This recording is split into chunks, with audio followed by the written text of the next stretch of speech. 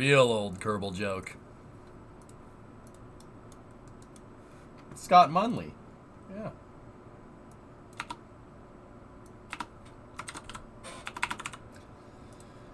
Okay.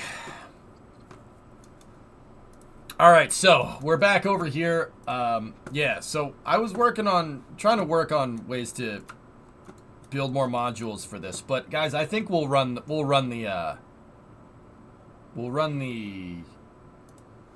what's it called? The Puma retrieval mission. So what I have to do is we actually have to back out of this save.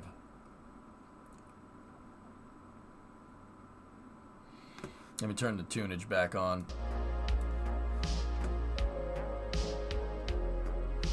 Why are you making up animals again? Alright, we're gonna get out of the engineering mode save. The Puma cheetah. Yeah, we're gonna try to bring it back with the Puma integrated support structure. What?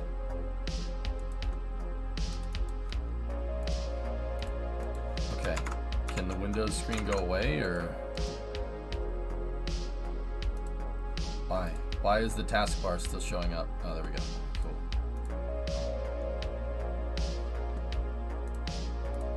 Alright, so we're going to send a shuttle up and we're going to try to get that thing back. Yeah, Dread, that's precisely what I'm saying, yes.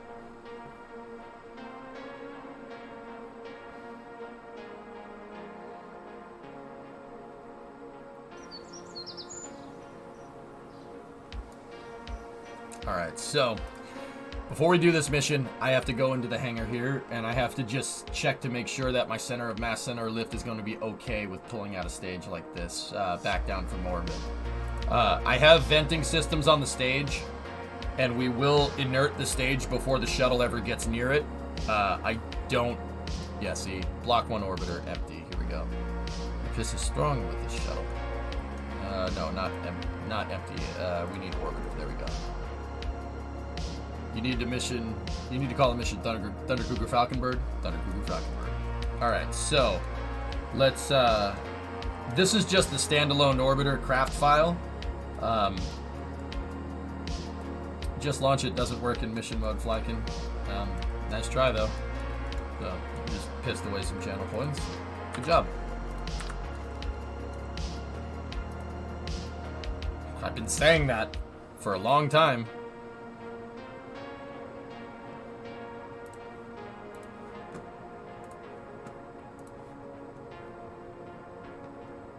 I've said that multiple times, dude. Go check the VODs. Sorry, man.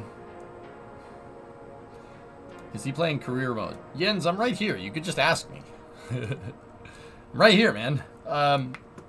This is career mode, but it's career mode kind of sandbox. I edit in funds, but I have career mode there so we can do commercial contracts if we want to.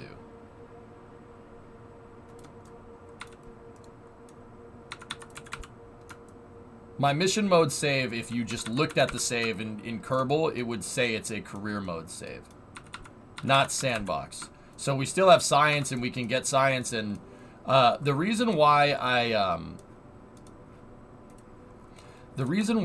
put it on career mode and just edit money in is so we can track the funds.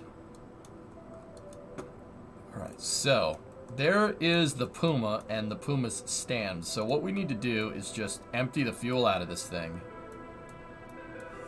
Right? Discovery, go and throttle up. I just need to basically see where the shuttle center of mass, center of lift will end up.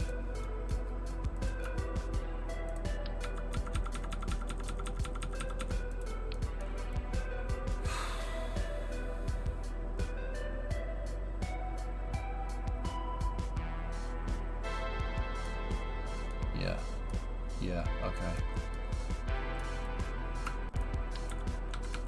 The reason why I'm turning the shuttle up like this is because I'm checking, because the shuttle, when it re-enters, we got to make sure that the center of mass, center of lift is good. Now, don't get me wrong, I can trim this out with the body flap. We can trim it out with the body flap and the speed brake to make small adjustments. We can use them as trim tabs. That's what the real shuttle did. Let me open up the payload bay here and just make sure that we're okay. So the shuttle's dry center of mass, with the shuttle with no fuel in it, is right there. And we're a little bit behind that. Just a teeny weeny bit. So that shouldn't be too big of a deal to fix. Or, not to fix, to, that shouldn't be too big of a deal. Usually the fuel cells come back with a lot of fuel left over. But I'll estimate for half fuel, just to be absolutely sure. Does the Puma have a fuel dump? The one that's up there? Yes, it does. So that checkerboard flag marks the shuttle's center of mass, basically where the center of mass would be when it's on the way down during re-entry. And guys, I'm saying we're pretty close. We're probably less than 10 centimeters off the regular center of mass with the stage, so I think we're okay here. Discovery, going hey, drive Captain up. Sniff, thanks for the raid. Could we dump the rear ohms fuel? With the RCS, sure.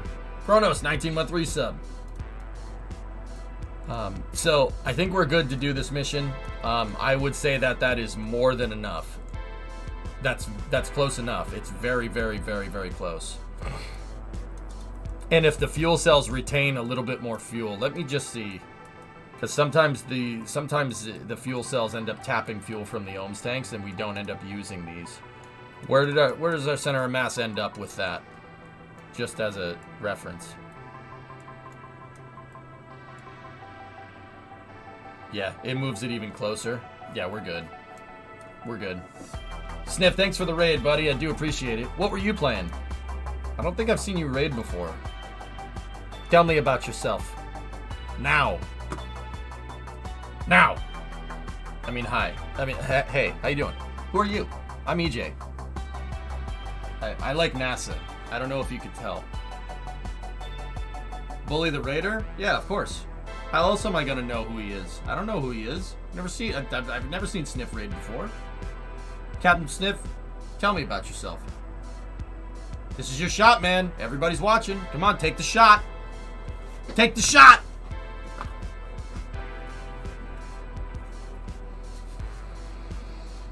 We have ways of making you talk.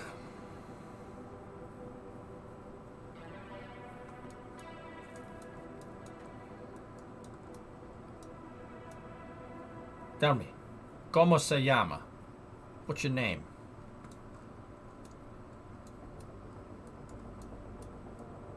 I think I scared him away. Either that or he's typing right now, 48. I just figured it'd be more convenient to ask people in chat as you might be paying attention or not to the chat. Yenzoku, chat gets at least 50% of my attention. Yeah, all good, dude. But yeah, don't, you know, if asking me doesn't work, then ask chat. But I'm usually responsive.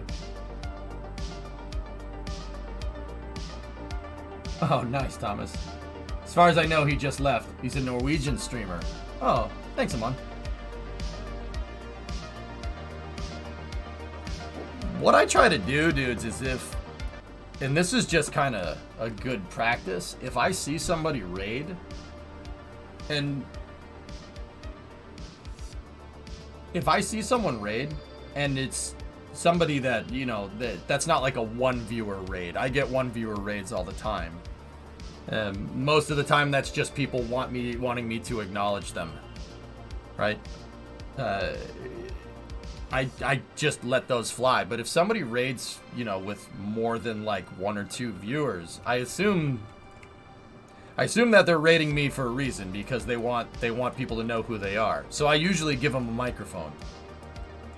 You know, so like if I get like 100 viewer raid, I'll sit here, and if I don't know the person, I'll sit there because I don't want to guess. You don't want to be like, oh yeah, I think this person's a Kerbal streamer, I think, and then they say no, I play World of Warcraft, and you're like, and then you look like an idiot on stream. So I usually try to give these folks a mic when they come in, because I assume they're trying to grow the stream. They want their name out there. So you said doo-doo. I'm not a new viewer, just a new account. I know you always take good care of your viewers. I try, even though they treat me like poo-poo. They hurt my feelings, man. Oh no, we just finished a KSP stream. He sent those over here and wanted to see more, but he streams most things for those who are interested. Right on, dude. Yeah. Thanks, Amon. You know, the Kerbal community is really thinned out over the years, so anybody that's streaming KSP, I'll usually give them a mic to try and grow their stream, you know? Because, yeah, there's not many left.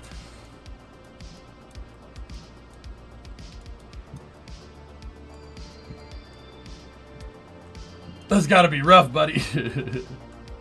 So yeah, I instead of just saying like, oh, this person rated me, you guys should give them a follow. I don't want to say go follow somebody that I know nothing about. So I will sit here and I'll be like, hey, what are you up to? I don't know you. I'll introduce myself and say, I don't know you. Who are you? What do you stream? You know, it's good practice. And I find that that works a lot better rather than saying, oh yeah, oh man, this person just dropped a huge raid. Please give them a follow. That was the meta to do for streaming from like 2015 to like 2017, 2018. And then it started to get old. Every time I got raided by somebody, I would say the same thing. And that's gross. I don't like doing stuff like that. That comes off as very disingenuous. Like, oh yes, thank you for raiding me. Now get out of here. No. That's not, you don't treat people like that. That's not cool.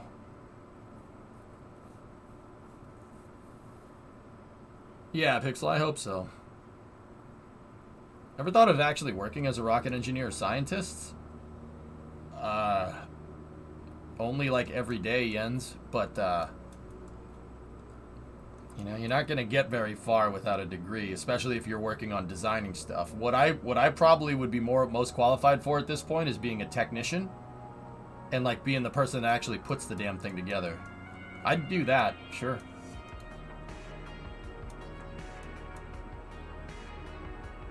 Making blackened chicken Alfredo tonight for dinner. Yeah, see what I'm talking about, guys? See what Panta's doing? Panta's not a good person. See? Not a good person. Messed up with the pure essence of 90s landers. Messed up with the pure essence of 90s lunar lander concepts.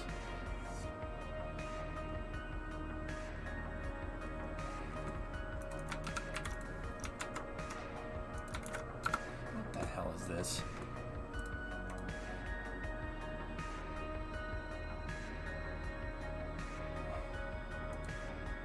What is a rocket technician required degree-wise? Nothing, Sawyer.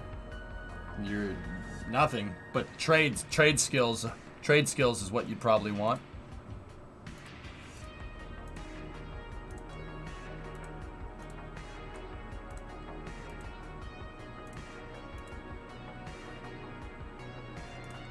What the hell is this say?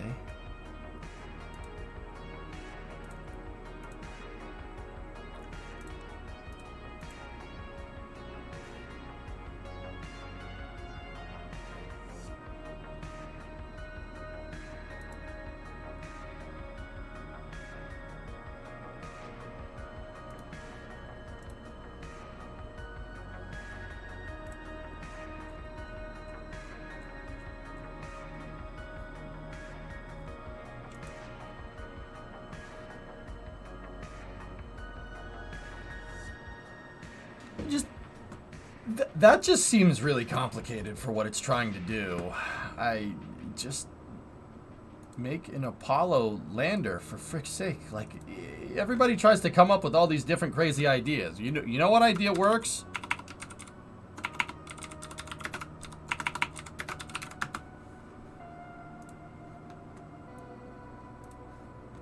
That one. You know why it works? Consider where this picture was taken. You could do CAD integration working with all the ins and outs of modeling software. I'd do that, Novus. Yeah. I don't really want to relocate, dude. If it was remote, I'd do it. Absolutely. Sure. But see, here's the thing. Here's the thing, guys. Okay, and screw me for, like, thinking like this, I suppose. Fellas, I'm not going to lie to you.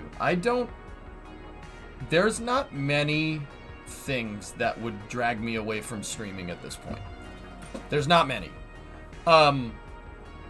Not to say that, like, if I was doing Novus, if I was doing something like that, I wouldn't still stream. I absolutely would still stream, sure. It just wouldn't be nearly as much. But, dude, I've thought about this a lot, and this is kind of in regards to going back to school or whatever. At this point, man, we've built such an awesome thing here, man. It would take a lot to drag me away from it, dude. I've been literally streaming for a third of my life.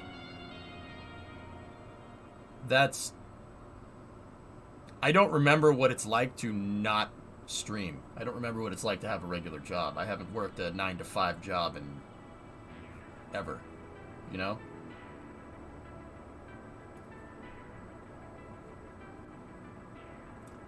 Dude, I'm not entirely sure.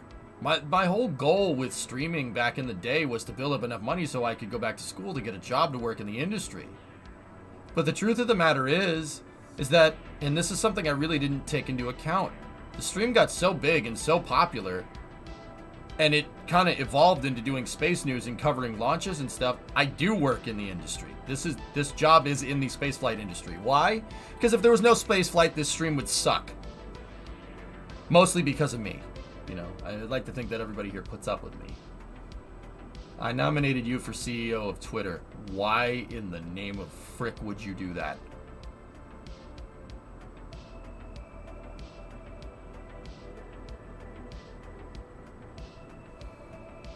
We've had tech and engineering openings for NASA contractors, but yeah, I figure you wouldn't want to move. Oh, I'm not saying you should, just that you could. Yeah. Yeah, stuff 9 to 5. Yeah, not in this day and age. It's more like 10 hours or 2 hours a day, depending on what you do. Yeah. We hate you so much, we wanted to be Twitter CEO. I was gonna say, that's not a good thing. That's not a good thing, man. Why would you wish that on me? What did I do to you?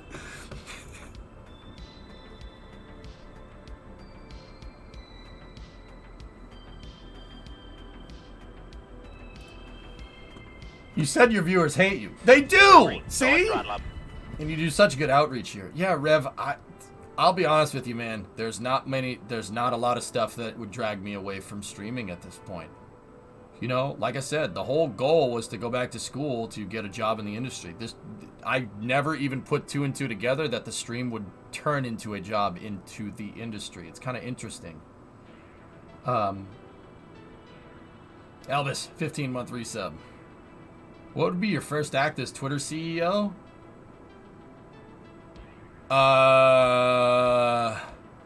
Introduce myself. What branch of engineers do most astronauts go into? Mechanical engineering. Popularization of the industry is the industry. That's right, yeah.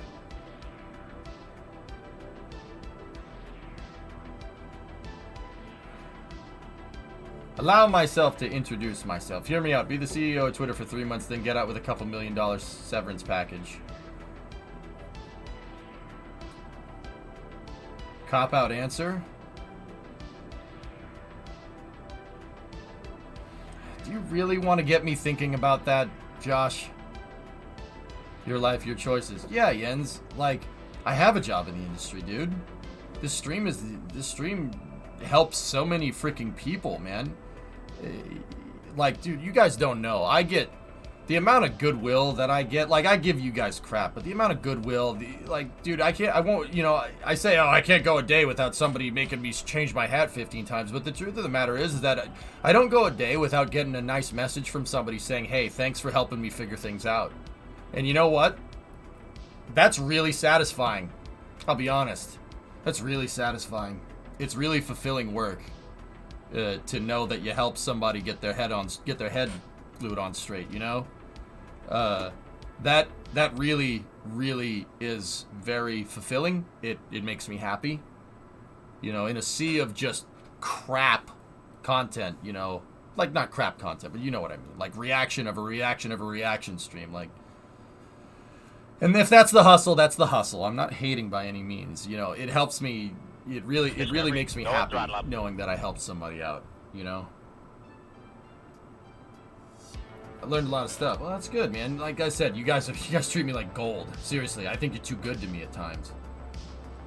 Yeah, floating, there you go. NASA just needs to put you on the payroll for PR outreach and have it as a remote position where you travel to the school locations. And I've always said that, you know, Zeppelin, we have no problem putting Army recruiters in high school. Why not NASA recruiters too? No problem doing that. Mont Blanc, 15 months, thank you. Just have to reach out more. I think the main space outreach community is locked on YouTube, so a lot of people miss you. Yeah, Tommy, no problem, dude. My pleasure. Yeah, exactly, Firework. If an Amish person went to space, would they put their hat on over the helmet or under it? Ian, the hat isn't an Amish uniform. The hat is there to protect you when you work in the field so you don't get sunburned. The reason why they have straw hats, the reason why Amish people have straw hats is because that's an easy thing to make. Well, not an easy thing to make. It's just a good way to cover you up so you don't get wailed on by the sun. Oh, well, that's good, Sparks. That's what I mean, man. Like, the stream's actually been my introduction point. Really learned a lot about spaceflight industry past couple of months. Yeah, Jim, that's the whole point. Why would I get rid of that? Why would I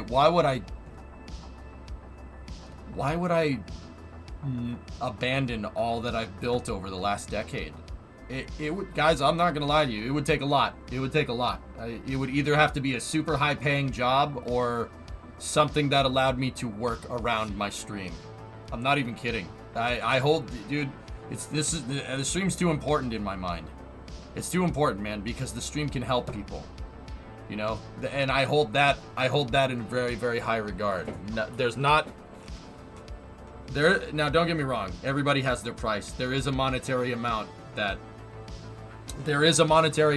somewhere, you know, where I would leave the stream. If somebody said, "Hey, come do what you do at SpaceX and we'll pay you $300,000 a year," I'd absolutely do that because I can keep doing what I'm doing, only with a much bigger audience, right? Like, I wish. Don't get me wrong, I wish, but that's like, dude, there's not much else. What makes me happy is I come to the channel and see another person gets the same reaction when they see a modern Marvel launching and get us back to our dreams. For dreams as kid reach. Watching the Artemis launch here is one of the most memorable things I have from this year, so thanks. Right on, man.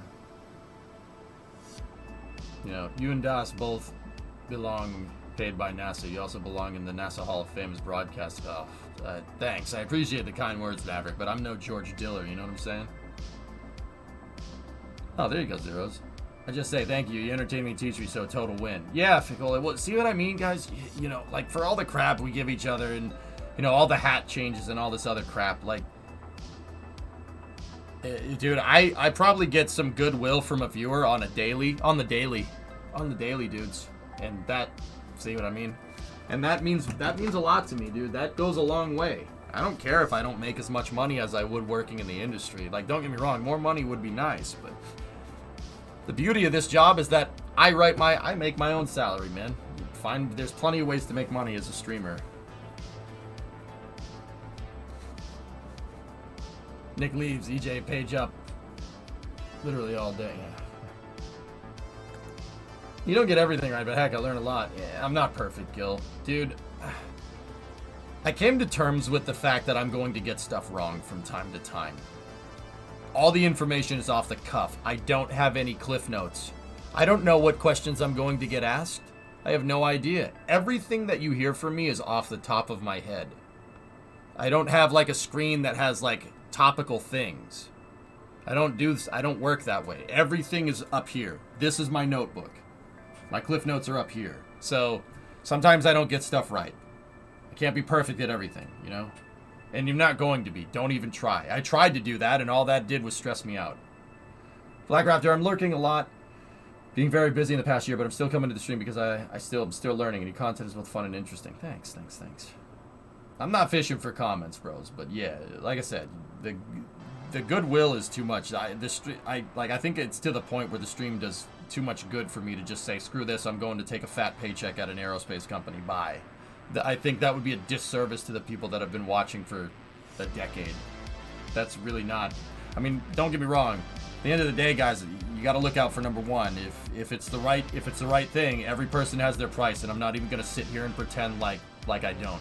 But that price is really high, and it's very unlikely to happen. That'd be cool, Panta. Yeah, Jens, your name seems familiar, but I didn't want to say anything.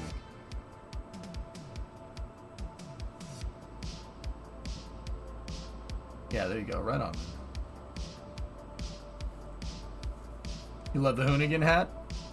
Yeah, unsupervised. I bought my 97 from them, dude. I'm sure you, if you don't know, like, sure most people know at this point, but the 97 F250 that I drove across the country was on Hoonigan's YouTube channel. I bought it from them, and they gave me a bunch of merch because they thought I was nuts for trying to drive it across the country.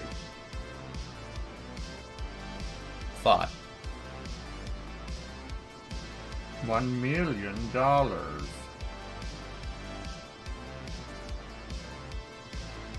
Oh, there you go, short line.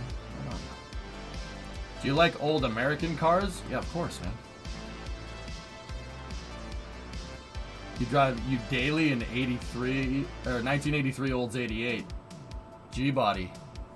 Nice, man. Impeccable taste.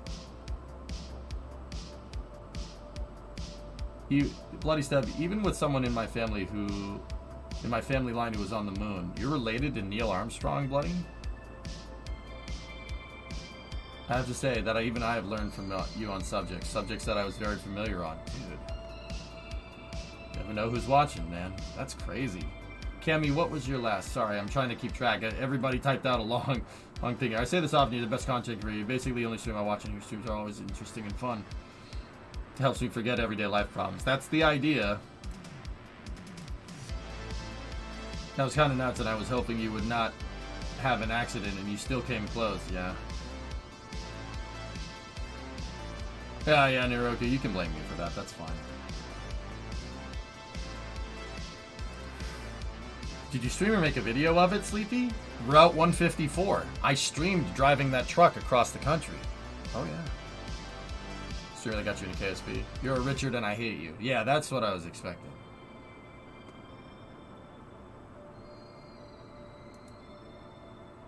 EJ's ability to stretch and stall content has improved over the years. Why are you doing this to me, man? Why are you doing this to me? That cuts deep, dude. Seriously, I get so stressed out when people say stuff like that, Ren. I'm not even kidding. It stresses me to no end. Because I know, it's, dude, people are like, man, you're so easily distracted. You have no idea how easy it is when there's 500 of you in here, right? It's really easy to just go, all right, now we're talking about this, now we're talking about that. It is so easy to just, and then, you know, it's like, oh yeah, yeah, I drive this truck, and then next thing you know, it's 3 hours later and you're talking about engine valves. Like, it's so easy. Like, I swear I don't get this kind of off track if I'm working by myself or at a job. It does not happen like that. It's just there's a lot of you, and I made it a thing to keep up with everybody. So I end up getting pulled in all different directions. So when people say, oh, you stretch content, dude, that stresses me the hell out. I'm not even kidding. Because I know you're right. And I don't like cheaping out on my content. It really bothers me. Oh, nice floating. There you go.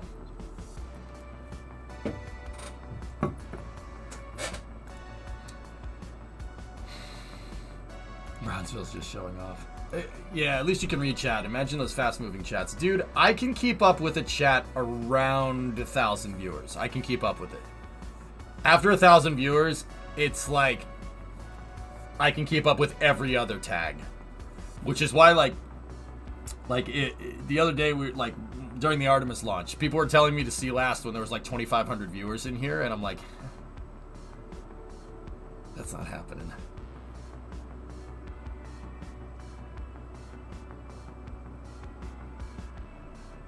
Here's a channel enough when you got 500 of you. Yeah, I'd like to think that this has prepared me for that floating, but yeah. Kyron, curious question. As a Brit looking in, has NASA generally fared better under Republican or Democrat leaders? Kyron, okay. This is a question you know, I could say, oh, Republicans, or oh, Democrats, or oh, Republicans. Well, here's the thing. NASA isn't tied to a political party. I don't give a frick what anybody says. It's not. It's not tied to one party or the other. NASA does well, I've noticed, when the economy does well. that, and even that correlation is kind of shaky. The truth of the matter is that everyone likes NASA. Everybody will fight for NASA. The reason why everybody will fight for NASA is because if you have a NASA center in your congressional district as a congressman, if you have a NASA center in your district, that district employs a lot of extremely smart people, and those extremely smart people get paid a lot of money. Aerospace engineers, technicians, they make a lot of money. And that is like literally free economy boosting stuff. So Congress jumps at the chance of NASA funding. They always do. Discovery, go at throttle up. They've done that since the Apollo program. The only time where we've had real bad stuff is like with the executive branch of office, and that doesn't. The whoever's in the White House doesn't really. It doesn't matter. There have been good times under both sides, and there's been bad times under both sides.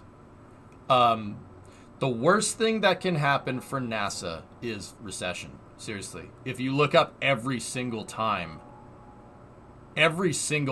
time a recession happens, it's usually bad news, regardless of who's in office, which is why I say that NASA is more intrinsically tied to economic GDP than anything, not necessarily party, but that's just a theory. It's just a theory that I have.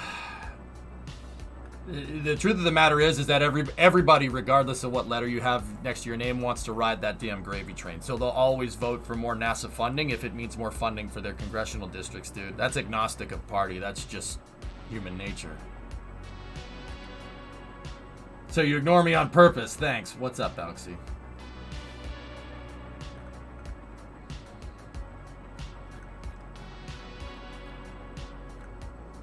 The answer is neither, since NASA's still not on Mars. Recession is really what guts NASA the most. Who would win in a fight between Artemis and Apollo in mythology? I think Apollo would. So, if you want some historical examples, so 1972, NASA started under Eisenhower. Eisenhower's Republican. All right, he started that as a response to the International Geophysical Year. And while Kennedy, after him, really expanded NASA big time to encompass, like going to the moon and stuff, Eisenhower was really the one that laid the groundwork for him. Eisenhower was adamant about space being a peaceful endeavor. He knew that fighting in space was an idiotic idea and saw space as a way to keep the peace, so to speak. Which was very smart. He was very, very much against the Air Force sending military personnel into space, and that's part of the reason why he made NASA. And then Kennedy, a Democrat, took that and ran with it. And he drastically expanded NASA. And the U.S. economy was pretty bullish from 1959 to about 1973. 71, 72 is really when it started going. So Kennedy expanded that, and then he was assassinated, and the Apollo program was his baby. So Congress saw the gravy train. They wanted to follow through to to keep the president's word, which cool, but.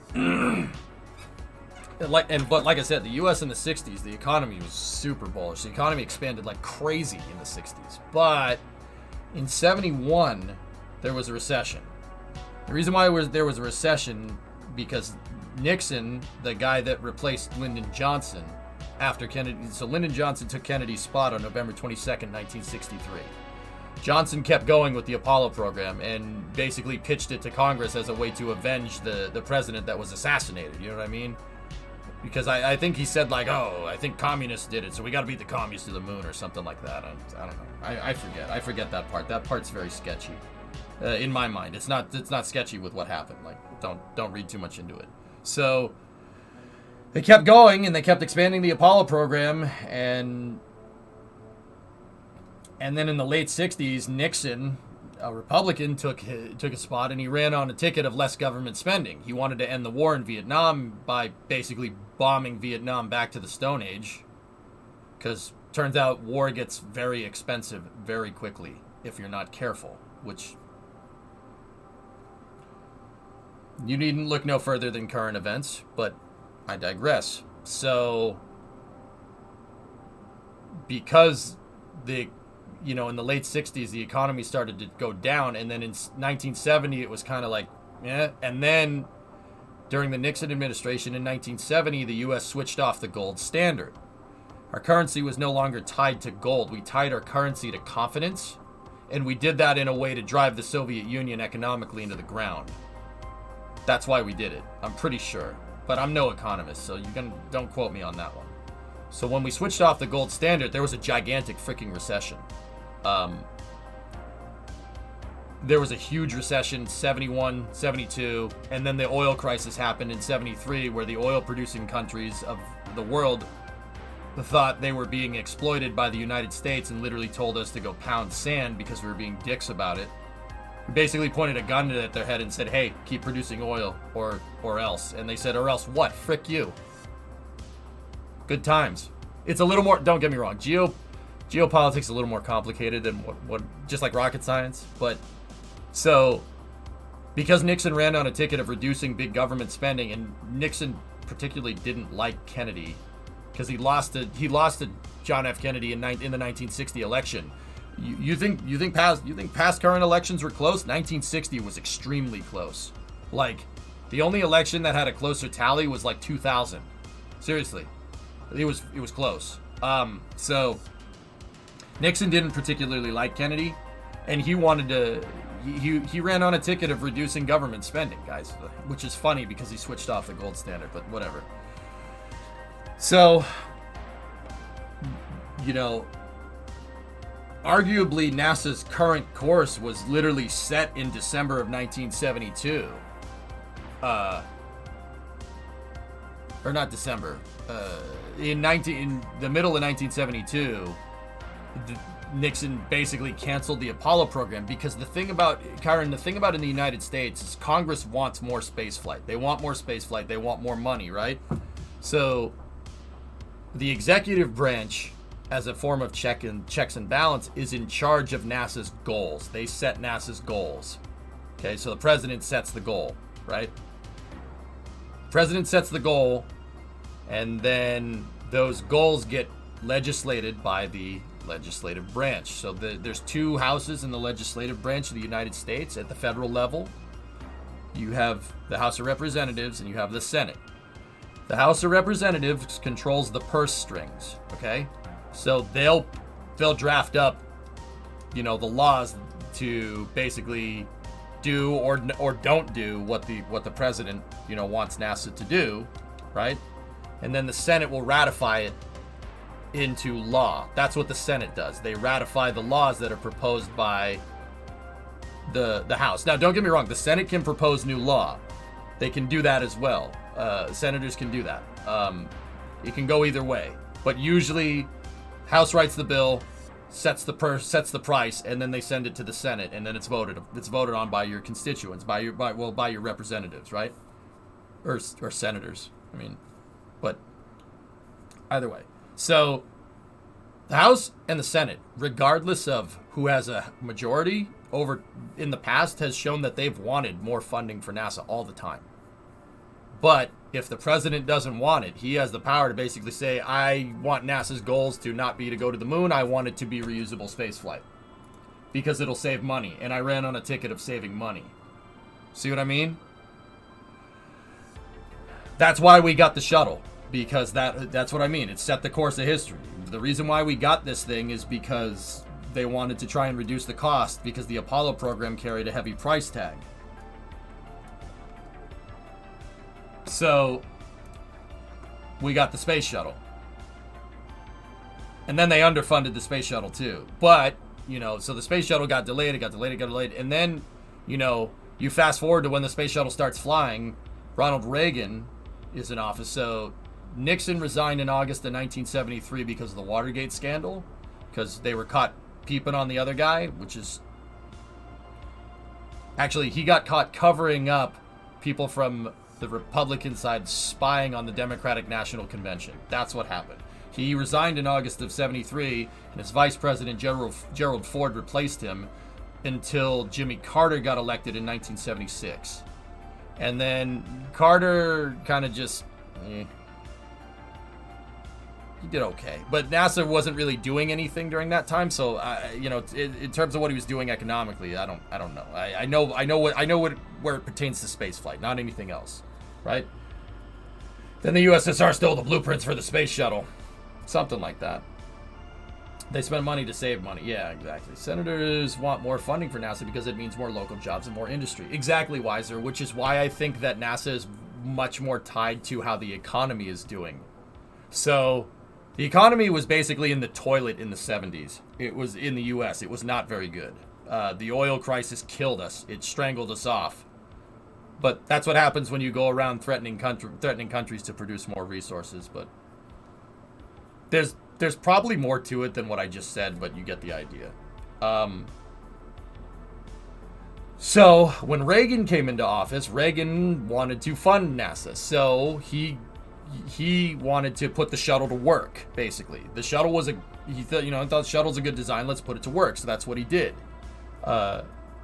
Actually, to be honest with you, at that point, they had a council established called the National Spaceflight Council, and the vice president actually chaired it. So it was George Bush Sr. that helped expand NASA in the 80s. And they got the space station that the shuttle was supposed to build on the books, Space Station Freedom, right? And Congress rolled right with it because that's what they wanted. And if you look, now there was a huge recession in 1980, 81, and 82.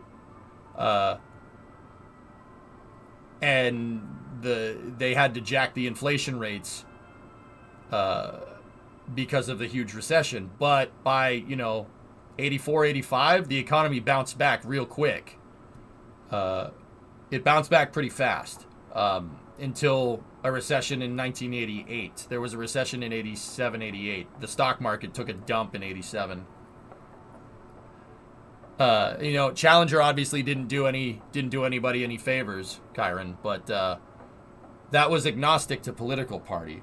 And then the real next big change for NASA happened at the end of the Cold War.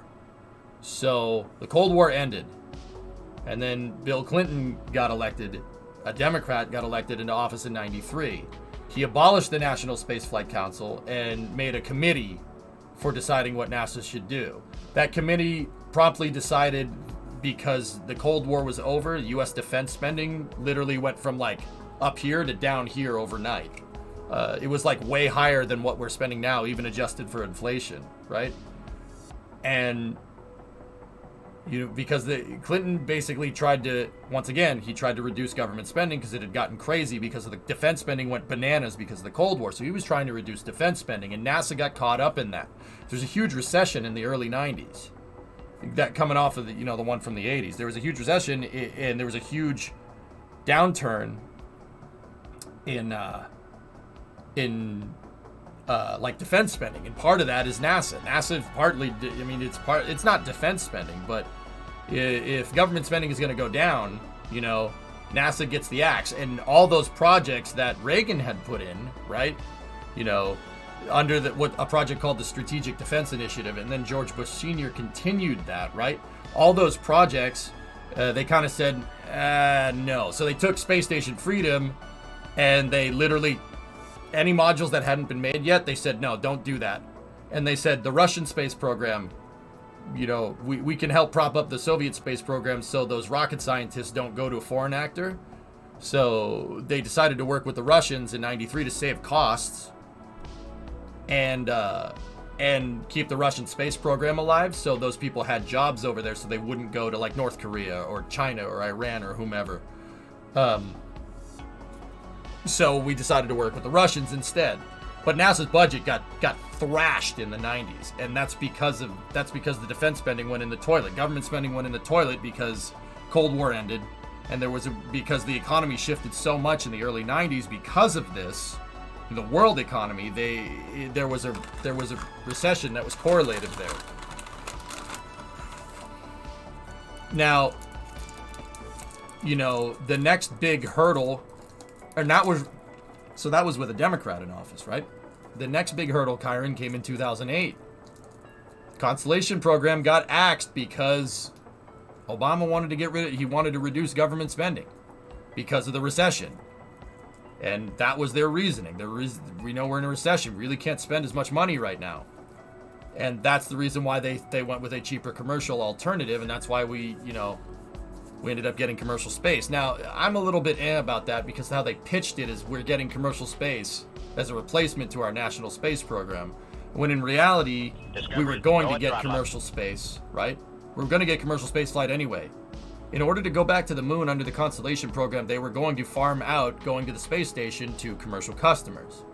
The Commercial Orbital Transport Services program, the one that saved SpaceX in 2008, was part of the Constellation program. The reality of the situation is that the president disagreed with Congress. You know, he didn't want to do that. It wasn't a priority, right? And that's not to say that he was a bad or good president, guys. Don't even try, okay? That's not to say he was a bad or good president. I don't care what you have to say on that subject. I'm talking about spaceflight policy, okay? So he basically pulled the plug, the executive branch tried to pull the plug on the Constellation program and say, oh, you can do commercial. You're already doing commercial. Just do commercial instead. That is a viable alternative. Now, I'm not going to sit here and say that that was all bad. One of the good things that came out of it was the vibrant commercial market that we have now that makes this stream money. But also, we sacrificed our national space program to have that. Is it worth it? I don't know. Don't know. Time will tell. But here's the thing. And Kyron, this is probably the biggest recent example I can think of. The biggest recent example I can think of that NASA is really tied to economy is that, you know, they wanted to get rid of Constellation because of the recession. But here's the thing, fellas. You know, as much as we like dumping on Congress will always, regardless of who's there, regardless of who has majority, they'll always approve for more NASA funding. Always. Because they tried to pull the plug on the Constellation program, and Congress freaked out. Freaked out. They freaked out. They said, no. And keep in mind, guys, this is in 2008, 2009, 2010. If you go back and look, the Democrats, I think, had a supermajority for those years until the midterms. And there was Congress, even though they were politically aligned, said, the frick you're going to do that?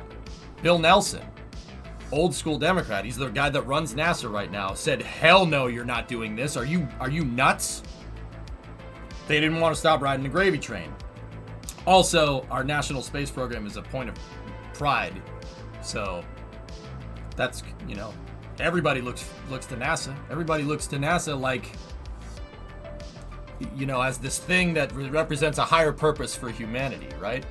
So, yeah, there was a bunch of infighting. Congress wanted Constellation and the executive branch didn't. Just like in the 70s, Congress wanted the Apollo program and the executive branch didn't.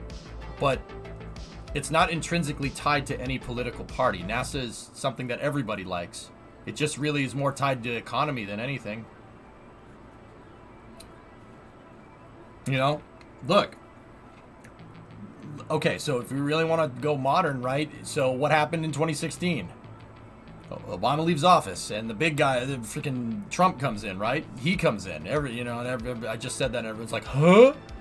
He came in. You know what the funny thing is? Despite all, you know, it's not any secret that those two probably don't like each other, and people that like those presidents probably don't like each other either, right? It's no secret. Not stupid, right?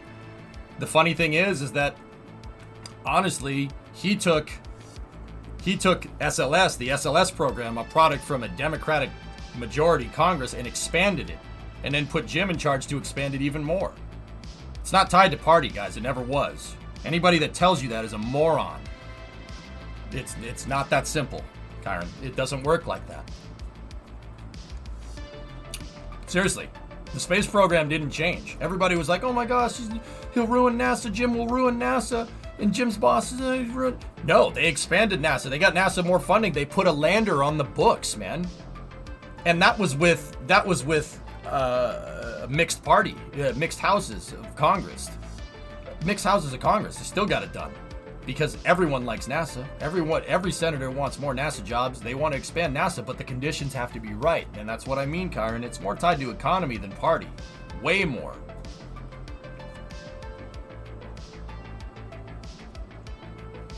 And guess what? Yeah, current president came in. Guess what? He just rolled with it. Didn't change a thing. Just said, keep doing your thing. And they put Bill Nelson in, the guy who chaired the SLS program, the guy who, it's his baby. He's the one that basically said, no, you're not canceling Constellation. The frick you are. And look, see what I mean? You get party infighting because it really comes down to more economics. Congress wants more NASA funding, and sometimes the executive branch doesn't. It's just how it happens.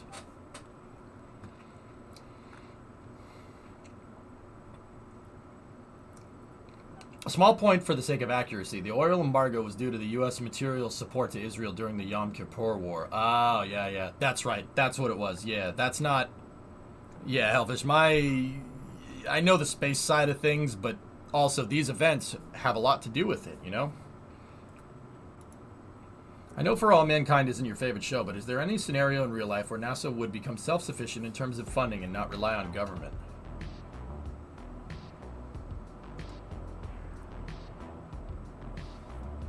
Badger, is that what happens in that show? Oh, God.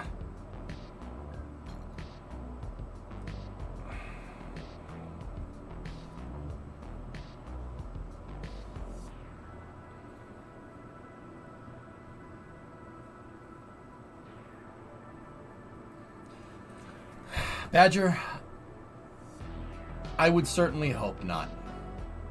I would certainly hope not. You guys, you know, people could say, oh, NASA's slow. They could say NASA does this. They could say NASA does that. It is what it is, right? But you guys got to remember, if NASA was somehow became a private organization, right? Yes, you'd probably get a lot of monetary increases. But the thing about corporations is that corporations can change. Think about it. Corporations can change. Our bureaucratic system between the House of Representatives, the Senate, and the executive branch with NASA funding is what keeps NASA funding on an even keel and keeps NASA's overall mission goals unchanged for decades. Now, some people say that that doesn't work for NASA. Would you rather have a corporation controlling what NASA does? Does that sound smart? All they got to do is get the wrong guy in there that doesn't believe in climate change, and boom, the climate division's gone. Oh, great. Now we can't predict the weather anymore because a lot of people don't understand that the climate monitoring satellites that we launch are the ones that tell you your weather in the morning. Oops. Does that sound smart? Not a good idea. Or you could have somebody that believes more in earth sciences and says that, you know, human spaceflight should be farmed out to commercial. Congress kept that on an even keel because that's an extremely stupid idea, putting all your eggs in a commercial basket like that. Why? Because the commercial launch market is fickle. It still is fickle to this day. We talked about it the other day with the Vega launch, guys. The Vega launch, dude, a failure right now is catastrophically bad for any commercial space provider. Why? Because the insurance premiums go up, and they go up across the board for all providers, because insurance is confidence in the design, right? If the insurance premiums go up, it gets more expensive to launch things into space. Suddenly your economic plan is not so viable because you're paying out the tail for insurance because you don't want to get burned in case your rocket fails. See, that's what I mean. You don't want to put something that you don't want to rely on being able to send people into space based off of on a commercial market alone. That's really stupid. So uncapping, should we ever see NASA like as its own separate corporate entity? No. Corporations are beholden to special interests. That's an insanely stupid idea. Not to say it's stupid. I really hope if that happens, we're screwed.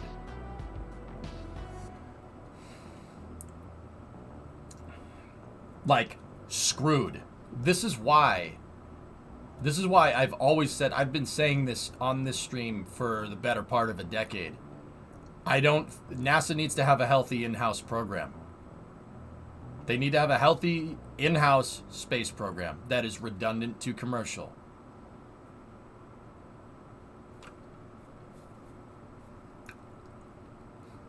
They have to have parity. NASA needs to be able to do what the corporate market can do, because the corporate market is fickle. It's cyclical. Any corporate market, any economics are.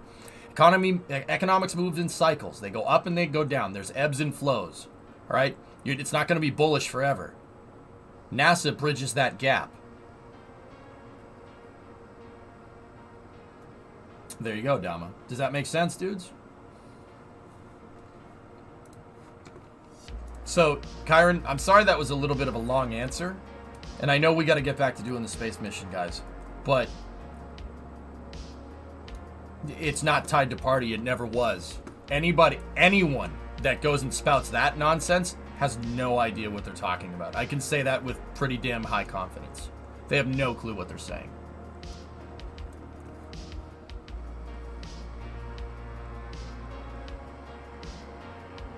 What I think would make NASA more flexible with the economy was the retention of patents, specifically to NASA instead of the entire government. But yeah, sure, that'll get you money in the short run, CKAN, but you end up, that means federal government funding is going towards patents for NASA. That's going towards private patents. You don't see how that could be a conflict of interest? What if NASA somehow invents warp drive and they patent it and anyone has to pay them to use that design? That means a government holds the key to being able to go faster than light anywhere in the universe. Just say a hypothetical, right? What if it's a game-changing technology that they have to get the government to license it? Now us expanding out into the stars is beholden to the bureaucratic process. That is a very bad idea. That's why we need commercial to be redundant capability to NASA to maintain checks and balances. It should be that way. Congress agrees with me. Congress has always agreed with me on this. Or I agree with them. Let's put it that way. You know, if we want to go the most sustainably into space, NASA needs to have an in-house starship, or they need to have something in-house that's redundant to SpaceX's capability. I'm using SpaceX as an example because they're the ones that have gotten the furthest out of all the commercial endeavors by a long shot. Now, I'm not going to sit here and, guys, being candid is something that you should do when you're trying to sell people on something like this. I am not going to sit here and say that having a full-up government in-house space program to compete with the commercial market is going to be cheap. That's not going to be cheap. It's going to be very expensive. I'm not going to sit here and say that that's the least expensive way forward. The least expensive way forward is putting all our eggs in the commercial basket. Do you want NASA to be beholden to corporations to launch into space? That seems like a very, very, very stupid decision. But that's the decision that tried to get made in 2010, and Congress freaked out. They freaked out. They said, yeah, no, let's not do that. Even Neil Armstrong and Gene Cernan, they freaked out. They said, no, that's a really stupid idea. The least expensive option is to not go to space. Yep.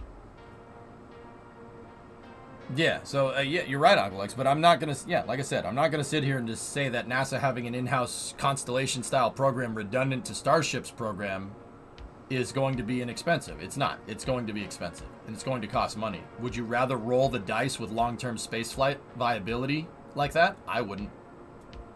I don't think that's a good idea at all. And Congress, like I said, Congress seems to agree with me on this, so that's why we have SLS and why we have Artemis.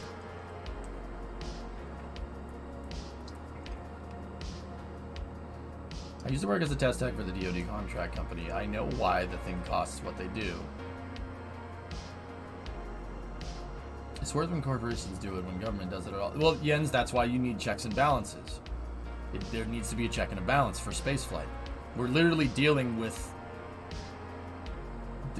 We're at a pivotal point in human history where, in terms of spaceflight, this uptick in spaceflight will be written about in the history books. What happened in space from 2010 to 2020 is a big deal. this changed the course. This arguably changed the course of human history, or at least it has the potential to do it. We should make sure that we go forth into the stars in the most sustainable fashion. You want Blade Runner? I don't want Blade Runner. You want Total Recall?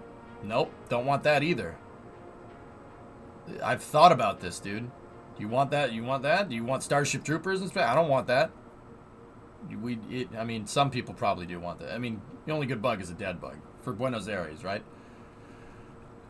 But yeah, the most sustainable way forward is to have give NASA redundant capabilities to commercial partners, exactly as Constellation intended.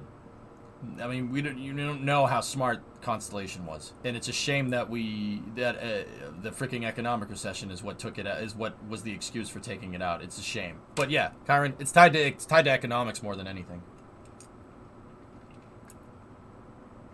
Eventually, I say frick no to Starship Troopers. Yeah, I don't want that either, Pythos.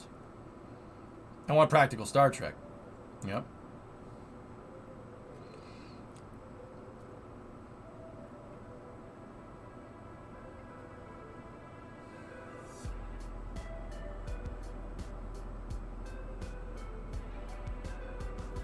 Long story short, fellas, I don't want us as citizens of this planet to be beholden to a government to launch into space. I don't think that's very sustainable. Case in point is the Apollo program. The US had lunar capability and we surrendered it because there was no need to have it anymore. Not very sustainable in the long run. But on the other hand, I don't think being beholden to a corporation and corporate interest is a good idea for flying into space either, because then you get something like Elysium. We need both of those things, and both of those things will run a check and balance to each other. It has to be that way. I mean, I don't want it to go one way or the other. We have to have both of those things if we want to sustainably explore. Like you guys want the future in like 2001 where you could take a ride into space, you go on vacation to the moon. That's the way to do it.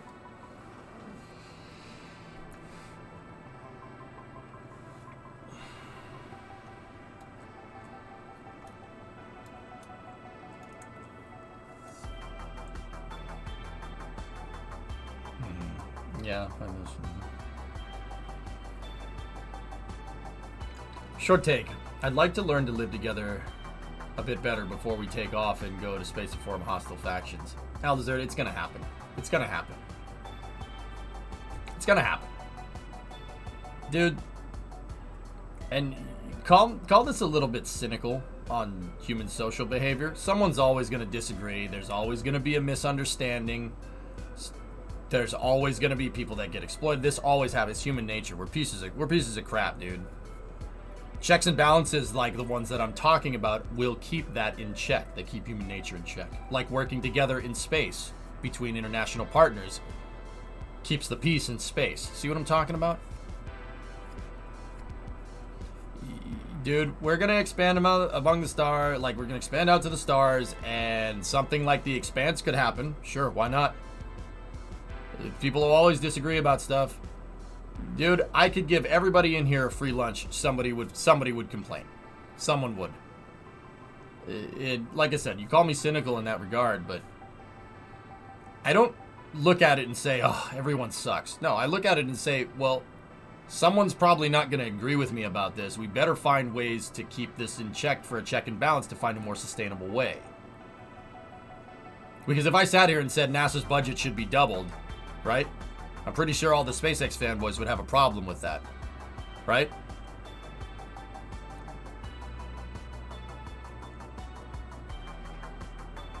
I wouldn't complain. How dare you? Do you think Red Rising is going to happen? Not familiar.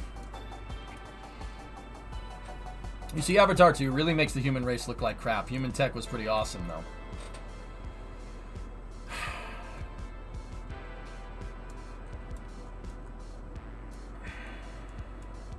See, Electron, that's what I'm talking about. I haven't seen the second Avatar. I've seen the first Avatar, though. And the thing is that is like pessimistic cynicism, I guess. If I'm gonna call it anything, that's probably not the right way to say that. That is pessimistic cynicism. So that's looking at it and say someone's gonna disagree. Frick everybody. Oh, this is so stupid. But we should do things my way. Think about that mentality, right? Like, they look at it and say, wow, don't humans suck? Don't humans suck? Don't you hate being human? Look at how everyone sucks. And doesn't even offer a solution. There's no premise in the movie that offers a solution. Humans are just pieces of crap, and that's how it is. It's like a twisted form of what I'm talking about. I know that people are going to disagree with me on things. That's fine. I will figure out another way to try and address this problem, instead of just saying, wow, you're an idiot because you don't want to do what I want to do. No, we got to do things my way. We want to do things my way. Let's do things my way. Your way sucks. Wow, everyone sucks because they won't agree with me. You know what that sounds like? That sounds like a child. That's how children think. And that's what I mean, dude. It's like, oh yeah, you watch Avatar. Oh my god, humans are so bad. Like, yeah, of course we are. That's like saying, oh my gosh, humans have arms. Wow, arms. Like, yeah, of course, that's part of us. Yeah, that's how we roll. Like, no solution offered. It's just there to make you feel bad. Like, great. Am I supposed to leave this feeling good about myself? Like, no.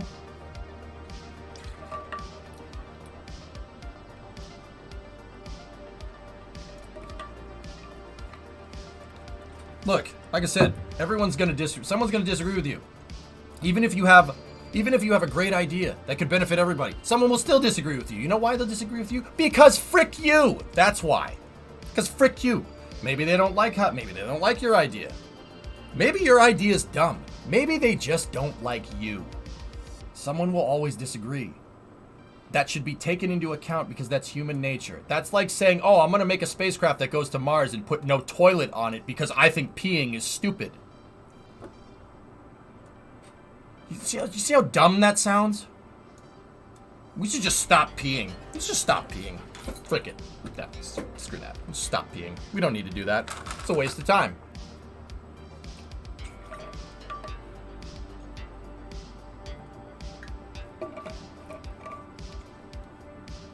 Who uses kidneys anyway?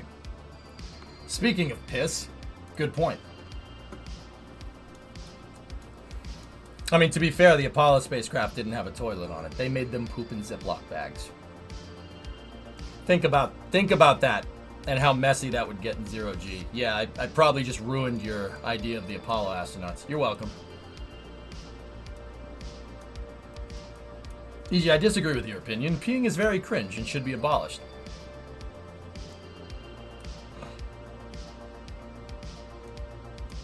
Why is Tesla's stock tanking?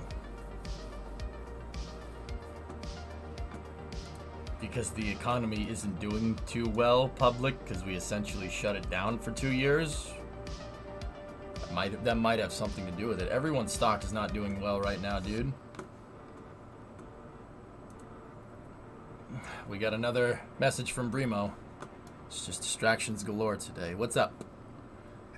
Hey, sweetie, you're on stream. How are you? I'm good. How are you? I'm great. How are you? I'm looking for the top to this canister. It looks like the top on the other canisters. Have you seen it? I haven't. My guess is it's in the drawer that's to the left of the upper drawer that's to the left of the stove. If I had to guess, but I don't know. That's what I was looking at, but... That's not to the left of the stove. That's over the stove. Oh, I looked in here too, and I didn't... Oh, wait, maybe...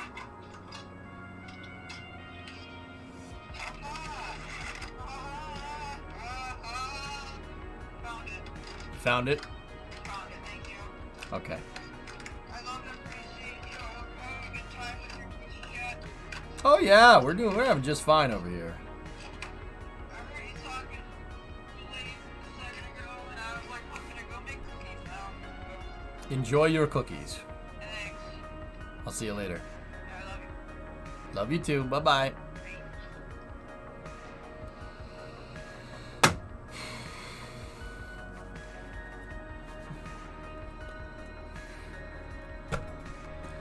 Shall we play Kerbal? Sorry, I didn't mean for that discussion to get away, but there's no really good way to explain it without talking all about that.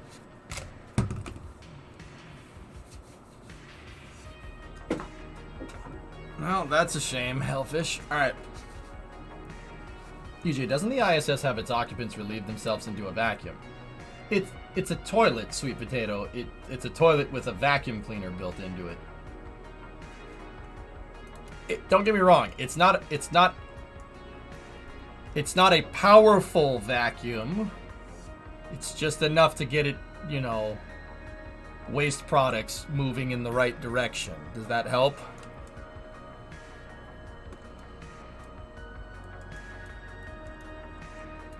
No, it's not a Dyson toilet, guys. You want the toilet to rip your intestines out?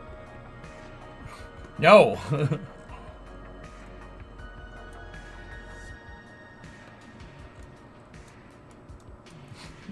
Steve, that's why I emphasize not a powerful vacuum. It's just a very light one to get waste products moving away from said person. Can we stop talking about this? Can we go back? I'd rather go back to talk about NASA funding than pooping in space. I'm not gonna lie to you. I know. I know. That's why I said it that way. I got you, man.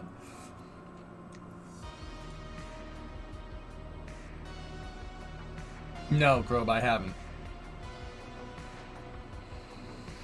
How goes Space Station developing? It goes, man. It goes. I'm a plumber, so I actually find the space toilet super interesting. It just picks up on vacuum, Hal. That's all. I don't think there's anything in plumbing down here that does something like that.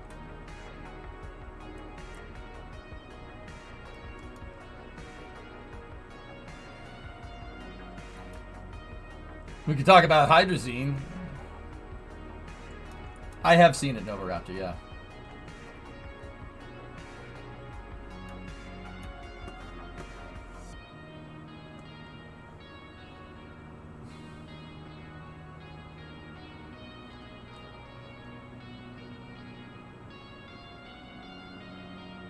The fact that you said, oh, it could be here, and boom, there it was. Then the look once you found it.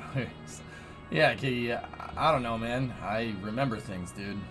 I remember everything. I really don't forget. Long-term memory, long-term and short-term memory is still good. You know? I don't really forget. My problem, though, is that because I don't forget everything, because I don't forget anything, sometimes I remember every single freaking thing that I need to do and then end up getting nothing done. Don't get me wrong, I can prioritize my problems. I'm a big boy. But sometimes I'm like, I should do this. No, I should do this. No, I should do that. Oh, frick. Oh, frick. You know. What's your goldfish's name? You've never told me his name. What's the name of your dog? Okie, I don't think you've ever told me. If you don't tell me, I'm not a mind reader. I just remember things.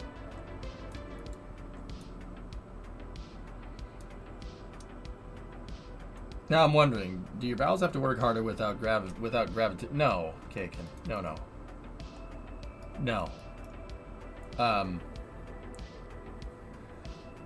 Smooth muscle works the same in space for the most part, dude. Interestingly enough, you'd think, dude, that's one of the things that they were so worried about when, like, back in the early 60s. Can you eat in space? Is that doable? Like, do your intestines just stop working? Turns out they don't, which is actually... Yeah, that whole thing works fine. The only thing, like, the real, like, physical thing that you can tell from being launched into space that people have is that your, oh, what the heck is the name of it? Your lymphatic fluid? The way your body distributes fluids gets a little weird, because... you don't have to push against gravity, so people look like they have fat heads when they first get into space. Lymphatic, that's it. Yeah, that's it. Your lymphatic fluid gets redistributed. So, like, if you look at astronauts when they first get up there, they look like they're holding their breath, like...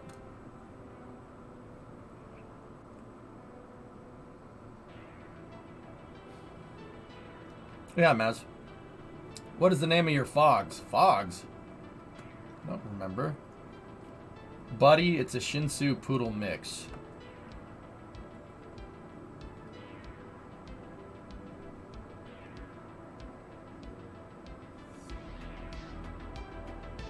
Okay. I had to write that down in the hard drive up here.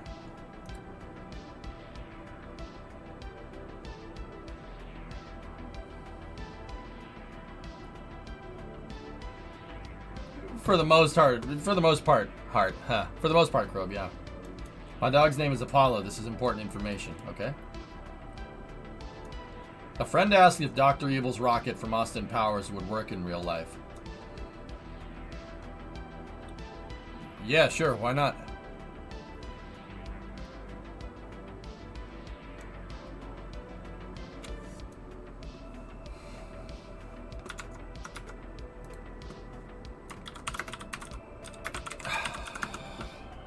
Let me look at the stupid rocket.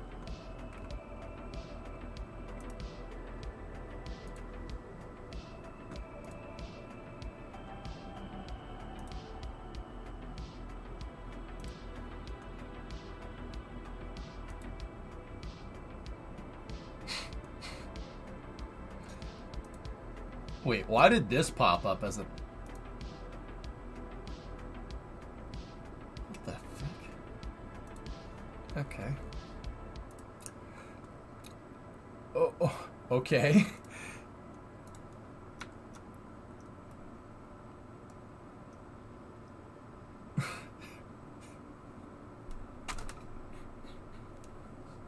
Jesus freaking Christ.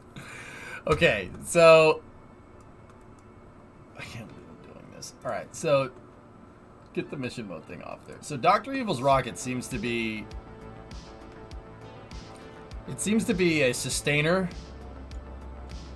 Kind of a sustainer tank style. So asparagus staging, if I'm looking at this correctly. The thing is that those struts aren't mounted at a really good angle. And also, there seems to be struts that go to the engine nozzle, which doesn't really make a lot of sense. Rocket engines generally aren't structural. If they took the balls, the pressure vessels on the sides, and moved them up here, and then made the struts go completely perpendicular to the longitudinal axis of the vehicle, sure, why not? I don't know why you'd do this. It would be much better to just put side boosters on there, but also, yeah, there you go. It looks like a giant Johnson. Yes, sir. I think he meant big boy. Anything will fly with enough thrust behind it, guys. So you're saying the balls would have problems with sagging over the lifetime of the vehicle? Yep.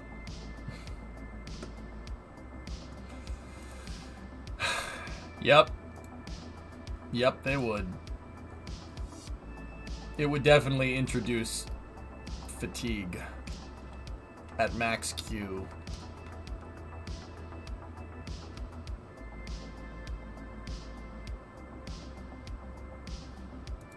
Can I go back to doing my shuttle thing, bros? Let me yeah, let's go back to doing that. Okay, so I'm pretty confident that we can rope this stage. So let's go back here. Kiggy, don't just launch it doesn't work in mission mode, fellas. If you see mission mode right there, and I just shut it off for a second because I didn't want mission mode with Dr. Evil's rocket in the background. It only works in engineering mode. Only works when I'm in the engineering mode save.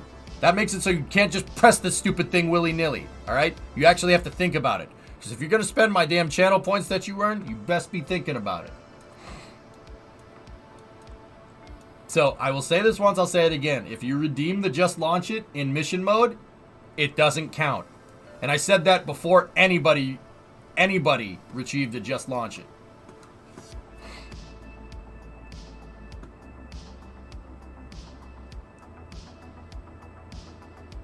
I don't know what that means, Hibbit, but okay.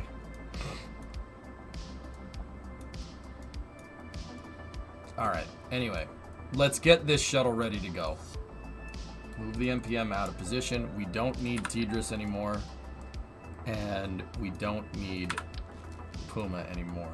All we need is the integrated support structure on the shuttle. That's it. Let's make sure that the controller is locked out. And make sure the ARM controller is also locked out.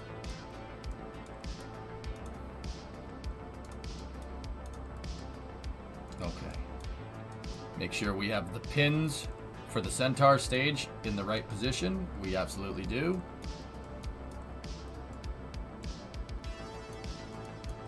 Oh, okay. Yeah. KU band antenna is folded back. Maybe putting a description in the reward would help. I didn't want channel points in the first place. I don't know how to turn the stupid things on and off. And no, I know I probably should have figured that one out by now. But I'll do it another time. I'm busy. I have stuff to do. Like talk about spaceflight policy. And the effects of bipartisanship on international spaceflight policy. I am got more important things to do. Look at my pinky, sir.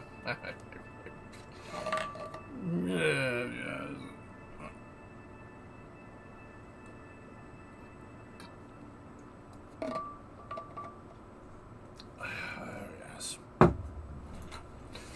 I have more fancy things to do with my time than messing around with pedantic channel points. If you had to choose between a tool, steel and brass, to make a fuel tank out of, what would you use? This is a very on-topic question. Steel. There we are. Notice the pinky, friends. Yes, that shows that I come from wealth.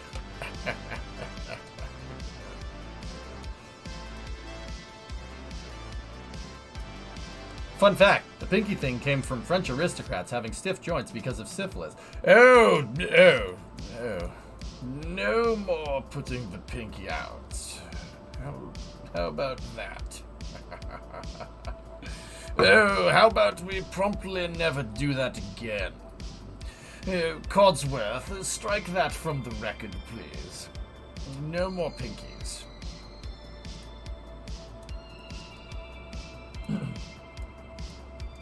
Hey, Hangman, thanks for the raid, dude.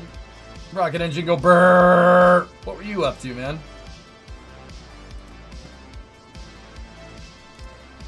Rocket engine go brrrr. It looks really good. Thank you.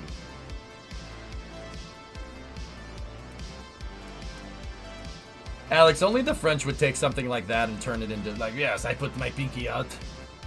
But why? Why do you put your pinky out, Jacques? Because I want to. That is the way to do it. All rich people should be doing this.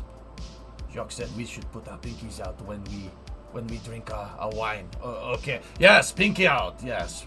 Very good way to do things. Anyway, Hangman, thanks for the raid. Do appreciate. All right.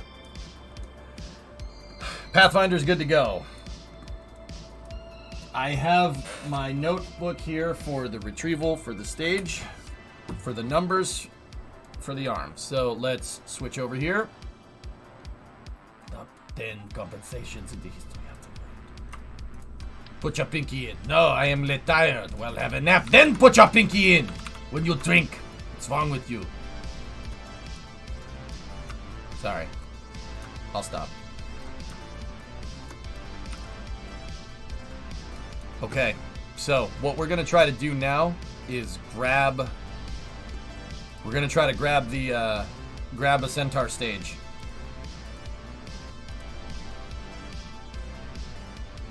Lizrock is in there, and Langy. There we go.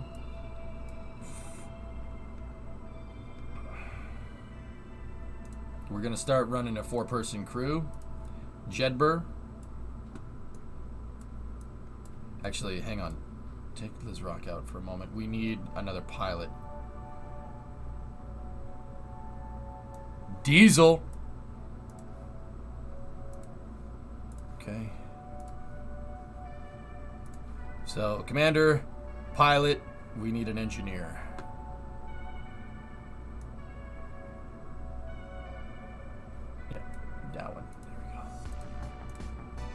Okay. We have a 4-person crew for this recovery mission. Fires and missiles. Hey, Bone Sister.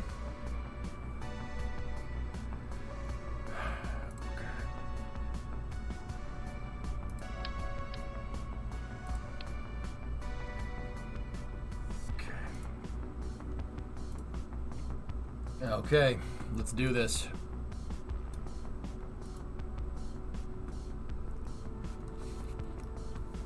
So what's the main problem with capturing the rocket body? Is it constant spinning or is it the speed? Watching, the hard part would be to get it remounted on the on its support structure. That's the tough part. Would you ever build a launch tower for the shuttle? Maybe.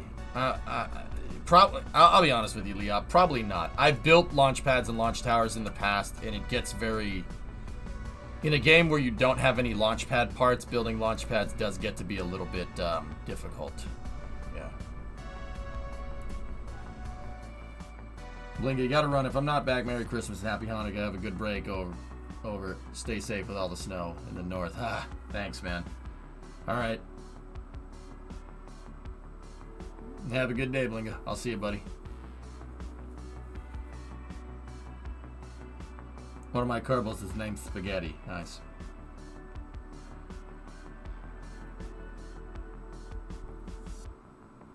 Yeah, I agree, Wiser. Yeah, that's really it. No half measures. Half measures, Mr. Karn. To play it out, the wait and see. It's a plague on discipline. Imagine being able to turn to you and your men, your family, thinking that, you know, you didn't do everything that could have possibly done. Could have possibly have been done. I screwed the quote up badly. It's a plague on discipline. How was the storm yesterday? XL, storm hasn't come through yet, but it looks like it's gonna miss us, fortunately. So, I do. Side note: after the shuttle mission, guys, I do have the seals for the snowblower, so that's good. All right, let's get the log up here, and we're going to space. Let's try to grab that stage.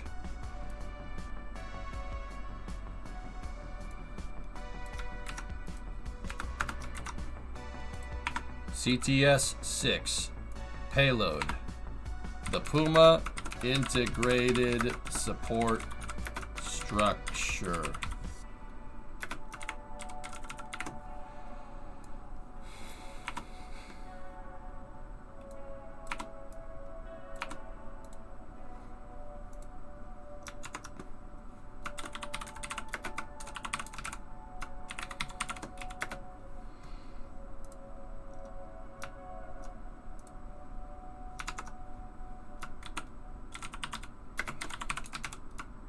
Jedburgh is your commander. Diesel is the pilot on this mission. Langy and Darwin are payload specialist.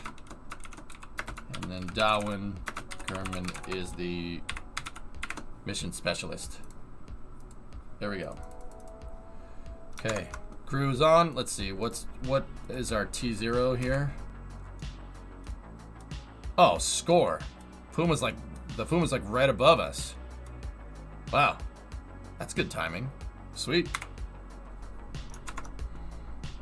So we are currently targeting year 1, day 30. 04 colon 444 colon 00 on the dot. Payload mass is 2 tons.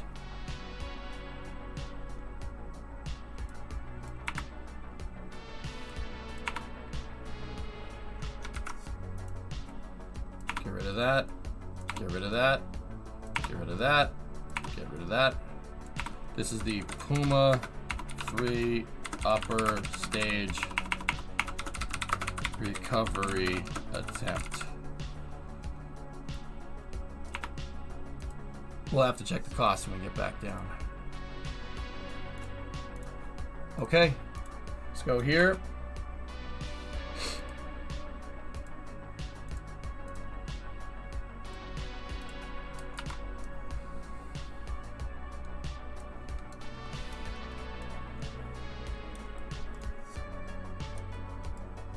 All right. Opening up the tanks, priming the fuel cells.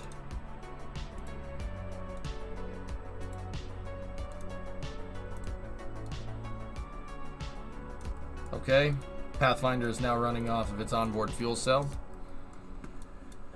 Or 3 onboard fuel cells. We are sitting at T-minus 55 seconds and counting.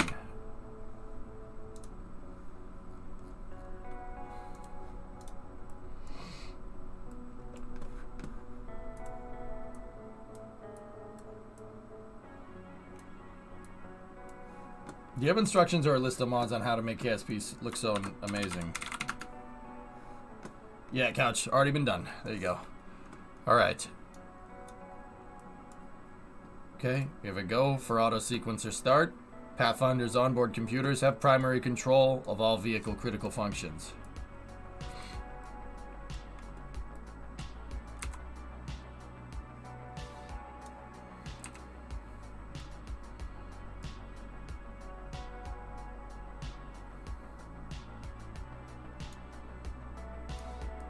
Twelve, 11, 10, 9, 8, 7, 6, 5, 4, 3, 2, 1. Booster ignition.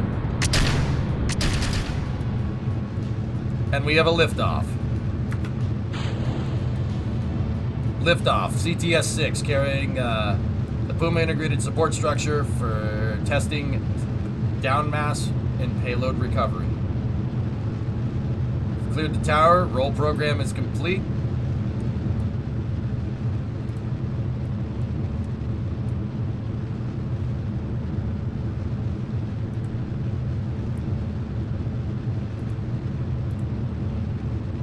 Okay, we're now throttling back the engines for max Q.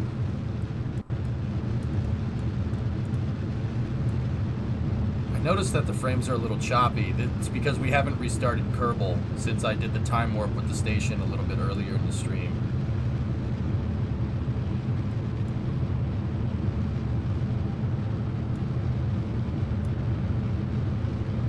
We have the arms pop, but I'm sure we could make one. Okay, we have max Q. Peak aerodynamic load on the vehicle. Stand by for the call for the throttle up command. Go at throttle up. Pathfinders, go at throttle up. 3 main engines throttling back up to 100% of rated performance. Pathfinder in the transonic regime. Everything's looking good. Trees, trees, trees, trees, trees, trees, trees, trees.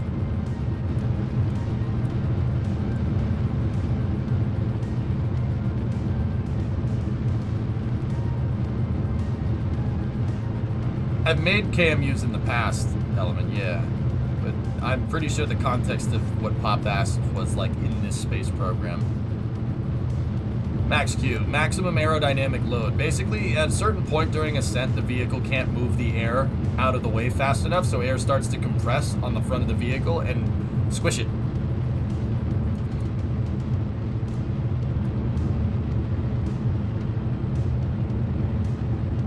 All systems still looking good here.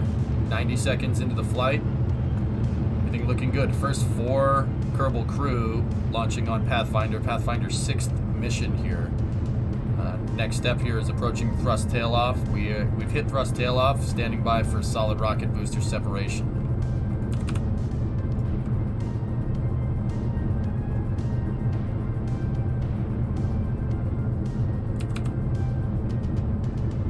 Thrust tailing off, SRB standing by for separation.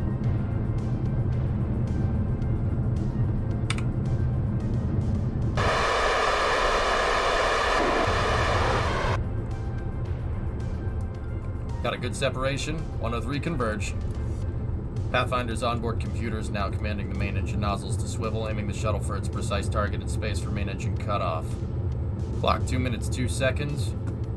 Pathfinder now 44 kilometers in altitude, 35 kilometers downrange.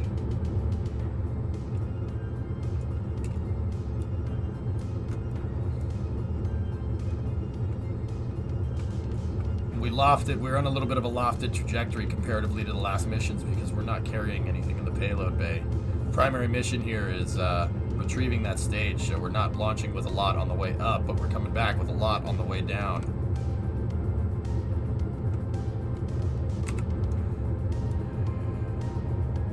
Pathfinder, single engine TAL. Pathfinder hitting the call for single engine TAL here in the event of two engine failure. It could still make an oceanic abort to the Caribbean Peninsula.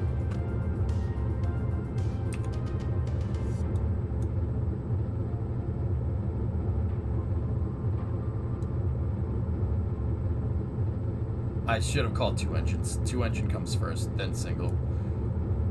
So that should have been a two engine TAL call. This is a single engine TAL call here.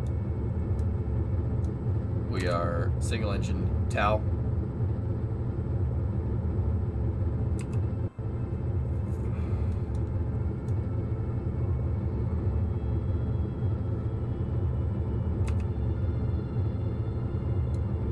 Everything looking real good for Pathfinder. Nice Wednesday evening ascent here for the crew. It's again the first time Pathfinder is carrying a 4-person crew on board. Pathfinder can hold up to 8 if needed.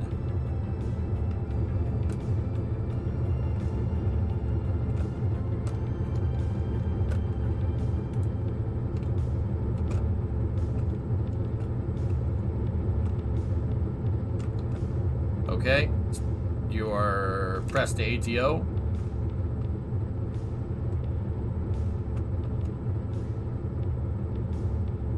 Shuttle now moving over into the wings up configuration for acquisition through the tracking data and relay system. Stand by, press for MECO.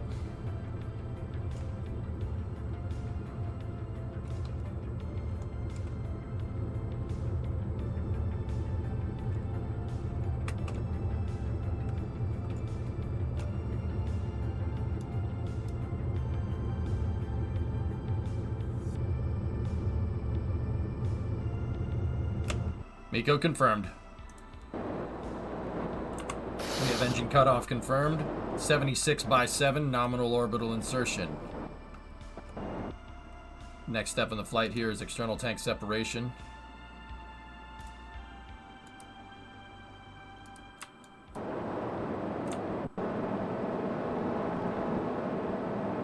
Okay, shuttle ohms 1 required here. Shuttle now priming its orbiter maneuvering systems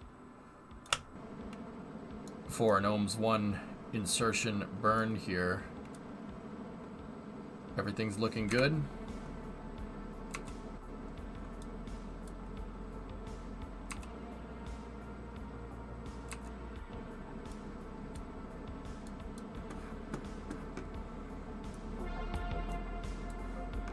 Shuttle's twin orbiter maneuvering engines firing for circularization insertion burn. We're going to lose signal on those boosters.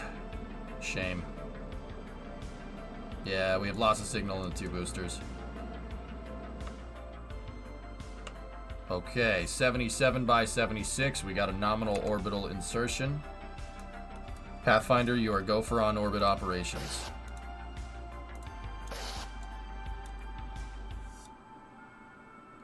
Why did you mean engine cut off with some gas left in the tank still? Didn't need it. There's not much fuel left in that thing, dude. 920. That 920 units of fuel is to compensate for the differential payload mass hip. Basically, that if we had like 20 tons of payload on board, that's what we would have needed to get into space. Any reason you parachute the boosters down? If I recall correctly, you don't recover them via boat. No, I don't recover them via boat. I recover them via the recovery button.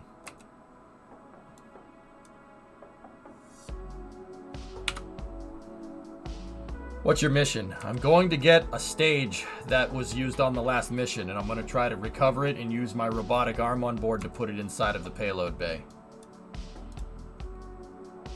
Okay, Pathfinder, you are go for payload bay door open.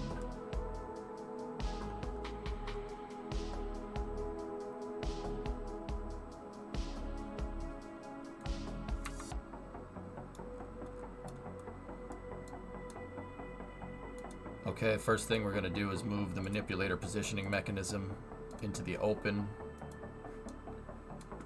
position.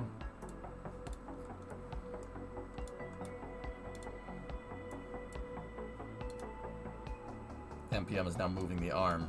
Next thing we need to do is get the shuttle's KU band antenna online for a good acquisition through the tracking data and relay system.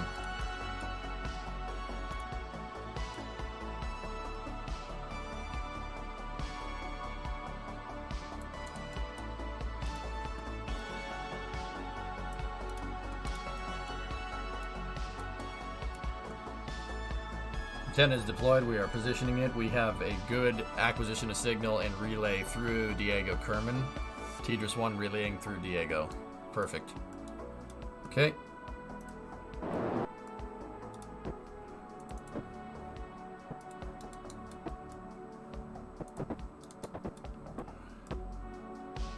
Thanks, droid.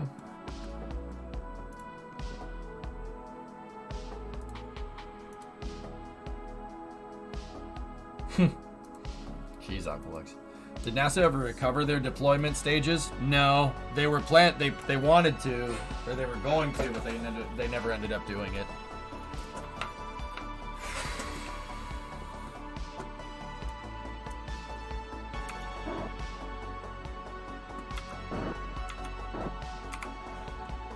Okay, guys, I was using Fizz Warp a little earlier in the stream, and the frames are super choppy. I don't know if you guys can see that. I'm gonna save here, and we're gonna give Kerbal a little bit of a restart.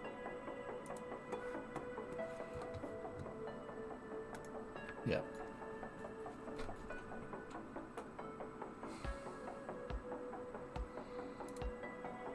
I don't want to try to rope that stage with choppy frames. That's really not gonna be fun.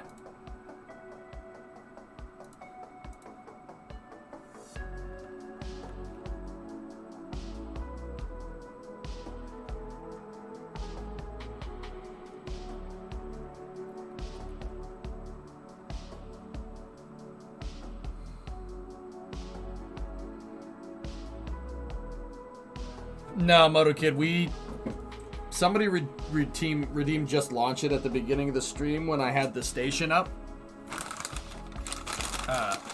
in engineering mode. So we put the station up into space, and I wanted to see if Fizz Warp was screwing with the space station. And it doesn't.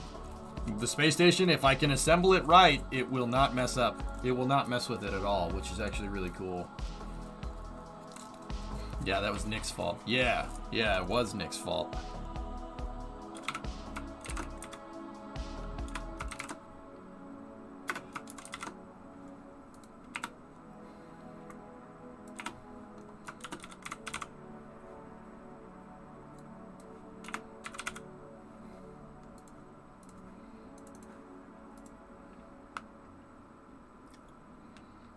Nice, but the frame rate never recovered? That's odd.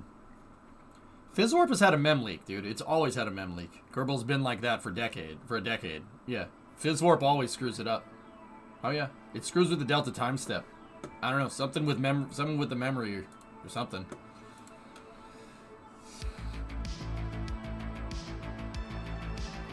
What's Chat GPT, droid?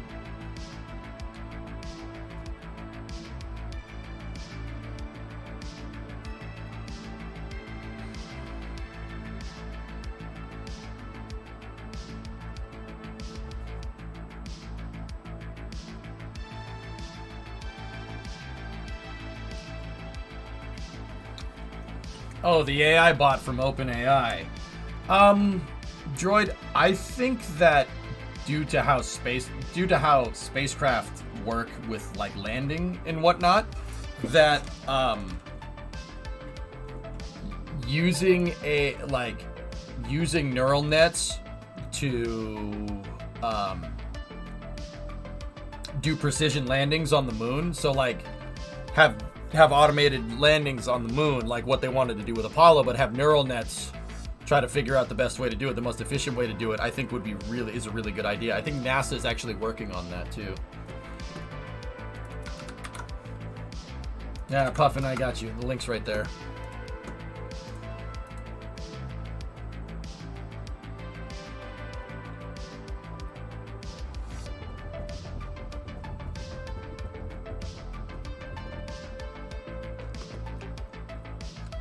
Rogozin is in deteriorating condition, supposedly, and being moved to Moscow for more intense surgery, according to rumors.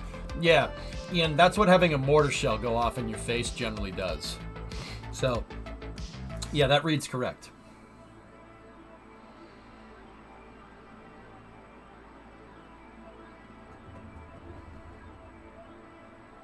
Why don't you use the mod FM to recover the SRBs? Because you don't have to. There's a way to do it in the stock game, and if there's a way to do it in the stock game, why would I use a mod to do exactly what I can do in the stock game?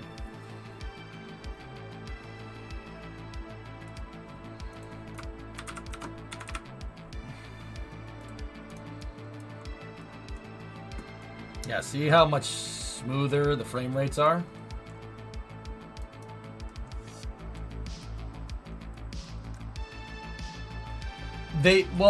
No. On Mars, they used what's called terrain relative navigation. And yeah, actually, you know what? Yes, that's exactly what I'm talking about. Yes. So terrain relative navigation. Okay. Think about it like this. What TRN does, and you're right, they did do this for Perseverance. So what the terrain relative navigation does is, picture yourself put that over there for a second. Picture yourself flying an airplane. Say you're flying in Flight Simulator. You're flying an airplane. You got to land on a runway. What do? Does the Cessna have any advanced landing system? I mean, it might be outfitted with it, but say it's just bone stock, old school Cessna, no digital dash, just analog gauge. You're flying your Cessna around, right? You go to land. What do? You look at the runway. Say, okay, there's the runway. All right, I'm going to line up with the runway. Okay, I got to make sure. Look at my glide slope. I got to make sure I'm good. Basically, you're looking out the window and then making adjustments. You're flying with a rule set with that pilot's called Visual Flight Rules, or VFR, right? Terrain relative navigation is that, but a computer is analyzing the situation in real time. So when Perseverance's heat shield popped off, the lander that was carrying Perseverance had a downward-facing camera that was just literally looking at the terrain on Mars. And they taught the computer on board to look for a flat landing spot. And the computer literally looked out the window, right? It looked out the window and said, oh, there's a flat landing spot. Oh, I'm going to go land there. And it plotted a landing solution in real time in about 15 seconds. And then landed Perseverance on it, all in real time. That's what terrain relative navigation does. And they did use it. If I'm recalling correctly, they told the computer what to look for. And I don't know if that was done with neural nets or not, but either way, relative navigation is insane. There are other spacecraft that do use relative navigation like that. Like Starliner, for instance. Boeing Starliner can literally dock, if they put a school bus up there, and a school bus had like the right docking port on it, if they told Starliner's computers to look for a school bus with a docking port on it, Starliner, when it got near it, right, if they put it on the right trajectory to rendezvous, the cameras on board would literally look at that school bus and say, okay, that's a school bus, that's what I'm trying to dock to, there's the docking port, and Starliner would automatically orient and dock to the school bus. Starliner uses a relative navigation system as well. It's really, really cool stuff. Literally, when they did the OFT-2 mission and they had Starliner docked to the ISS, all they did was upload a picture of the ISS, or a couple different pictures of the ISS, to Starliner's computer, and then the onboard computer said, okay, that's what I'm looking for. All right, I need to go there. Just like how you would look out the window if a human was flying the spacecraft, which is wild stuff. That's really cool. So, is there applications for neural nets in spaceflight? Yes, absolutely. Sure.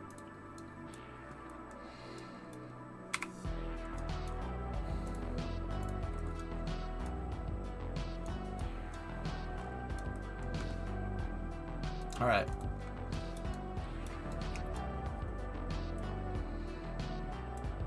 Okay, so we have a little bit of an on-orbit plane change to do here with Pathfinder to get to the stage.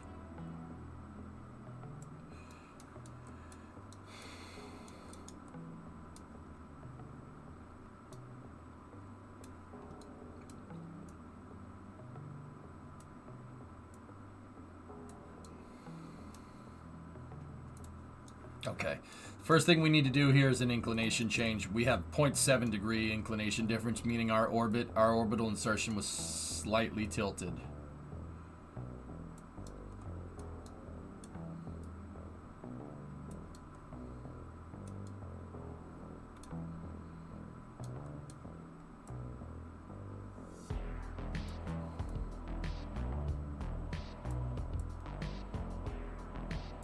I'm basically just trying to get to the same inclination or tilt that thing has, and we're gonna have to do a slight burn here. So I'm gonna rearm the orbit maneuvering system.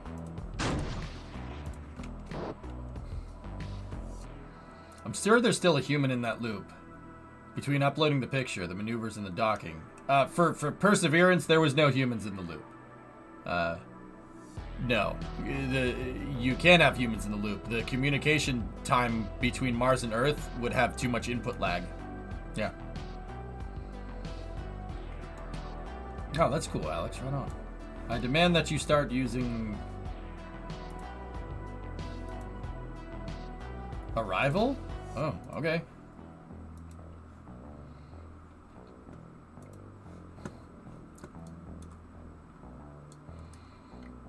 Is it a demand, Sirius, if I agree with you? Like,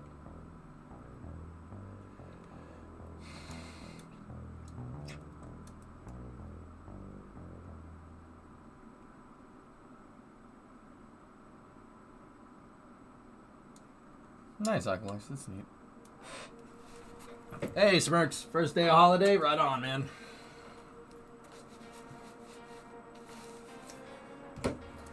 Artyom, what do you want me to do? I had my Endeavor hat on, but now you get Patriots. I'm sure you all love this hat just as much as you love the Endeavor hat, right? Am I right? Am I right?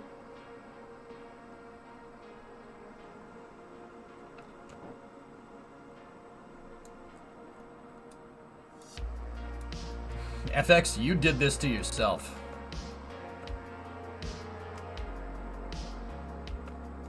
It's round robin. You never know what hat you're gonna get. I just have a stack of hats on the floor. You think I'm kidding? There's like 20 hats down there. I just pick one. As a Browns fan, you're unaffected. Okay, thank you. You know, hats are kind of like helmets. I bet you could catch a football with that thing. Oh. Man,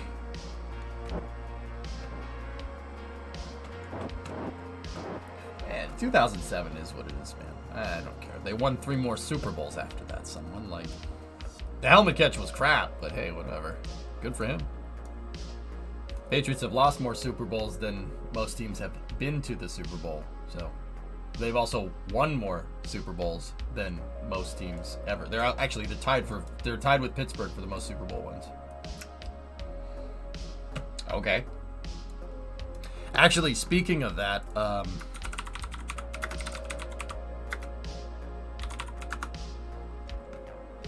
yeah, Franco Harris died. If you're a Steelers fan, tip my cap. That guy was a freaking legend, dude. Famous player for Pittsburgh. Yeah, lost Franco Harris. One of the greats of the game. He helped Pittsburgh win 4 Super Bowls. Don't worry, we deflated your expectations. See, deflated football is a Tom Brady thing, not a Patriots thing. Good. Last time I checked, he don't play for us no more. Frank was a... He was a PSU player with... Yeah, tip my cap to that guy. Freaking legend, dude. Legends of the game, man.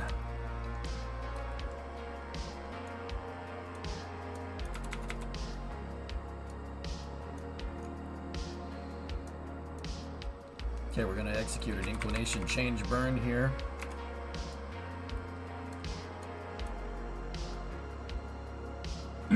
Consumable levels are looking good. So, if you guys noticed, I put the shuttle into a smaller orbit than normal. I usually aim for about 100 by 100, but that's where the stage is. As a Seahawks fan, this hurts big time. As a football fan, what a clutch defensive play. Yeah, I got you, Sharker. Dude, even I was like, why didn't you just give the ball to glitch. Like I was like, what? Why? You just hit. All right. Okay. So if you notice, I put the shuttle into a smaller orbit, an orbit with a lower altitude. The reason why I did that is because the stage is usually where I park the shuttle up in low Kerbal orbit, or at least where I've been doing it for Tidris deploys. The reason why we're doing that is because if I just put the shuttle into the same orbit as the stage, then we're never going to catch the damn thing. So I put the shuttle into a more or less circularized orbit a little ways below. The reason why I did that is because if you look at the stage's velocity here and you look at our velocity, because we are further into Kerbin's grav well, our orbital speed is actually higher than the stage. This will put us on a good rendezvous trajectory for Puma. That's a very important thing to understand. If you know, there's a lot of people coming back to KSP. There's a lot of people that are newer to KSP because KSP 2 is coming out. If you want to rendezvous with something, get into a lower orbit, make sure what you're trying to get to is in a circularized orbit, and make sure what you have trying to get there is also in a circularized orbit. That'll make getting there very easy.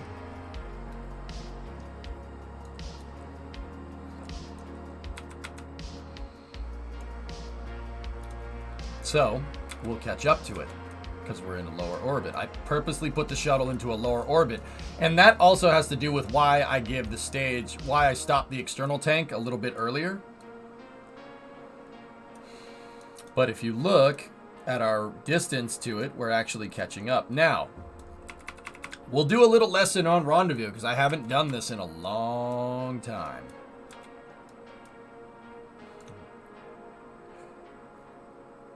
We're catching up to it. What I'm doing right here represents the first in a series of events to get two things near each other.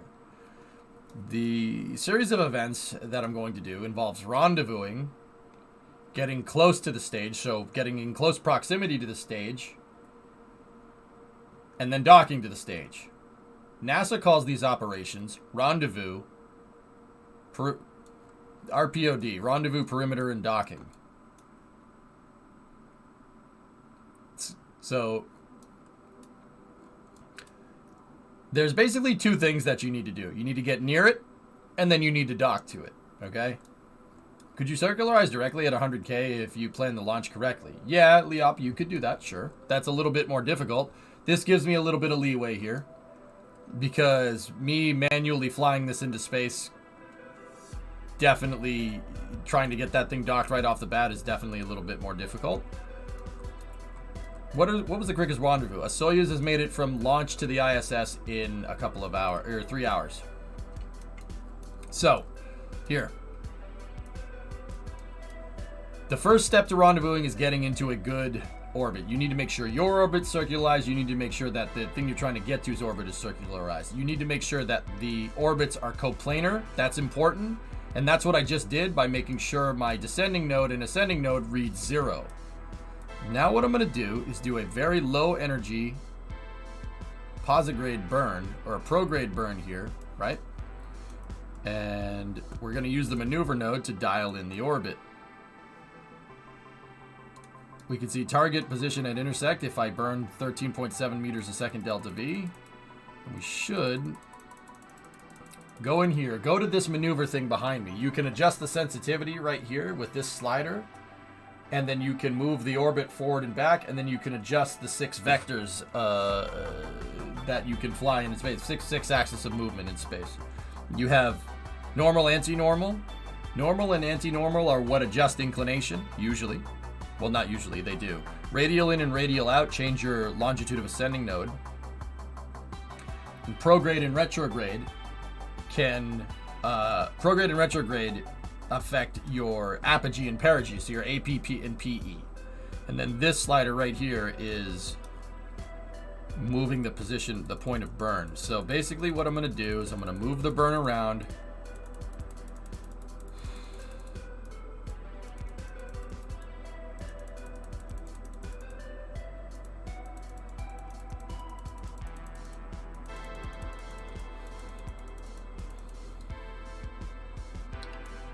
Have to ideally, to make this the most efficient, we want the target position at intersect at our apogee here. Now our AP is a little bit short right there.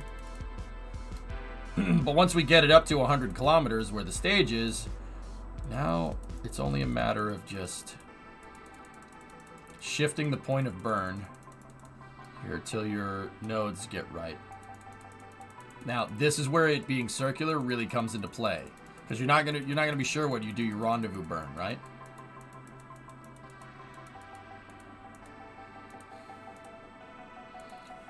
You being in a circular orbit, the payload being in a circular orbit makes it so you really only need to adjust prograde and retrograde, and then just get the rendezvous point as close as you possibly can, and then shift the, if it's not close, even though you got your AP at the height, at the altitude that the stage is going to be at. So my stage is in 100 by 100. I'm in 76 by 76. If I get my apogee for my maneuver to 100 and the rendezvous nodes are still not near each other, shift the orbit around until it is. Do you have any recommendations for where I can find info about the switches on one of the panels on the F-18 Hornet? The FBI would like to know your location. No. I have no idea.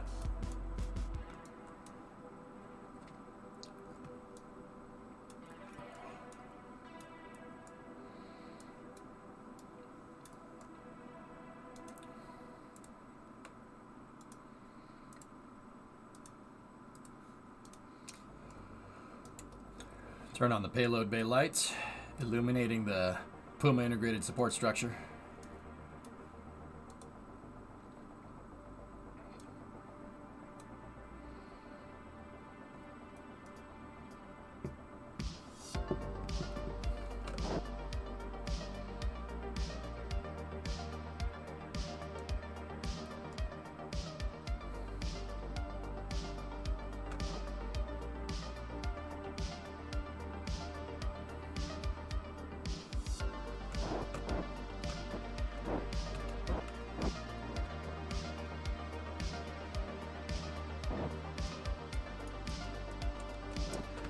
Just repositioning the shuttle. I don't like it when the SAS, when you tell the SAS to auto lock on something, it really wastes a lot of propellant. So that's why I'm just being very careful with how we do this. There we go. Done. Note, if you look at my rate controller here, or the rate monitor, I'm not really going crazy with the RCS. You only need a little bit of force acting upon this mass to get it to rotate. The shuttle is big, but it's not crazy big. And we've made bigger ships in this, so I'm going to heading hold on that maneuver node right there. And once we're close, then I'll tell it to auto lock. I don't just want the shuttle pointed in a different direction and then tell it to auto lock. It'll just start hemorrhaging RCS all over the place. I don't like doing that. Is this how Apollo did rendezvous? When they were coming back from the moon? Yeah, of course. Zombie, what I'm doing here, this type of burn, going from a lower to a higher or a higher to a lower orbit, pick your poison, this is called a Hohmann transfer. It is usually, Hohmann transfers are the simplest way to rendezvous, to get something near something else. In fact, when we launch a probe to Mars, for instance, we use a Hohmann transfer. A Hohmann transfer from Earth to Mars. It's exactly what we're doing here, only on a much bigger scale. Your orbit would go up here like this, and then the highest point in your orbit, the aphelion, would be basically where, when you hit aphelion, Dune is going to be right there, or Mars, or whatever, right? That's called a Hohmann transfer. H-O-H-N-M-A-N. Hohmann. Or H-O-H-M-A-N. I don't know why I put another N in there. Doesn't matter.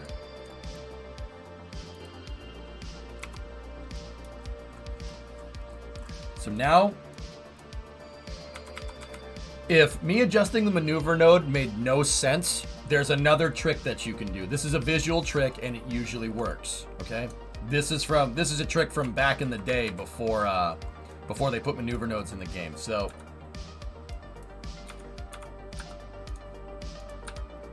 if you look, I'm gonna pause the game. Look where the Puma is, okay? The Puma's at 99. We're at 77, okay? So what's the difference between 99 and 77? It's 22, give or take. 22 kilometer difference in altitude on the orbit here, okay? Now, if we take that distance, 22 kilometers, okay, and just draw a line from where Puma is down to your orbit, that's 22. Now times that line by 2, so go back 44 kilometers. Go back double that distance. That's your point of burn. If you want to use Pythagorean theorem to solve for the hypotenuse to get, because we have our distance number right there, you could solve for it. I guarantee you that if we drew a triangle between our craft, that craft, our craft and that craft, right? And we solved for B, it would be double what A is. Easy peasy. That is a very quick and easy way. Take the distance in the difference in altitude here, times it by 2, and that's where you burn. That's all. Take this distance, apply it this way. In fact, when we get to the maneuver node, I'll show you exactly what I mean.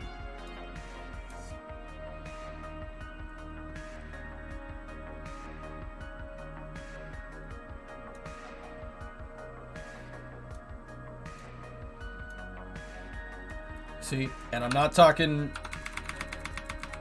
about numbers or anything. This doesn't need to be crazy, right? See my PE right there? That's 22 kilometers, that's 44 kilometers. Done. It's that simple. It doesn't need to, that's a really quick old school way of doing this. So I've activated the orbiter maneuvering engines here.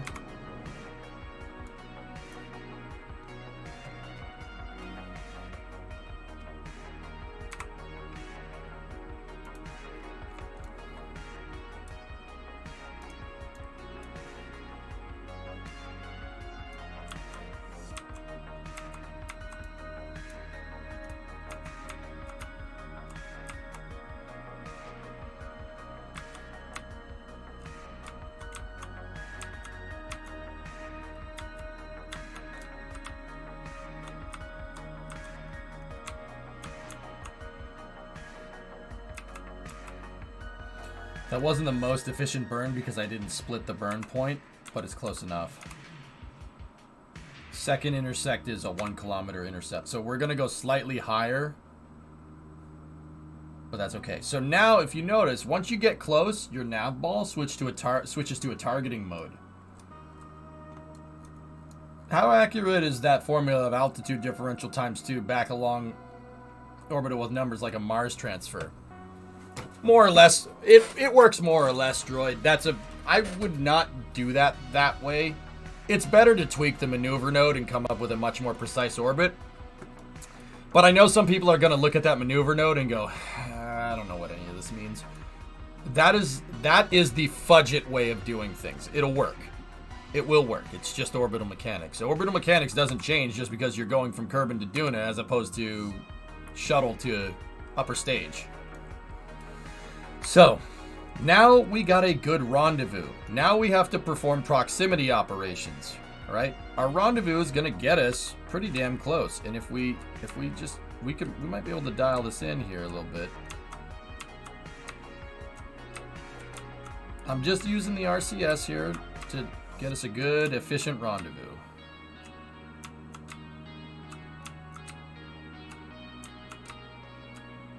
There we go. 100-meter intercept. So now, if you guys notice, we have a target indicator.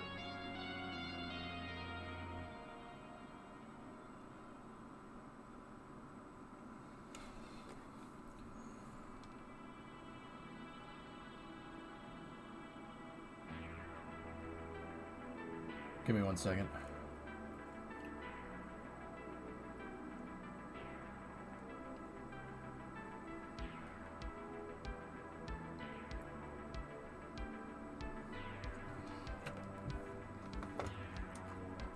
Hey fellas, can you give me a moment?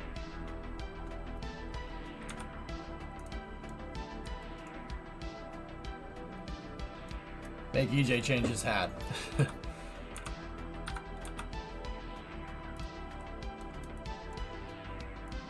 So, I'll tell you guys about the targeting system here in a moment. Just give me a second. I'll be right back. My neighbors texted me. I'll be right back. One moment.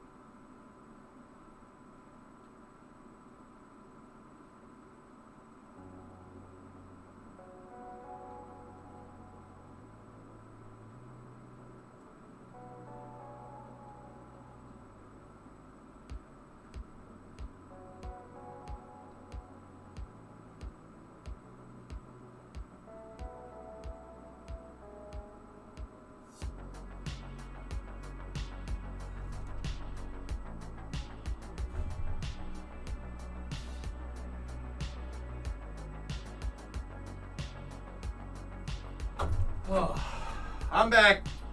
I'm back, everybody. Sorry about that.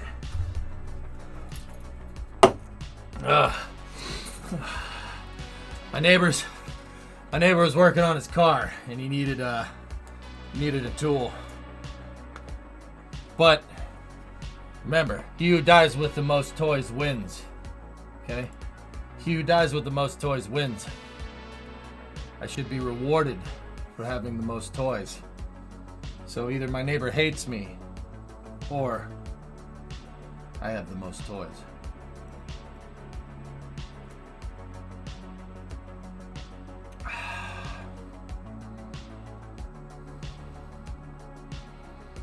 EJ, you're not a tool. Oh. Yeah, you're right. Anyway. Well, by the way, you don't drink Budweiser for the taste, dude. Nice can of water. Yeah, no, we had to hydrate. He was just being a good neighbor. No.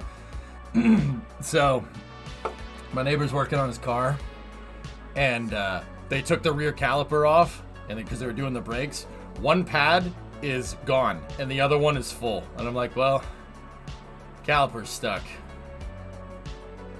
And they go, yeah. I'm like, you need a new caliper. But they had just come back with a new one, because my neighbor has a mechanic one of his buddies that he has. But yeah, the caliper's shot. I'm like, yep. Yep, that's broken. So, yeah, it's also snowing out, so that's also good. Alright, anyway, so, it's customary reward favors with boost. Yeah, absolutely. Probably going to need a new rotor, too. I looked at the rotor Avenger. It's, FX. That wasn't an accident, huh?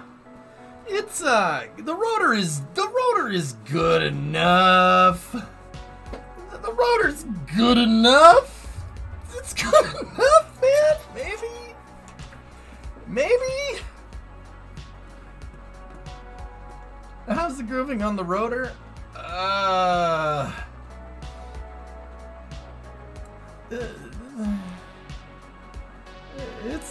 It's fine. Did you fix your snowblower? The snowblower runs banded, but actually I got new seals for it in the garage. After the shuttle mission, I kind of wanted to work on it, dudes, if that's cool with you. So we are on our rendezvous trajectory here. So where I left off with the explanation, and drummer, we're gonna have to cut these videos. So now if you notice, once we start getting close, once we started our rendezvous, we started getting close. Our rendezvous changed from orbit to a target indicator. Now, here's the thing. If you want to learn how to dock, this is an important thing to understand right here. What this shows is the differential velocity between your craft and your target. So right now, I have 105 meter a second difference in velocity between that and me. If we look right here, 2292, 2250. Relative velocity difference here, okay? So, that's not, I mean, orbital, there's those indicators there are taking into account orbital velocity and rotation of the planet, which is why it's not exact, right? So, this shows how close, like basically your speed relative to the target, all right? So, we have a 97 meters a second total velocity difference. Like I said, taking into account the Kerbal spinning underneath you, etc., etc. So, here's the thing. As we move towards our apogee of our orbit here, we move towards the AP. The AP is the slowest part. It's the point where it's the highest point in your orbit, the point where you're furthest away. Around Earth, it's called apogee. I call it apogee around Kerbal too. Pretty much the same thing. It means the same thing. This is the Earth-like planet, etc., etc. So, because we're coasting to apogee right now, if you notice, our target speed is changing. Our relative velocity to the Puma is different. It's actually changing. It's going down, right?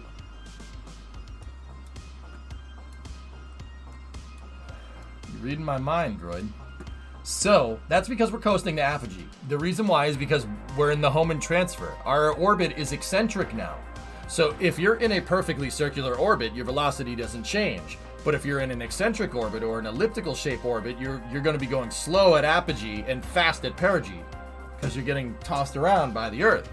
Because we're slightly eccentric now, we're coasting to AP, so we're going to slow down. I'm trying to time this. So my apogee, or the slowest point, is right at rendezvous. And if you look over here, that's where it is. We have a 700 meter intercept at rendezvous. And if I just do some slight course adjustments with the RCS, we can narrow that down even more. What I'm doing here is I'm burning radial out and changing argument of perigee. I'm basically shifting my AP forward and backwards. Now, as you can see, apogee is not lined up with rendezvous, so this isn't the most efficient, but it's pretty damn close. So what I'm trying to do is make sure that our velocity is as low as it possibly can be when we're at apogee, when we're closest. The reason why? It's most efficient doing it that way. That makes it so all I need to do is basically circularize my orbit right when we get near it. That's all. So what I'm going to do, and that brings me down to the nav ball. What we need to do now is we need to find our retrograde indicator when our target velocity is on. So if I go to RCS and we just give the shuttle a quick flick around here, and we point the engines toward our retrograde indicator,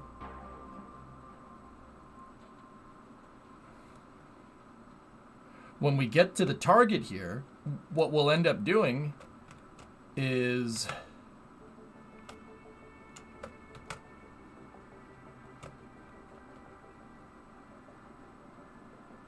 basically circularizing right next to the payload, but we gotta wait until the opportune time. I'm gonna wait until apogee, which is about 8 minutes out. So what I'm doing in the meantime is getting the shuttle positioned and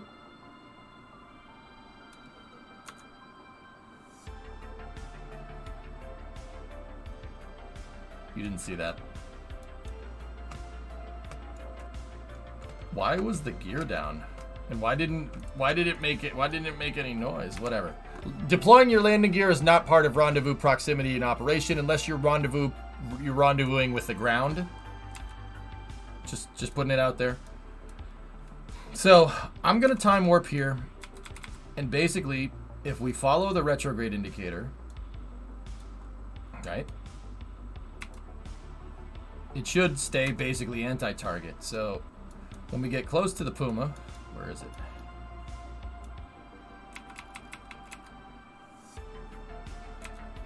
Where are ya? Where are ya, bud? Oh, a little ways behind us. Yep, we're going towards it.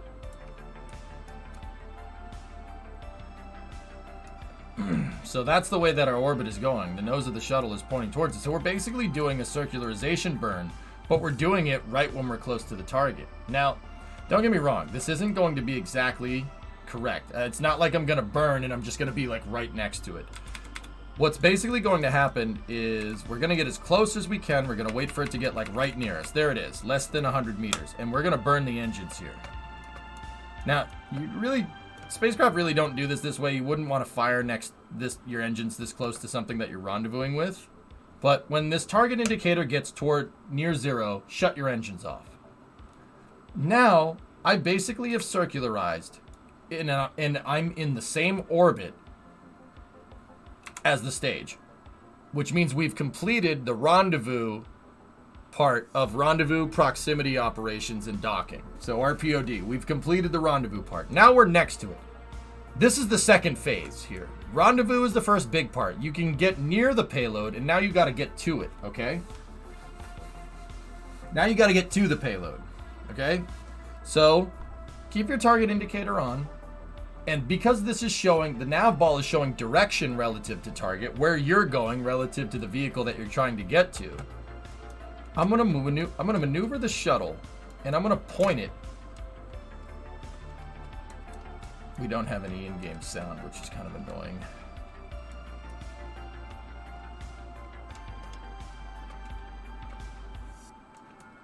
For this operation, I'm going to control from the flight deck here. Make sure that I switch back to the ohms control point here. But I'm going to point pretty much at this thing, okay? And now, if you notice, our retrograde indicator is on the nav ball, which means we're moving away from it. But since the retrograde indicator is kind of above us, I'm going to use my RCS to bring the retrograde indicator down to target indicator. Because retrograde indicator is over your target indicator here, that means I'm moving just straight away. The shuttle is going this way. So, what I'm doing, I'm going to fire my RCS, and now look, my prograde indicator comes up. And let's just get, we're at 100 meters away. Let's just coast towards this thing, okay?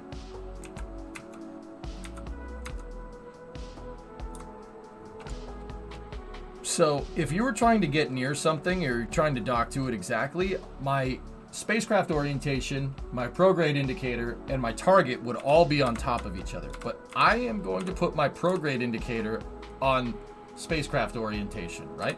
The reason why I'm doing that is because I don't want to crash into this thing. If we kept all three of these all on top of each other, I kept boosting towards it, we'd crash right into the stage. We don't want to do that. I want to get my stage out above my payload bay. Was this all done manually by shuttle pilots? The rendezvous was done by a computer, and the docking was done manually, Adino.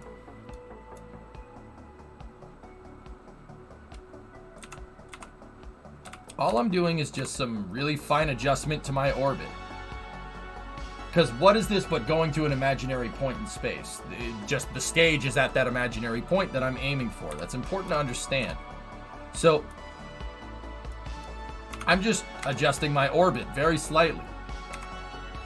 Because even if I'm like 40 meters away, if I just tried to stay here, I'm technically in a slightly different orbit than the stage, and I would eventually fall away from it, because my orbit is a little bit different. The speeds would change over time, and we'd fall out of phase with it.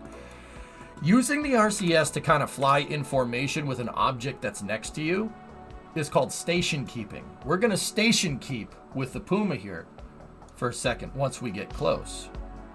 So what I'm going to do here is I'm going to shut my velocity. We're going to negate all velocity here for a second. I'm going to get my target indicator down to 0. And a cool thing that you can do is if you're in IVA, you can get your target indicator very, very, very precise because it's to 2 decimal places. And on the nav ball, it rounds to the 10th. So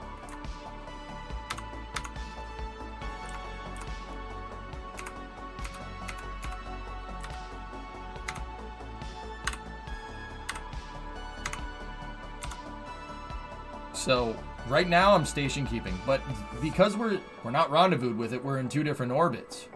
So that number will eventually change, but we're kind of good for the time being. So what I'm going to do now is just keep the shuttle there. We're going to park it for a second, and we're going to switch to the Puma. The Puma does have plenty of consumable left, which is good.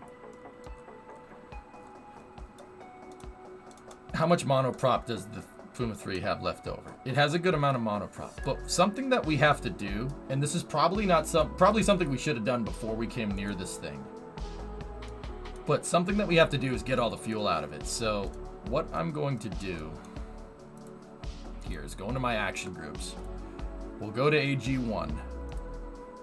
Actually, we'll just use action group 2, and we'll set both of those to drain on action group 2. Let me configure the tank vents, and what I'm going to do is a process called inerting a stage.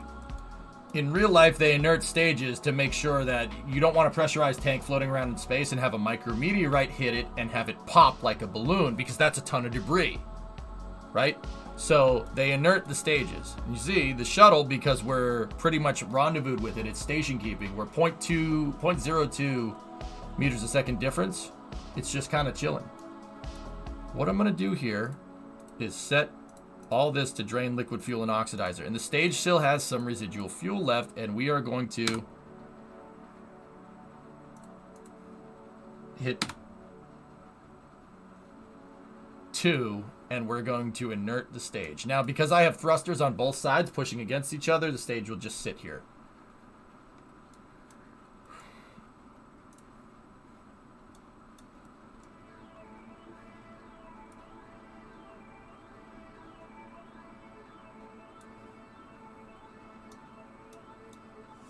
Now, once again, you probably wouldn't want to vent fuel this close to the shuttle.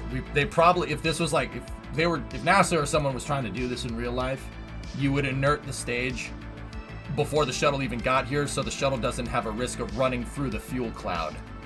The cloud of fuel vapor that you just made. Because all that fuel, remember, like if we watch Falcon 9, we watch them restart the engine. All that fuel will go from liquid, and because you're outgassing it into the vacuum, the temperature will drop all the way down to absolute zero. And in that split second that it drops down to absolute zero, that liquid will turn immediately to solid. Not the hydrogen. The hydrogen will stay as a gas because it's hydrogen and it's annoying.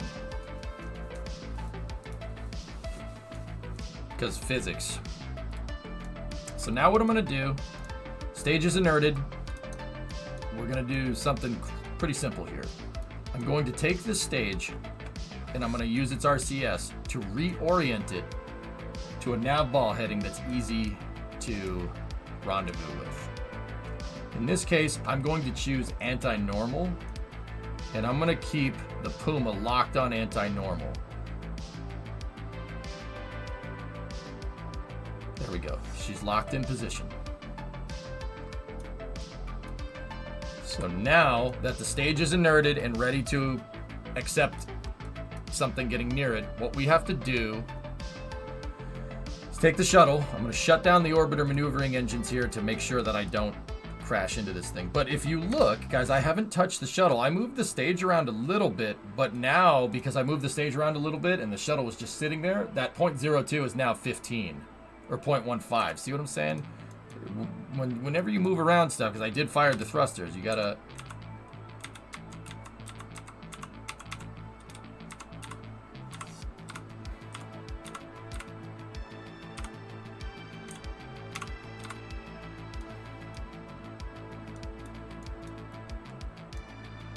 Alright, so the reason why I chose anti-normal is because the stage, no matter where it's oriented around, if it's pointed towards the south pole of the planet, it'll just stay like that, and it makes it really easy to kind of get at it. We don't have persistent rotation in stock KSP, so this makes it kind of easier to jump at this thing.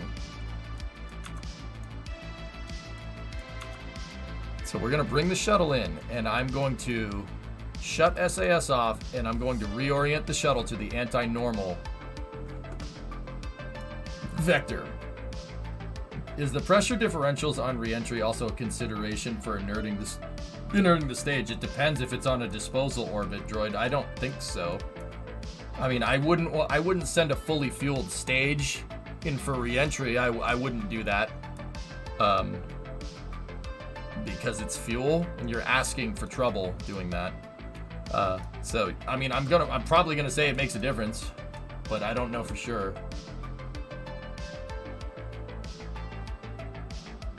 What I do on my current save is store spent upper stages in a graveyard orbit. That way, when I eventually get a fuel depot set up, I've already got quite a bit of liquid fuel and oxidizer waiting. Not as realistic, but I hate to waste lifted mass. Well, if your upper stages, Ephraim, were using hypergolic propellants and you had power control systems, the adequate power control systems, yeah, it would work just fine.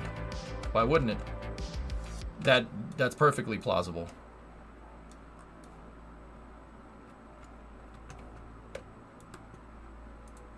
So we're going to lock the shuttle into an anti-normal attitude here. And now I'm going to reorient to horizon. Actually, I'm not reorienting to horizon so much as reorienting to the stage orientation. Stage, we can reorient that stage to horizon right now. But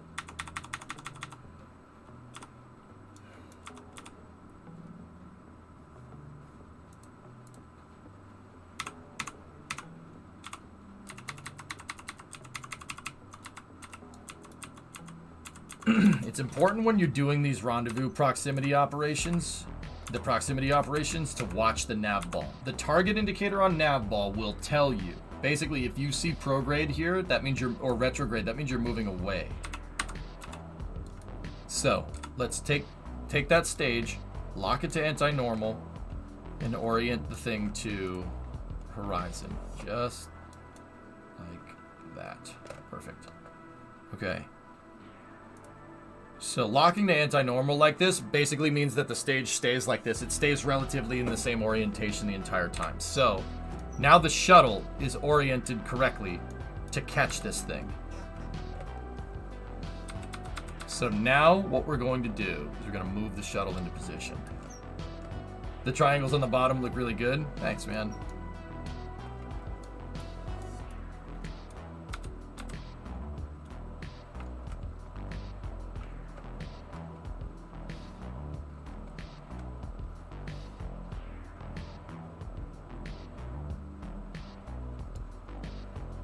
The grapple point that I'm aiming for is that one right there on the side. See that guy? We're trying to grab that thing. Doesn't really matter how I do it, but it helps if the shuttle and the thing you're trying to rendezvous are in similar orientations. Okay. Gotta go forward just a little bit.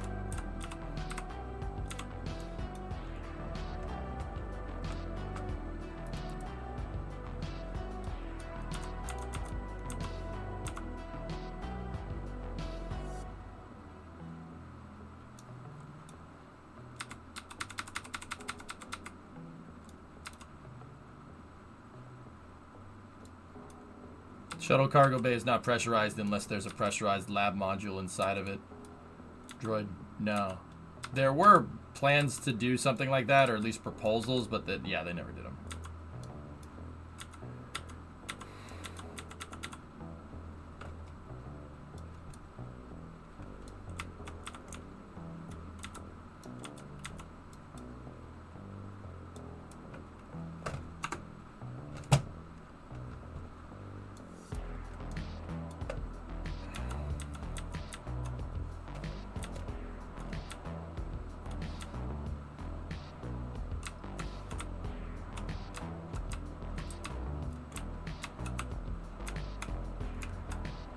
Okay, we're station keeping with...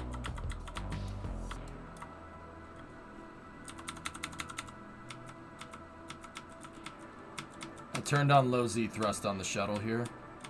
Okay, now it's time for the arms. So here's what we're gonna do. Let me make sure that my fine controller is on, servo power amplifier is on. So we're gonna hit the latching release mechanism here.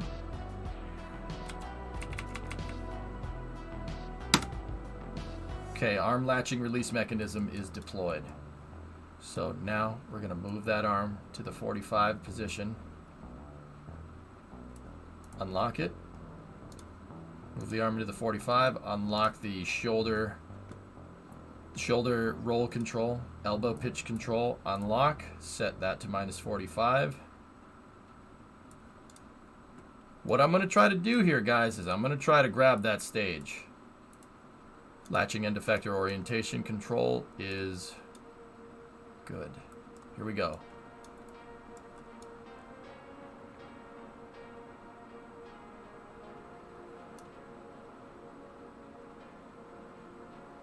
Something like that, Aqualux, yeah. Remember to change the control point. Hangman, the control point I need to change when we go to re-enter. That thing came from the last mission arc that deployed Tidris 3.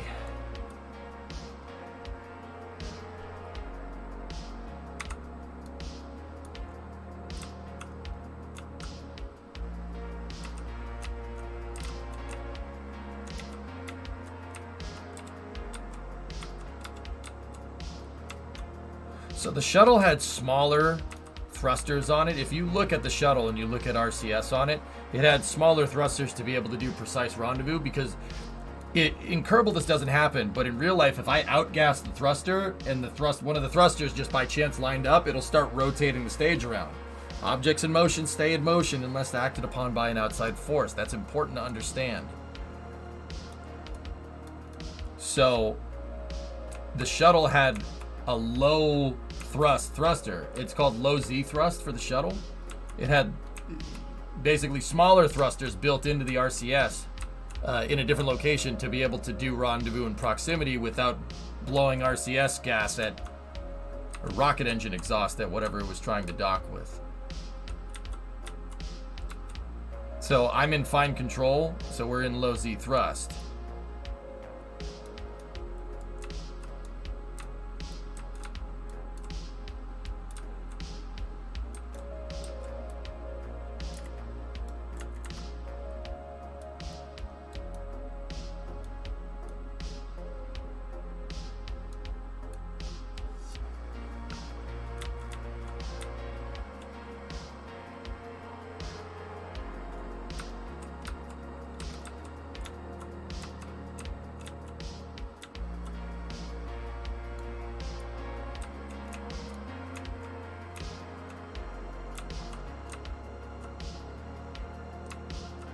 Alright, guys, I'm like, this requires a lot of focus. I don't want to bump it. We bump it, it's going to impart spin on it. The RCS is the only thing that, the only course correction avenue for that vehicle, for the Puma. It has no SAS on it because the real stages don't have SAS on it.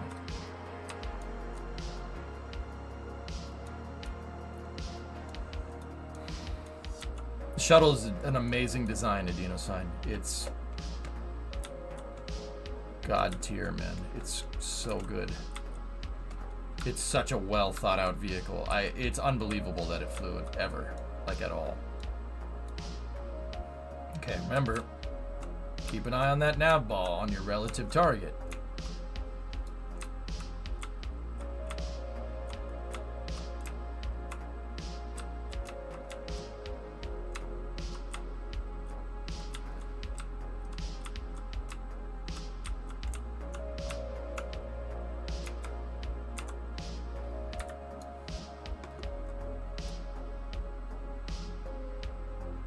Okay.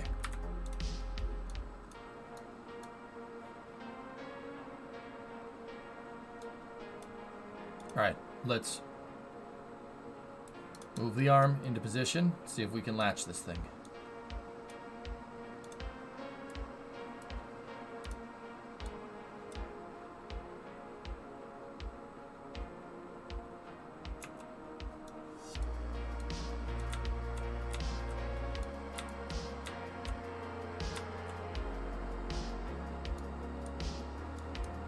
I gotta unlock the wrist yaw control.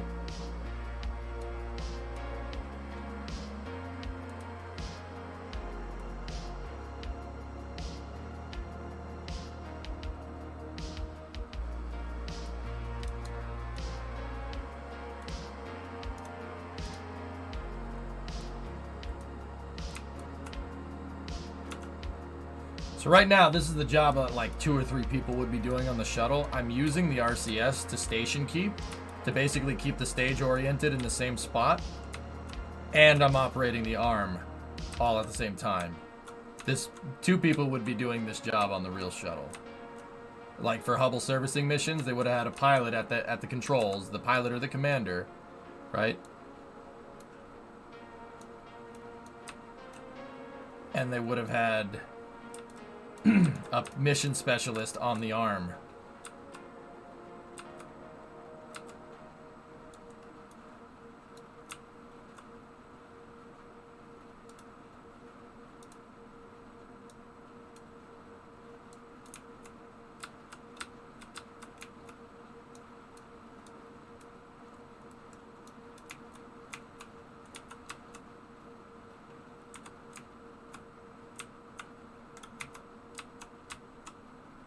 Imagine doing this in KSP too. It'd be pretty cool, man.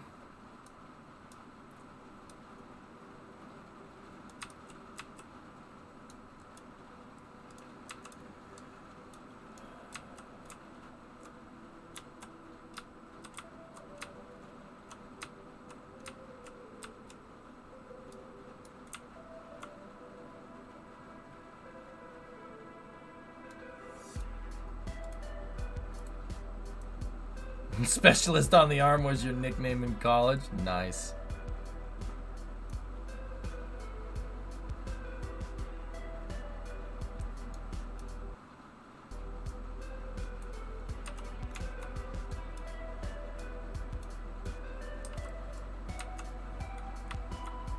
Okay, we're gonna roll the shuttle to match the attitude of the stage. Slight roll. And this brings me to the most important thing to know about rendezvous and docking in Kerbal. Take your freaking time. Don't get impatient. You get impatient, you're going to screw up. It's that simple. See how I'm going very slow? I'm being very deliberate with what I'm doing. Slow is smooth. Smooth is fast. All right? To quote Bob Lee Swagger, very accomplished Marine scout sniper. Is that shuttle fully stock? Yeah, Owen. Yes, it is. I built it with all the parts from the DLCs. Need date on KSP 2, February 24th, 2023.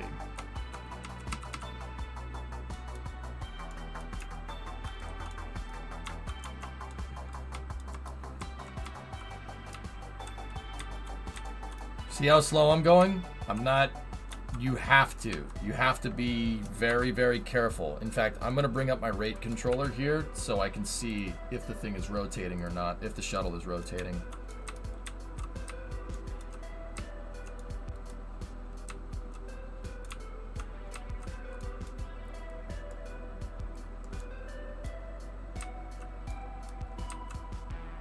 Hey, Vulcan.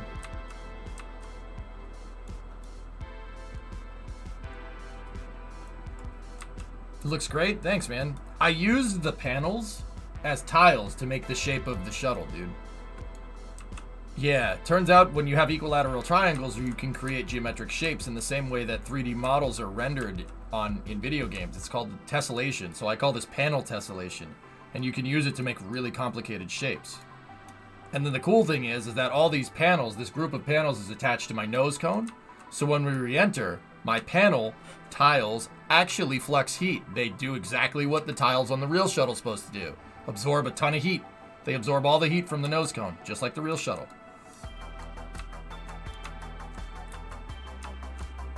Or at least as good as a Kerbal approximation can be in stock.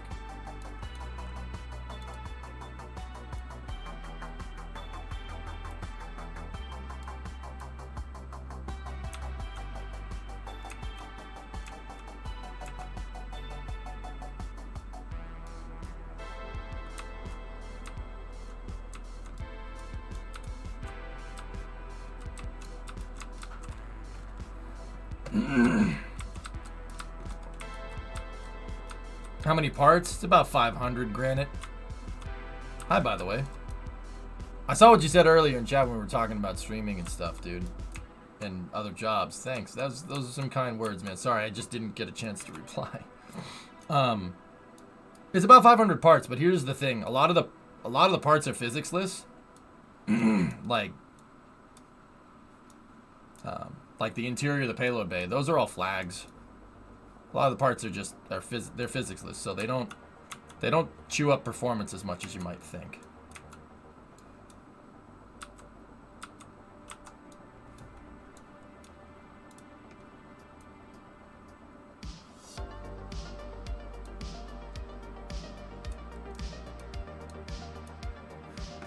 I'll turn up the tunes a little bit.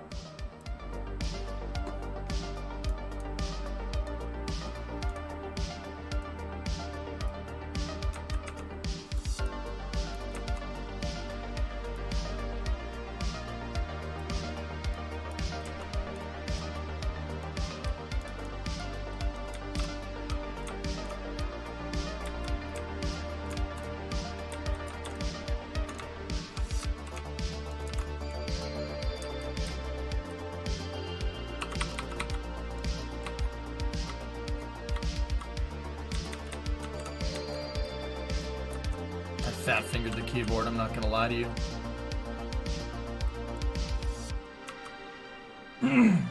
Yeah, Owen. This thing, I know the back looks like I just kind of jumbled some wings together, but that was to get it to fly right. I tried replacing the back here with panels, and it just throws the design out of balance too much. This thing flies like the real shuttle. I.e., if you're not going above supersonic, if you're not going supersonic, it flies like trash. It'll drop out of the sky if you're not careful. But that was intended. That's why the front has a bunch of panels glued to the front. The front has a bunch of... the panels do not make it fly very well. Let me put it to you like that. But that was intended.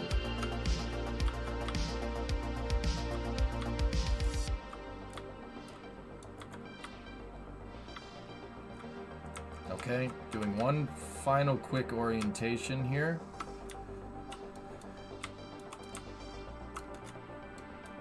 Okay, guys, I'm off. I'm off comms for a second.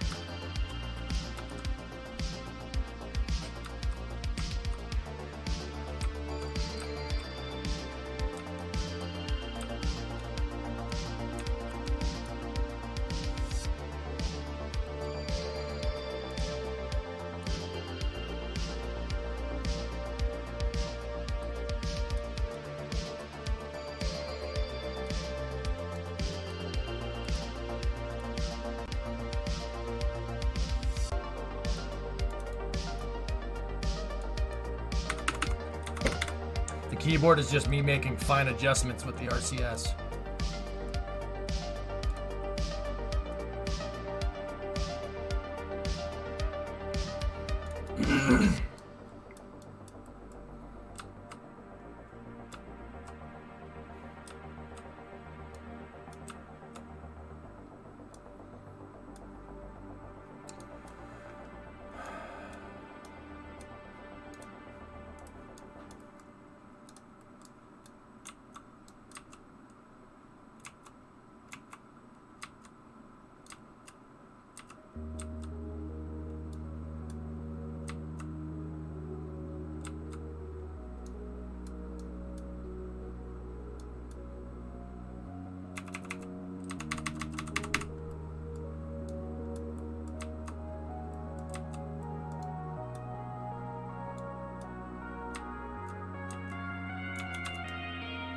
Pretty much.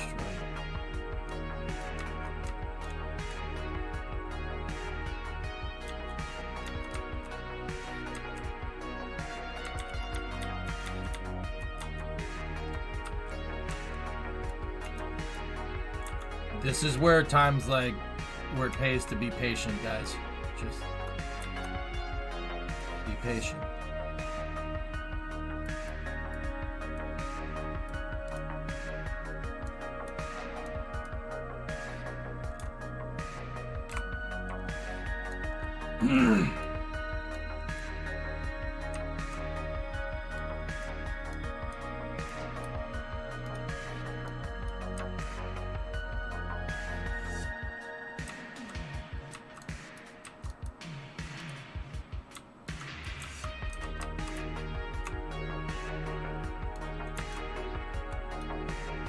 Okay.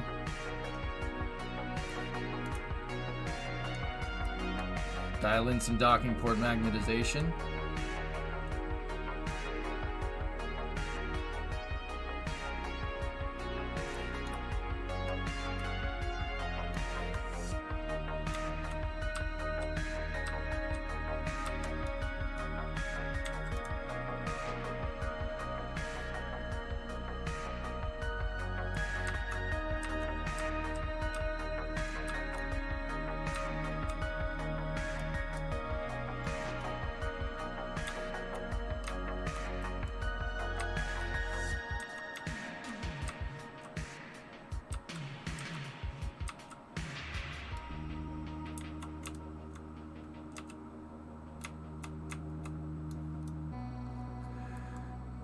We got it.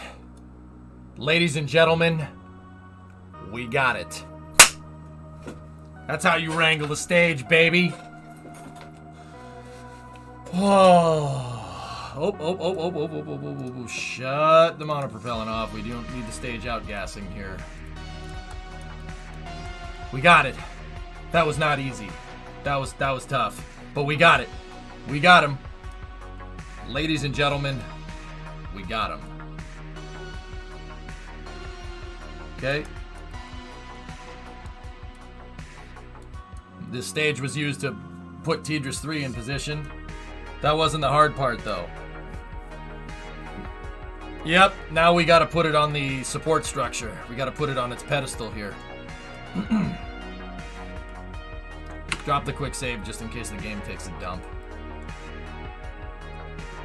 Okay. We're undoing the latches to rotate the integrated support structure ring. Yes, that's what it's called. This piece that I'm working on here is based off of the Centaur integrated support structure. We have Puma upper stages, so we call it the Puma integrated support structure, or PIS for short. This ring is a real thing. So all these pieces are based off of pieces that are a thing in real life. So let's move the PIS into position. We're going to orient the ring upwards here. We have to move the PIS into position.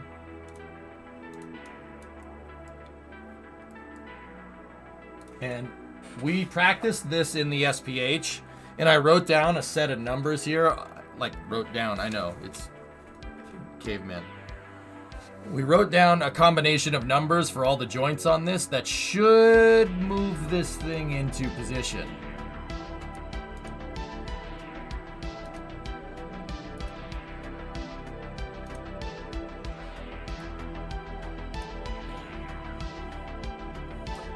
I'll continue to say it. It's as funny as the first time. Yeah. All right. So, our staged position is as follows. -9. -9 on shoulder yaw.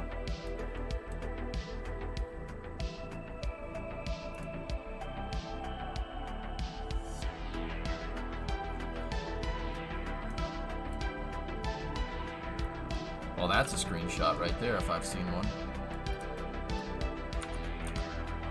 Hang on, let's take a second. What does this look like from here?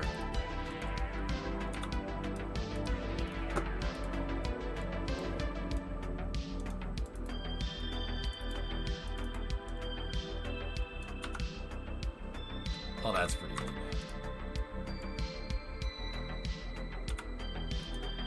Let me get my rate controller back up. This shows if the craft is moving in one direction or the other.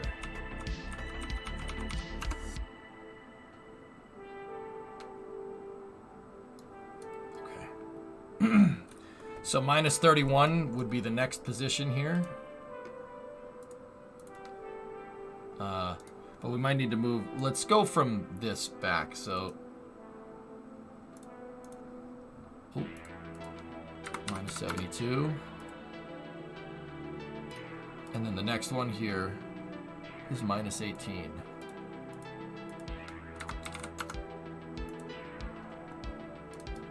This guy is -86.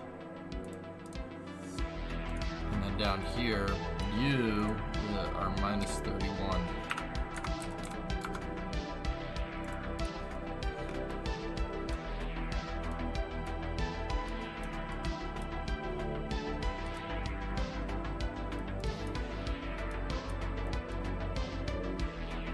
Oh, hang on. That's stowed. We do not want that. Hold on. I used the wrong numbers. That was the stowage procedure. That's why it started dropping into the payload bay. Give me one moment. Staged. We need stage position. So stage position is -62.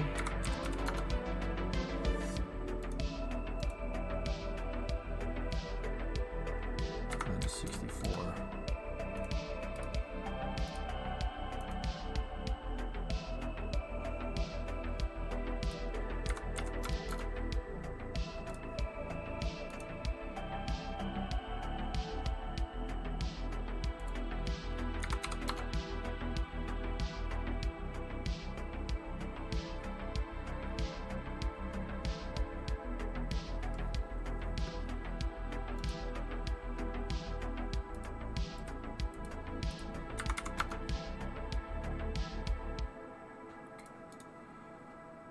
This should move us into a staged position here.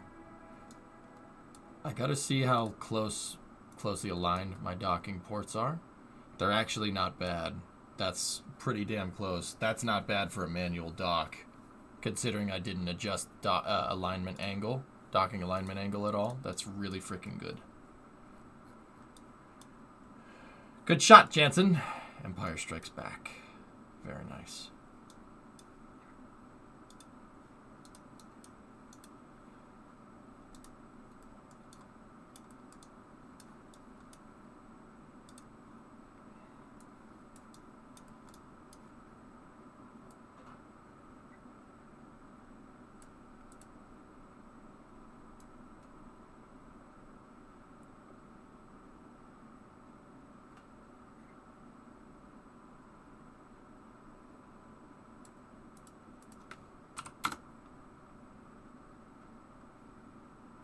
Gotta be careful, this thing is moving around a lot.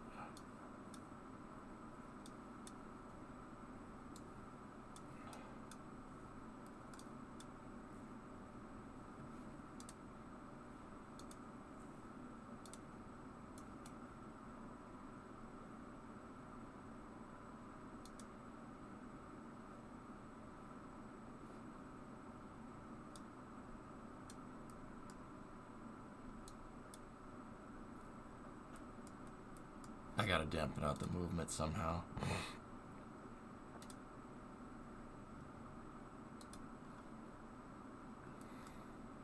Okay.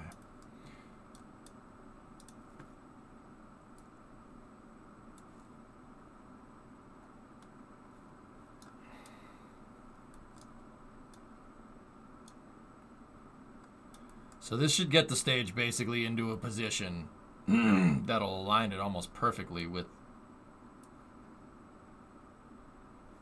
the docking structure.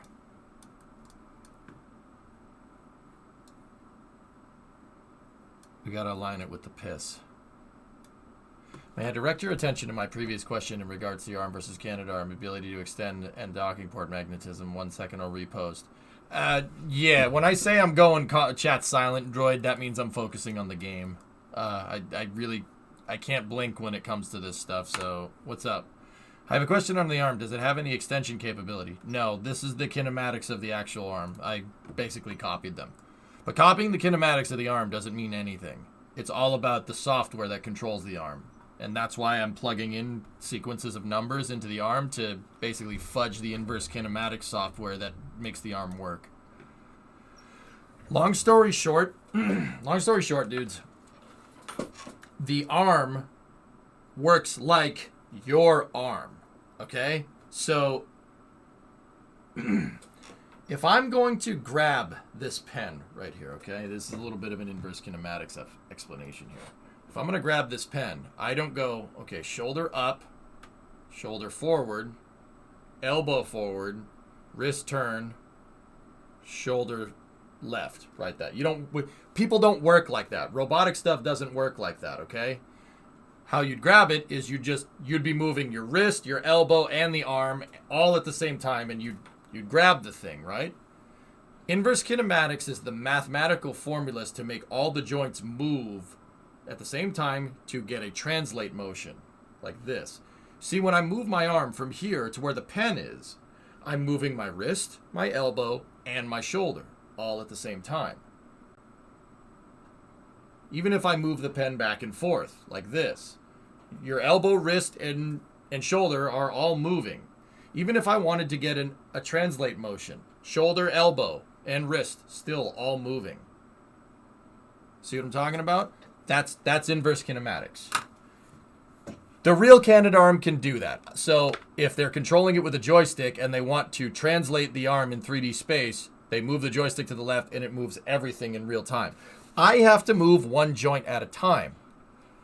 Could I code inverse kinematics for it with kRPC? Yes, absolutely. But because I'm controlling one at a time, this arm, even though it works like the real one, the principle of operation is exactly the same. Mine's dumb compared to the actual Canadarm. So, if you look, fellas, check this out. I have two shoulder joints right there. We have shoulder yaw and shoulder pitch because it's a ball and socket joint. It can do both of those things. Your elbow has elbow pitch because your elbow does this, right? It does that. Your wrist can roll, yaw, and pitch. So there's pitch, yaw, and roll on the wrist. This arm works exactly like your arm, and it uses mathematical formulas, so NASA can literally just grab something out of space. They could grab a satellite. They could grab a payload out of the payload bay. Easy peasy.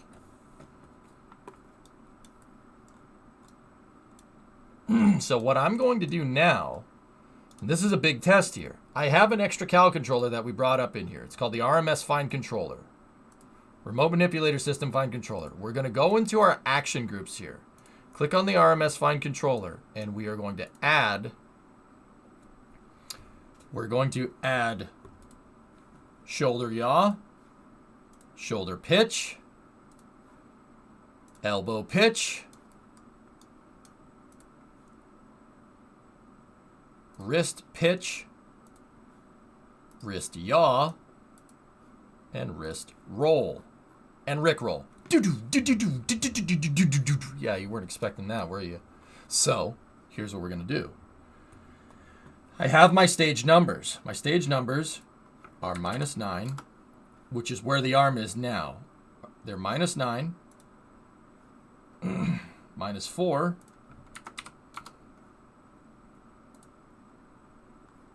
-90, that's actually in the right spot, -64, -62, and then what is my rotational controller set to right now? It's set to 20, okay.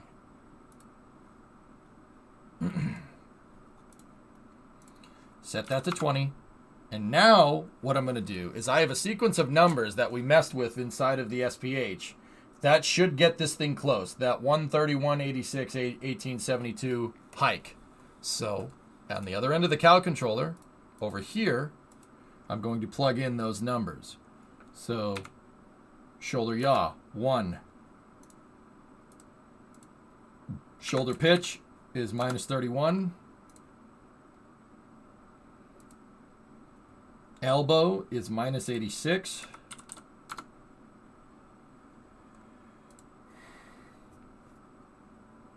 Wrist pitch is -18.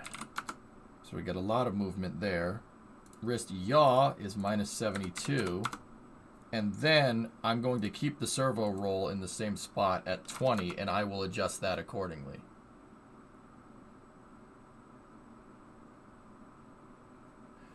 You can get cal controllers to average their inputs, so you should be able to do inverse kinematic directly in game with 6 cals for pitch, yaw, and roll, plus 3x translate. Yeah, Aqualex, but honestly, because I'm on a finite amount of time, this way is quicker, and yeah, I don't want to spend too much time in the SPH. So, now, we have everything, we have all the sets here. So what I'm going to do is we're going to take the RMS Find Controller, we're going to turn that sucker on, and if we did this right, should just be able to hit play, and the arm will basically do the translational movement to move that stage into position.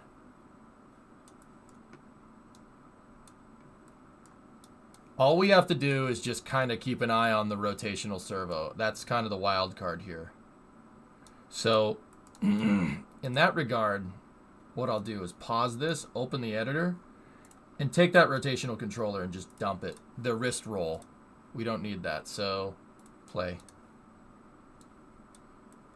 I'm going to keep the RMS Find Controller up so we can pause it if this thing, when this thing gets close. But yeah, it should translate the stage right down.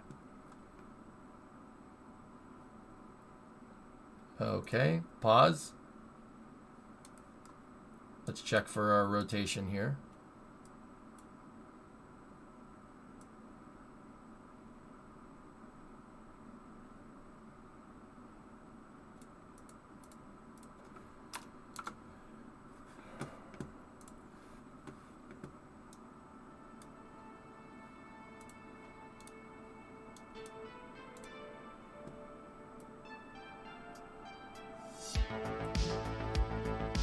Okay, that's close.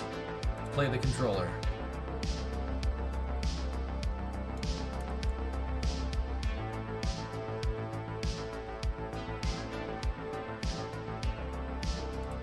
Pause it again.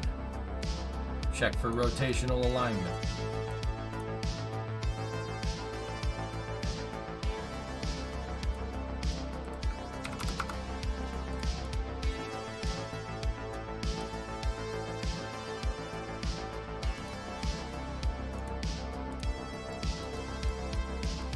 Same vessel interaction is your friend.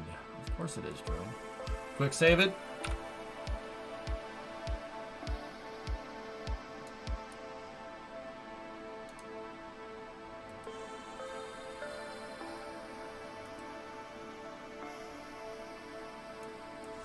Keep the wrist controller up.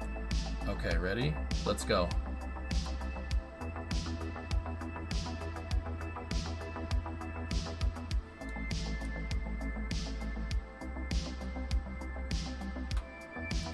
Stop.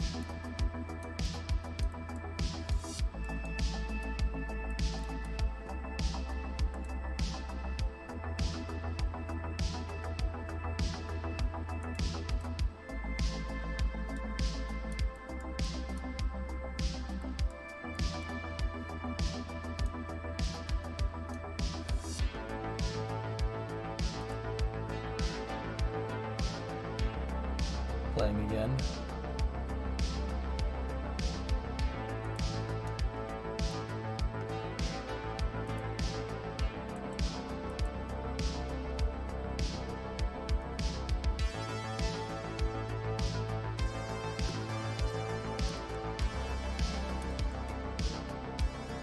Okay, both the dowels are in position. So I have thermometers there with an RCS ball, and the thermometers are designed to corral the RCS. It's called a pilot dowel. Real spaceflight uses this all day because you're never going to get it super precise. So they have like some kind of tapered pin to line stuff up. I think we are go to put this thing in there. So let's do this. Okay, pause a second. We have one pin lined up. Both pins are lined up. Set that rotation to 0. Okay. Let's move. Make sure the drains don't do anything. And then also go to AG2 and unbind the drain. I don't want it to drain fuel off the shuttle by accident. Switch that back to part. Drain rate, safe that system. Good, cool. That would have been bad. All right, let's move it into position.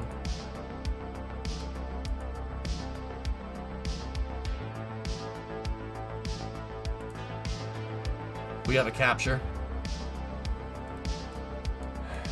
Okay, guys, she's docked, but we're not out of the woods yet. This thing is going to snap dock when we undo it. So what I'm going to do to make sure the snap dock doesn't mess us up is I'm going to disable that controller, right?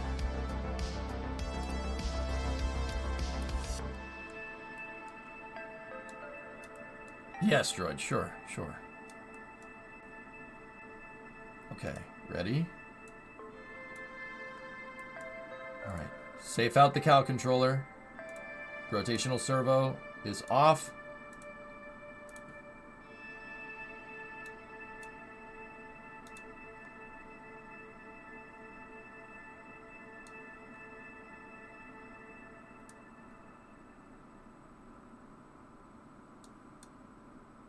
Chat, I am pleased to report that Puma Stage 3 is successfully captured.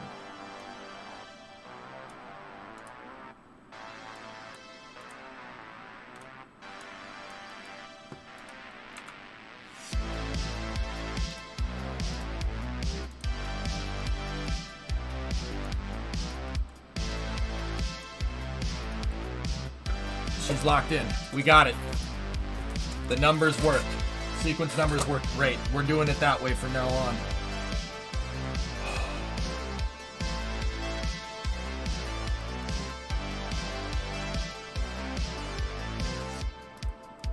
Okay. I'm going to go in here to my RMS Find controller. We are going to erase all that from the Find controller. And we will move the arm out of the way.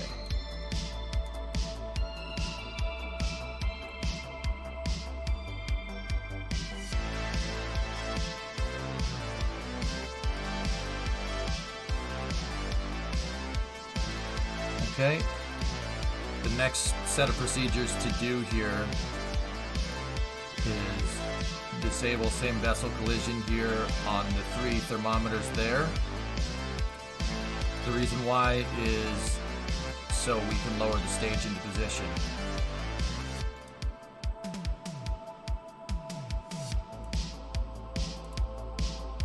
We're now going to lower that thing down.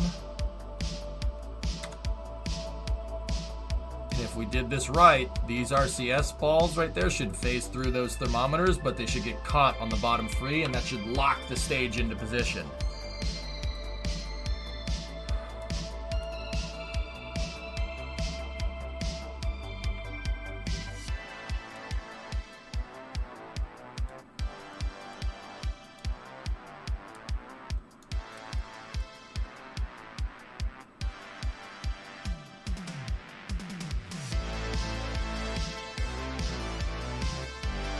Hit 1. She's captured. Cal controller. The Puma integrated support structure can be safe now. It's captured and in position.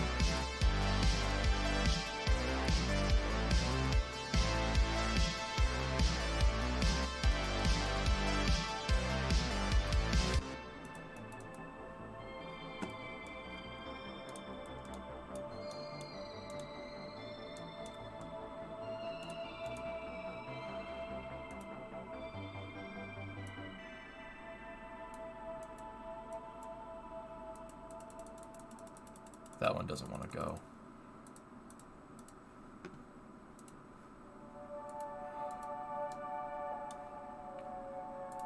Sometimes literally spamming the key will do it. Oh, wait, I bound it to toggle lock. Hold on. I got it to lock. We need to engage the servo lock. Okay, she's locked out.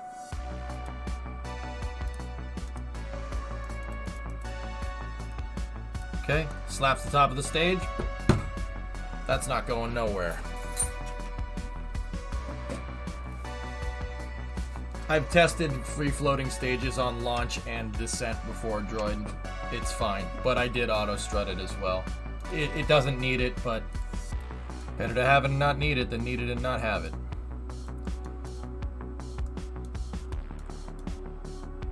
Okay, good work.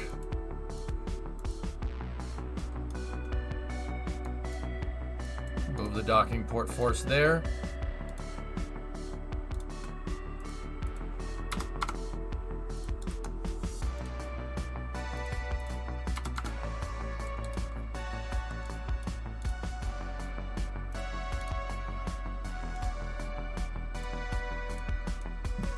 Now, next thing is arm stowing procedures.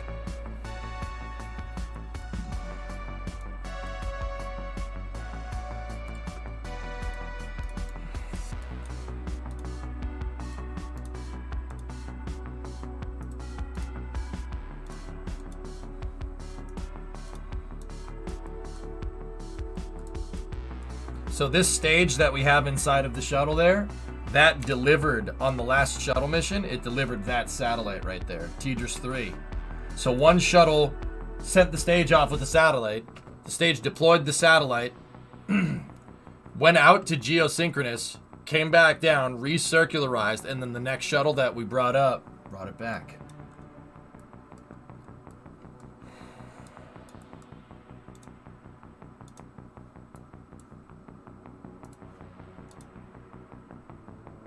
This shuttle launched with an empty payload bay, Drummer. This one didn't bring anything up.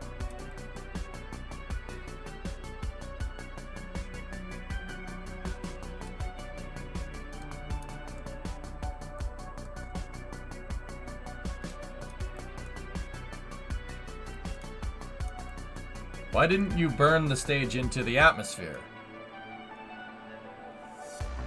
Because I wanted to circularize it, Ivan, to get it back. I purposely didn't dispose of Puma 3 because I wanted it. I wanted to bring it back down. What's the next shuttle mission?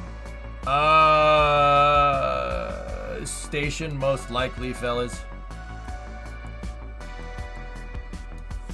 What are the economics of upper stage recovery in comparison to shuttle-based recovery? Well,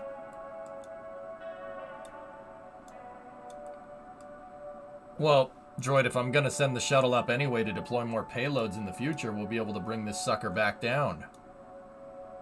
So this is more like a tech demo. Yeah, more or less.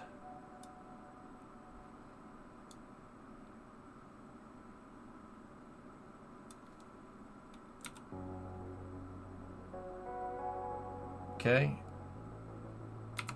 Initiate the locking pins for the arm. Locking pins are good. Start powering down all components. Shoulder roll, yaw,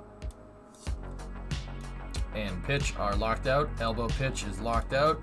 Shoulder pitch is locked out. Shoulder yaw, locked out. Okay, arm is ready to be put into the stowed position. This shuttle launched with an empty payload bay, King Kitten, but I brought back down the Tedra's 3 satellite. And as correctly anticipated, guys, there is not... if we tried to get it with the other mission, we would have ran out of consumables. We're actually running pretty dangerously low. Not dangerously low, we're running low.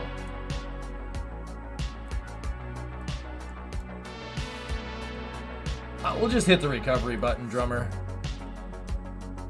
Okay, so let's reverse the manipulator positioning mechanism and move the arm into the stowed position here.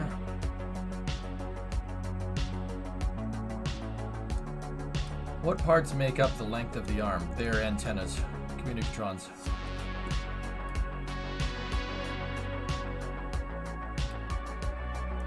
How heavy is the stage? I don't know what the empty mass of it is, Rocket. I know it's good. It's not... We've tested the shuttle coming down with 18 tons. That stage is not 18 tons. Not even close. Does your RCS use monopropellant or liquid fuel? Liquid fuel. Stage uses monopropellant.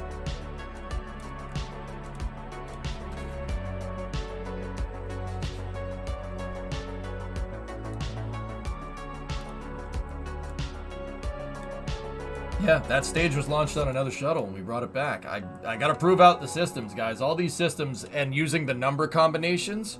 Dude, the number combinations are it. We can just kind of fudge the kinematics here. It'll get more complicated when we go to build the station, but we'll be okay.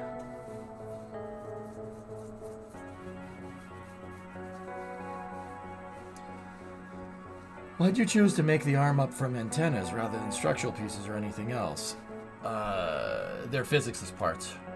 They're physics parts. Those antennas aren't the structure. They're there to look nice. It's cubic octags holding it together. If you note, there's a little cubic octag there.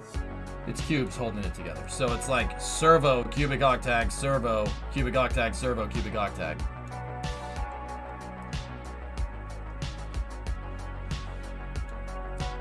What is used as monopropellant in real life? Aerozine 50 is what it's called.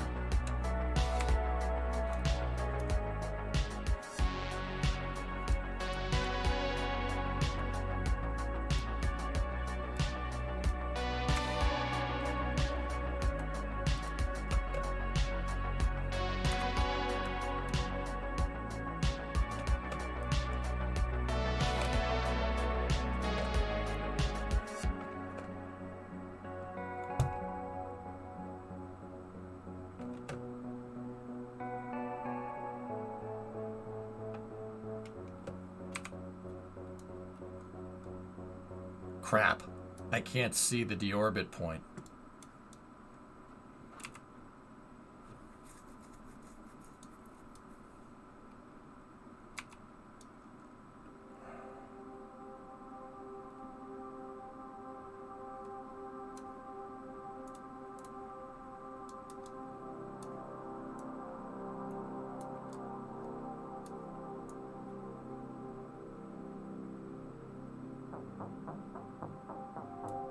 That's it, right there. Okay. We're gonna have to make this quick. Arming the orbiter maneuvering engines. Closing the payload bay doors. Oh, my stupid antenna. We can burn with the doors open, that's fine. That's fine.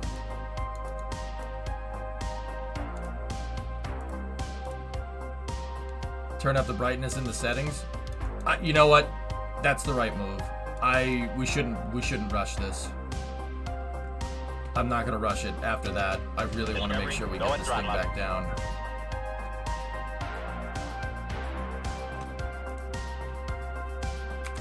Mank, where are those settings, dude? I need to be able to see because I burn at a certain point over land.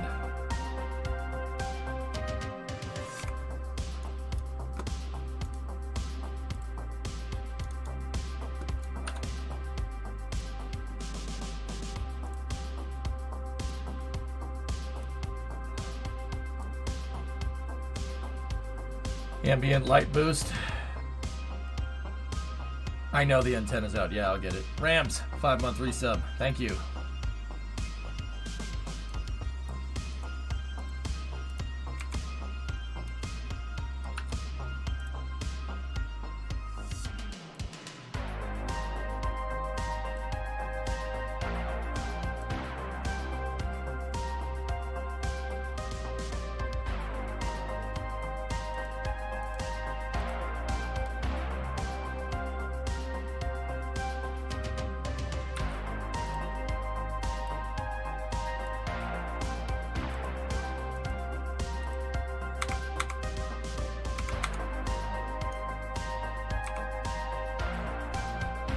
Yeah, Orion, I'm probably gonna do a short stream tomorrow, and then for time for the holidays, yeah, short stream tomorrow, that day off, and maybe Monday too.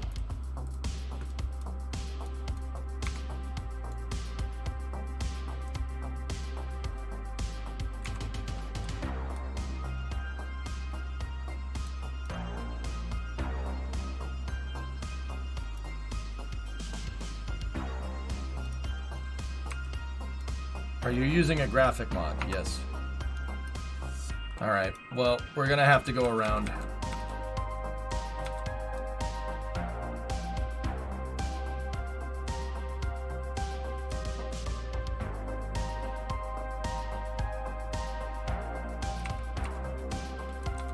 Yeah, okay. It's not that big of a deal. We didn't burn a lot of fuel. One more time around.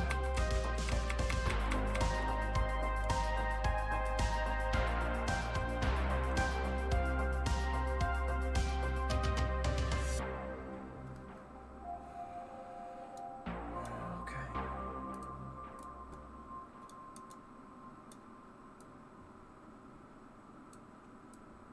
60 meters a second burn.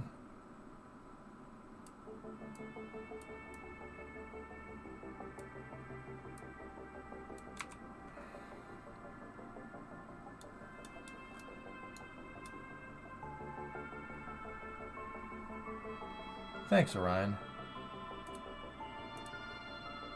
Okay, let's get the KU band antenna closed out.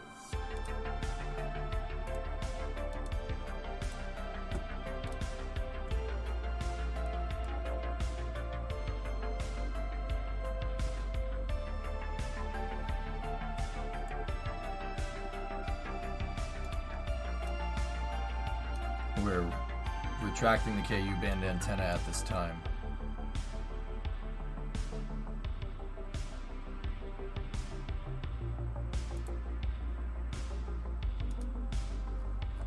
Okay. Pathfinder, you're go for payload bay door close.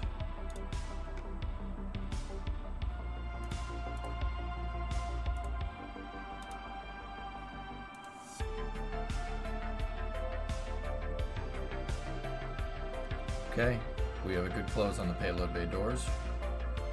Now we need to reset our control point. If you told me to do that, thank you.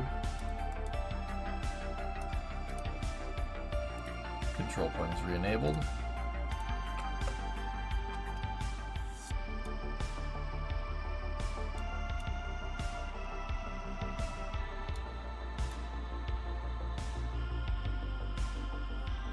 We gotta be very careful here, guys.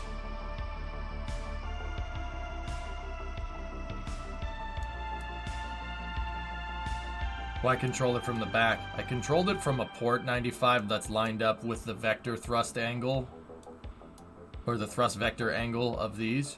Those engines are pointed through the center of mass.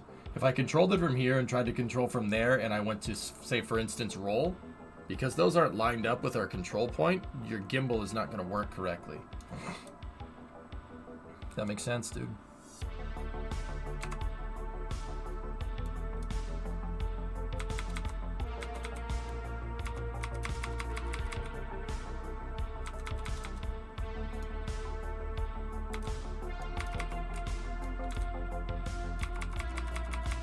Did you add the passive antenna to the orbiter? No, I don't.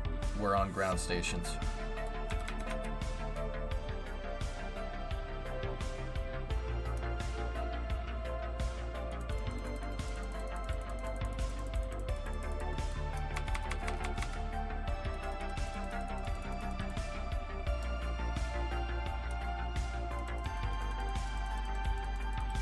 Okay, that'll get us to the right spot.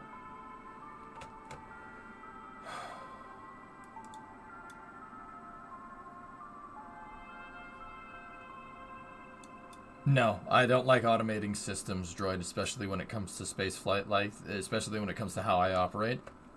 Automating systems is just a really easy excuse for you to forget how a system works and then break it later. Hey, universe.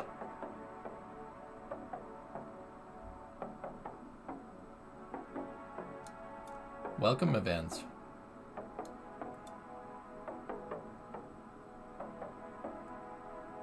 Okay.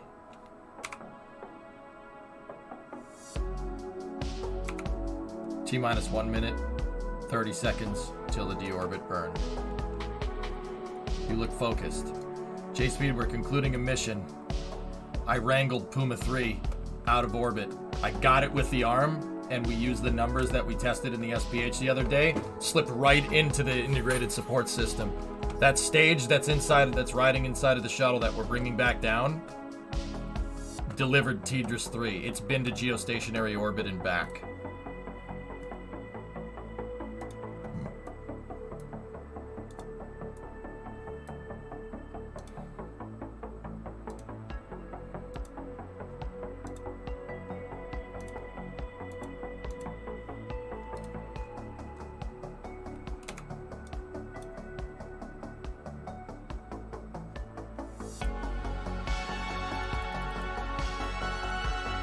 Okay, go for deorbit burn.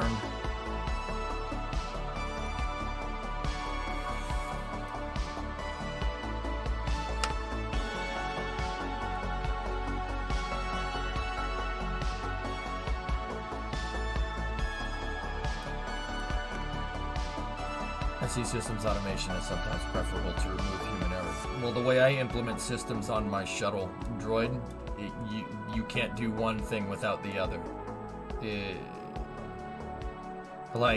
For instance, I'll always remember to retract my antenna because you can't retract the payload bay with the antenna sticking out.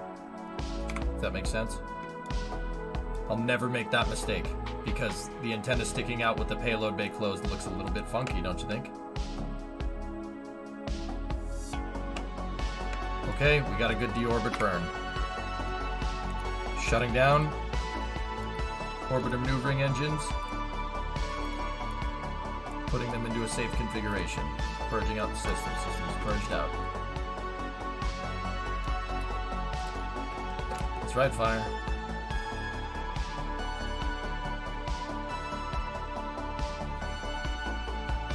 I'm kind of worried about fuel, but we'll see. Gotta be very careful with that.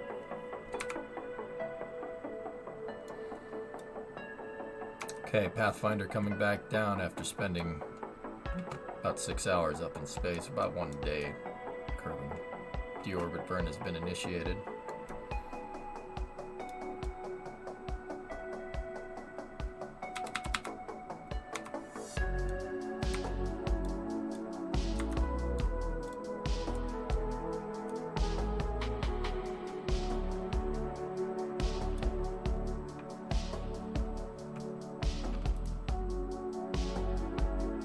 Okay, bringing up our speed brake controller.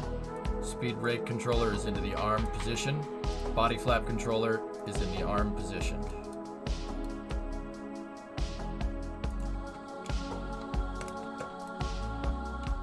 SAS is locked.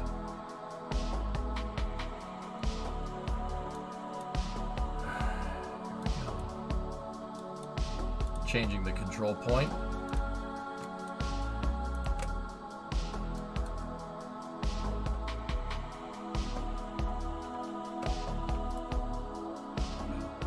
Okay, we're good for a re-entry here.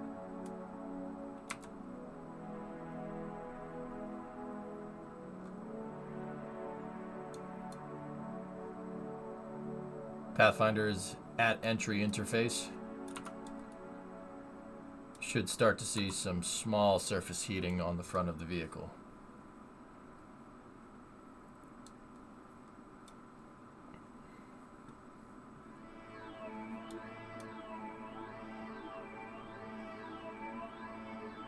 Yeah, fire, bingo. I think that our incessant need to automate everything will be our downfall. Some systems are better off staying manual, even though it makes the job easier. What happens when you automate everything, and then the automation systems work just fine, and they work just fine for 10, 20 years? Then the system breaks because you implemented something new. Now nobody remembers how to do that process because the computer's been doing it forever. That'll happen more as we get further into the future. You watch.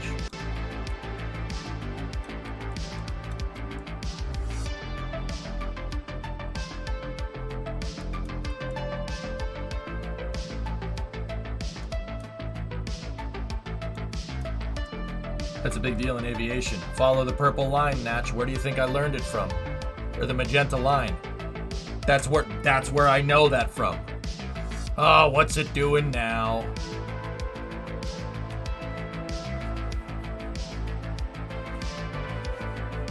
Yeah, our incessant need to automate everything will be our downfall. We really shouldn't do that. We shouldn't rely on it as much as we do. But whatever. I don't know. Maybe I'm wrong.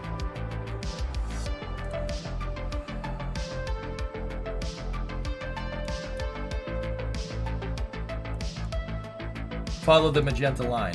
Yeah, no, when they first started implementing autopilot for planes, GPS autopilot, pilots basically forgot how to fly the airplanes. They were relying on the computer so much that the autopilot would literally fly them into the ground, and they would be too busy trying to figure out how to recode the autopilot than actually fly the damn plane. Yeah, that's what I mean.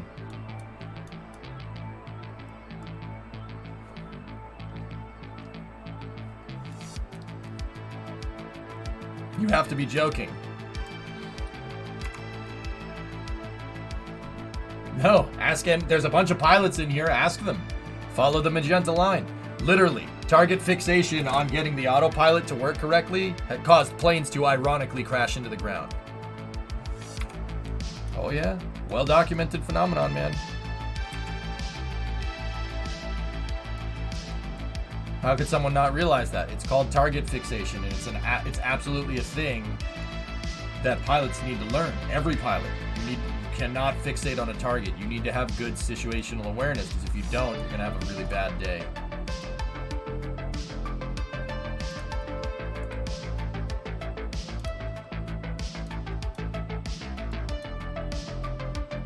I'm gonna activate the flight control surfaces early, just in case we run out of fuel.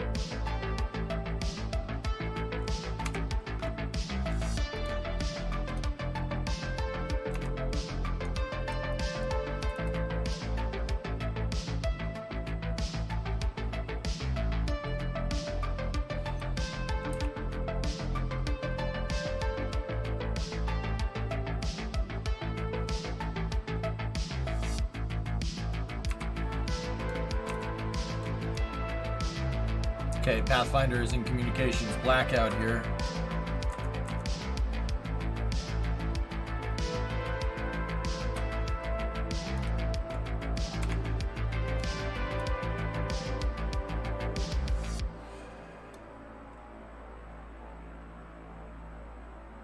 Yep, that's right. Dude, it happens more often than you think, guys. Maybe I should limit what I'm saying about technological reliance on aviation. Maybe for most things it's not that big of a deal, but for planes and space flight, I wouldn't do that. I wouldn't design a system that way. That's really foolish to do that. Even SpaceX, who's very reliant on automation, still has manual backups on Dragon. There's buttons below the screens. And all those buttons are in case the poop hits the fan, you can manually override.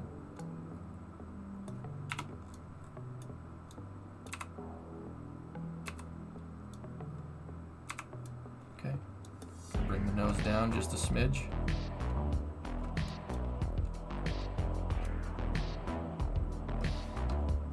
Okay, trajectory's looking good.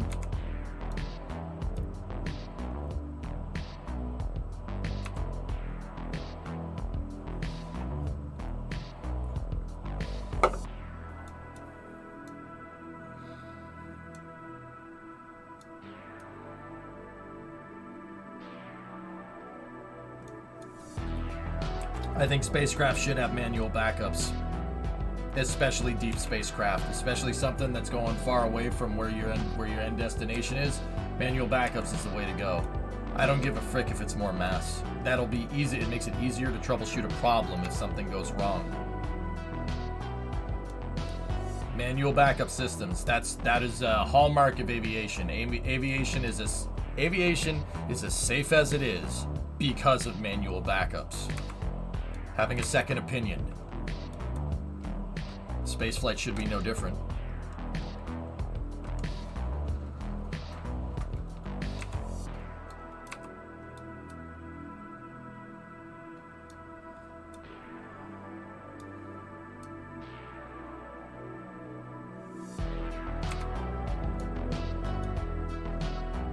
You should never forget how to fly the plane, dude. But yeah, that's the reason why I don't automate a lot of things on my systems in Kerbal. I mean, could we code it? Yeah, sure, that would be great. But I like to have manual backups. Like, for instance, I purge out my engines. I turn the thrust limiter to 0. It's a good habit to get into. If you're not using the engine, what if you accidentally left it on? And you accidentally peg the throttle? Then the engine fires. Get into good habits of shutting down your systems.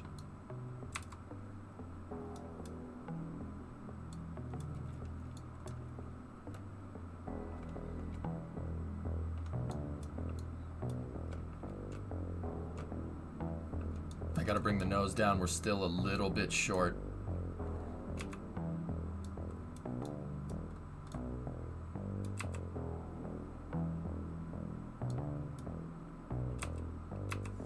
Yep. Jedber, Diesel, and Lange, and Darwin, very happy.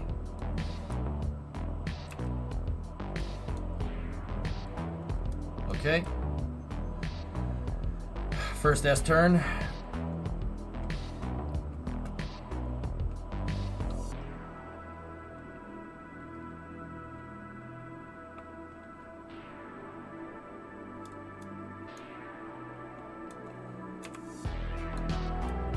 The S-turn is basically designed to put me on a trajectory that goes down this way so I can loop around and land.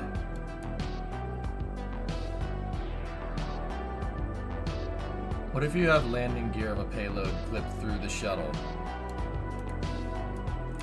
What?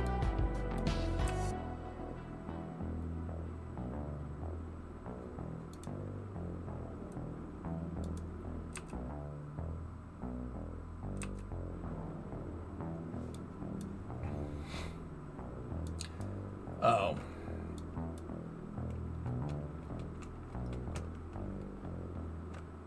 Bran, were you even here for that?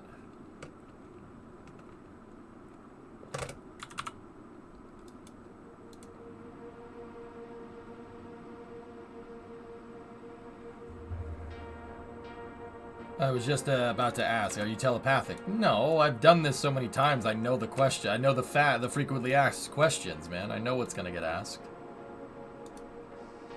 Nah, you've seen clips. I was gonna say, dude, that's before your time, dude, but yeah, that does happen.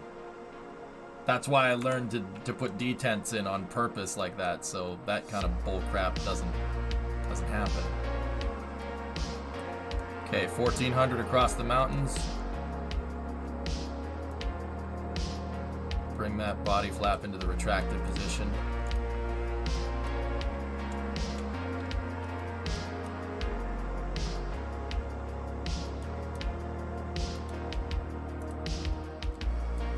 Gotta keep an eye on the fuel. This is what I mean, we're cutting it awfully close.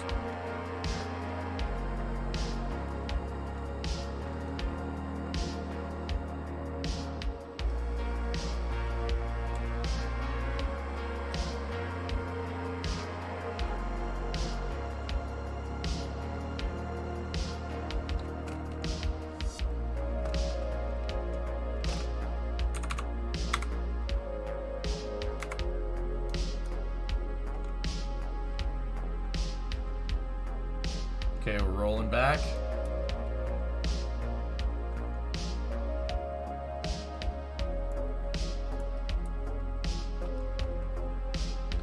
Pulling the speed brake.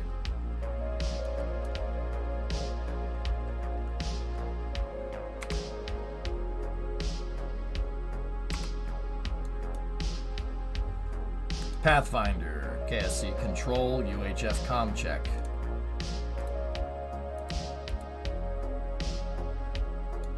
Pathfinder, control, UHF comm check.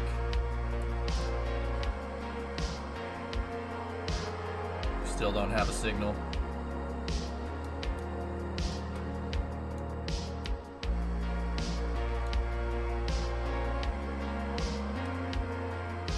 Hey, we got a good acquisition of signal through KSC as expected. Not bad. All right.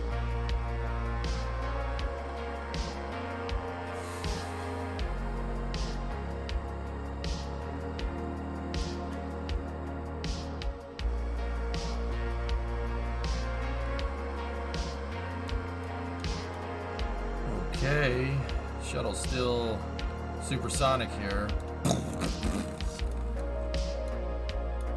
Sonic booms heard at the Kerbal Space Center.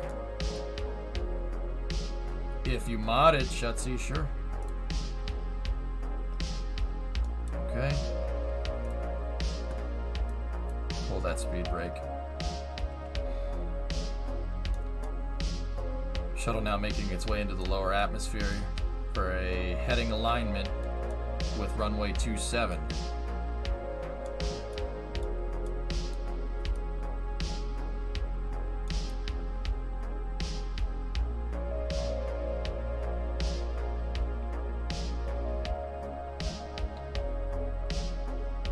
Shuttle's now entered the transonic regime.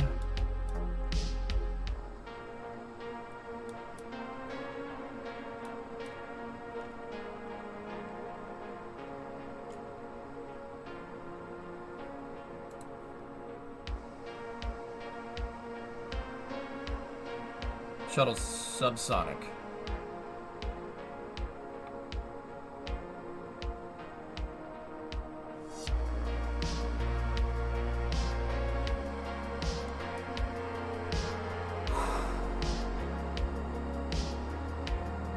RCS basically most of the way down from Praga, from like, shuttle was using the RCS from like 400,000 feet to about 100,000. Actually, even lower than that, 80,000 feet. RCS was firing a lot further into the atmosphere than you might think. 30. It's a 60 meters a second burn, RJ. Jet burn. Diesel now maneuvering the shuttle in for a heading alignment at 27.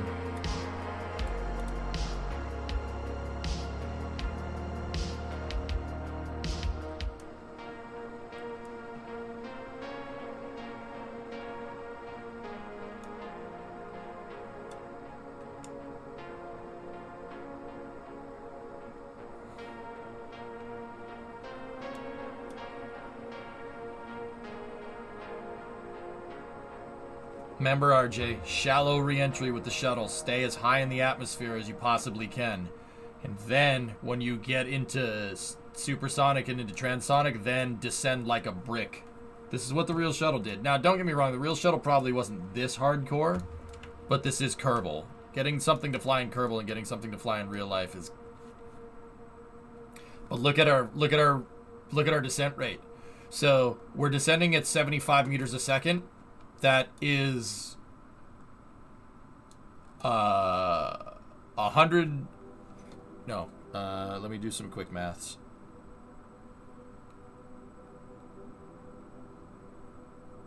$75 times 3.3 equals 247 feet per second. Times that by 60, 14,850 feet per minute descent rate. It's absurd. That is we're falling out of the sky.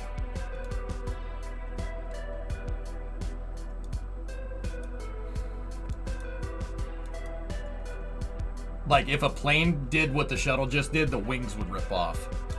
You'd have an overspeed.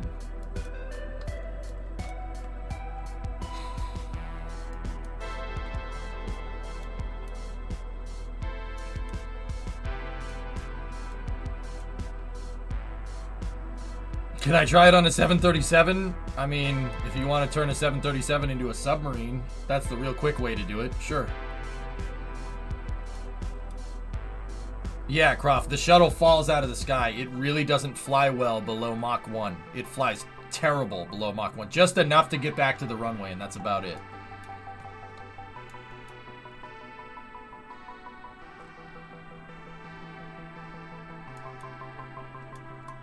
Okay.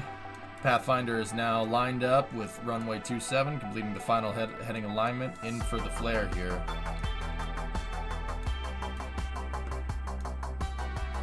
No. Well, then it's not really supposed to do that.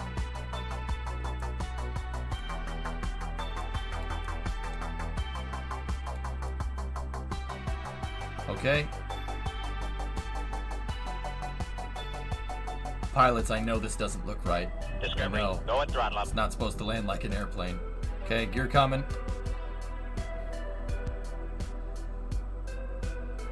Gear is down.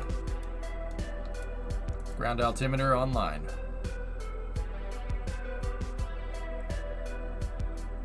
$50, $40, $30, $20, $10, touchdown.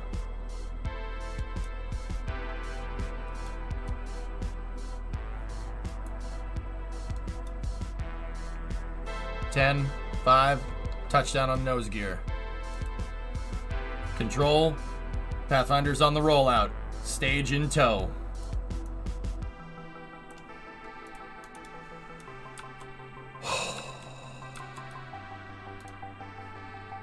That was close, dudes.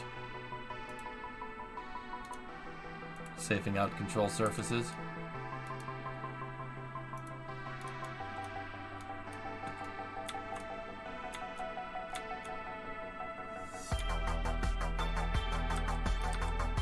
Yeah, that's why I pulled the speed brake. Fire, we actually came in a little bit hot, but that's alright, dude.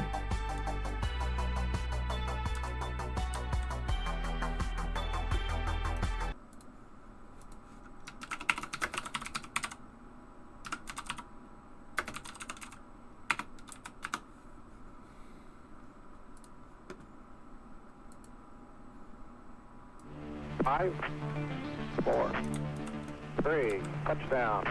Look about, skipper.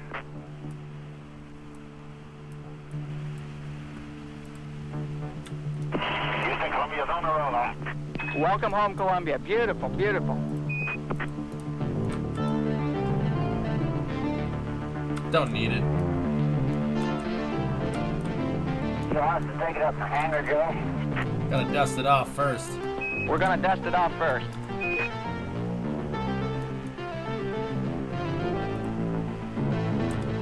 This is the world's greatest all-electric flying machine, I'll tell you that. It was super.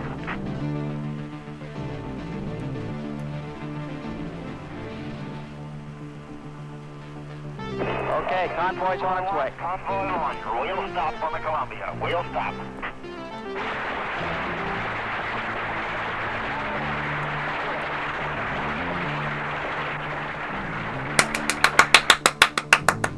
The maiden voyage of Columbia has been a success. Pathfinder, we have The wheel stop. astronauts and the vehicle have met or exceeded all 144 flight test objectives. A body flap The control. integrity Yes. of all the That's systems. to trim out Propulsion, payload, differential payload avionics, mass for landing. structural, flight control, power, and thermal have been affirmed. John Young's comments after returning home. I can't tell you what a tribute that is to the American working man and the American working woman, too. You can't imagine the variety of people who worked on this vehicle, from all walks of life, all capabilities and limitations. It's all due to their individual efforts. They proved that they can do the job. They proved it for the world to see. And I'm mighty proud to be associated with folks like that. What a tribute indeed. The Columbia represents an achievement in aerospace technology and development never before realized in the history of manned spaceflight. It is our basic building block for the future. It's what we've been trying to do for the last 10 years. We've got a vehicle with a payload performance that will allow us to do that, much cheaper than we've been able to do it before. It will immeasurably improve the defensive capability of the country. It will help develop space science and technology. When we get operational, the space shuttle will be able to do in 5 to 10 years what it would have taken us 20 to 30 years to do otherwise. We couldn't do it if we didn't have the space shuttle and that payload capability. And the sooner we do those things, the better off the country's going to be. A revolutionary new era in space transportation has just begun. Routine access to space. Welcome to the future.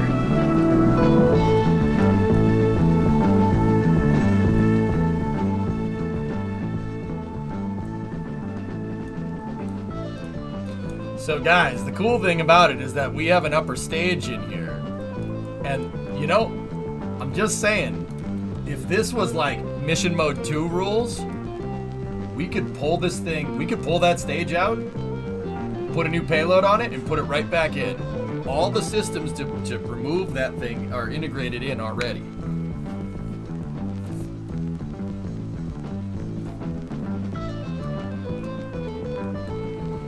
Yeah, see?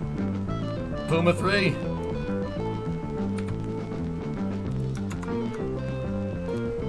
Mission success. Landed at runway 27. Crew duration, time on orbit, 1 day. 4 minutes, 50 seconds. 1 day. 0 hour, 0450.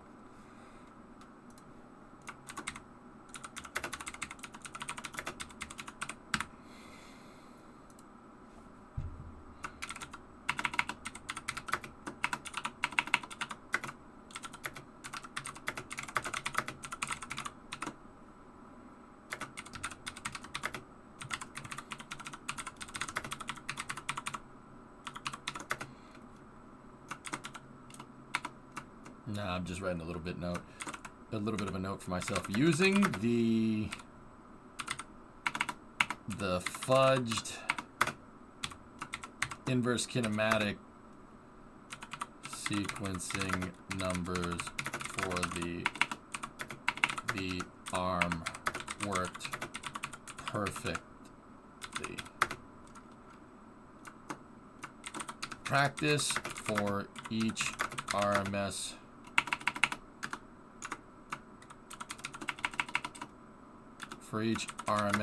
mission should be done in the SPH before said mission to make sure the mission is viable. Yeah.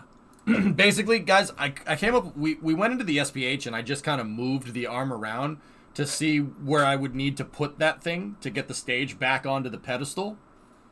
And I basically just plugged in the current numbers of the arm and then the sequence numbers of where it needs to be from what I practiced in the SPH. We plugged that into the cal controller and it faked the inverse kinematics and just moved the stage right into position. That went way too, like, I'll be honest with you, that went way too way too simply. I honestly did not think that was going to be that easy, and I budgeted a ton of extra time for this mission.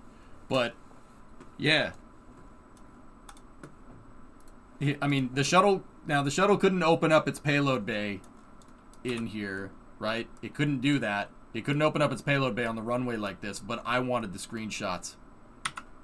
We recovered that. We plucked that sucker out of orbit and placed it back on its pedestal.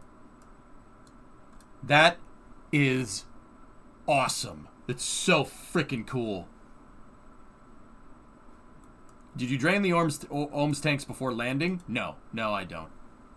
They all feed from the same tanks, RJ, so yeah, it's easier that way. Because the RCS pulls from everything. You can't tell the RCS to just pull from one tank. So if I could, I would have that tank feed the ohms thruster and this tank feed the aft RCS, but it doesn't like that. It doesn't do that. First new piece for the museum? Oh. Well, we would need a shuttle OPF to get that stage out of there. I don't know how we would do that, fellas. I mean, we could. What's that, Thomas?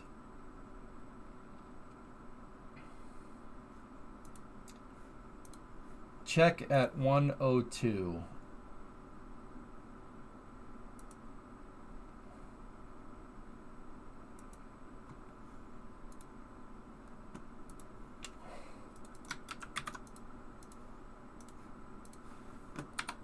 You could also just hack gravity and use the arm. Ew. Wiser. That's disgusting.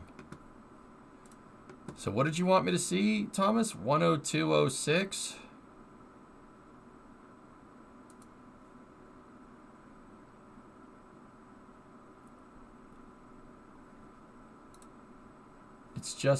It's some after Station EVA. Houston on space to ground 3 for airlock. Please stand by for a special end of EVA message from your flight director. All right, folks, first things first, congrats on an awesome EVA. You have a very happy team down here, so we just want to say congrats and let you hear our applause through space to ground.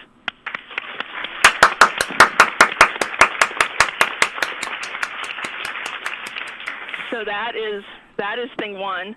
Thing two is, it's almost Christmas, guys, which probably means you need a holiday song. So I figured I'd let you get your helmet off before I sang to you. But this is I Rosa Rock coming your way in just a second.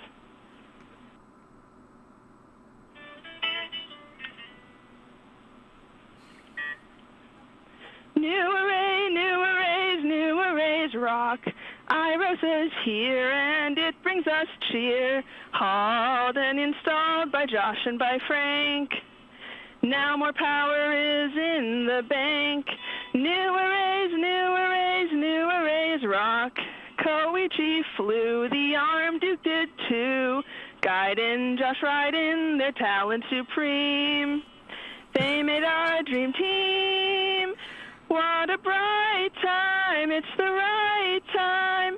You rocked the EVA. New array time is a great time. Now more science can occur each day. Giddy up, ISS, point your arrays at the sun round the clock. Wow, so much power soak in all the rays. Oh, yay, new arrays rock. New arrays, new arrays, new arrays rock. Spacewalk was fun, and now we are done. Wow, on there's more Earth to and in this. space, we all did our best. Now we need a rest. What a bright time, it's the right time. You rocked the EVA. Great time is a great time. Now more science can occur each day. Giddy up, ISS, point your arrays at the sun round the clock. Nice. Wow, so much power soak in all the rays. Oh, yay, new arrays rock.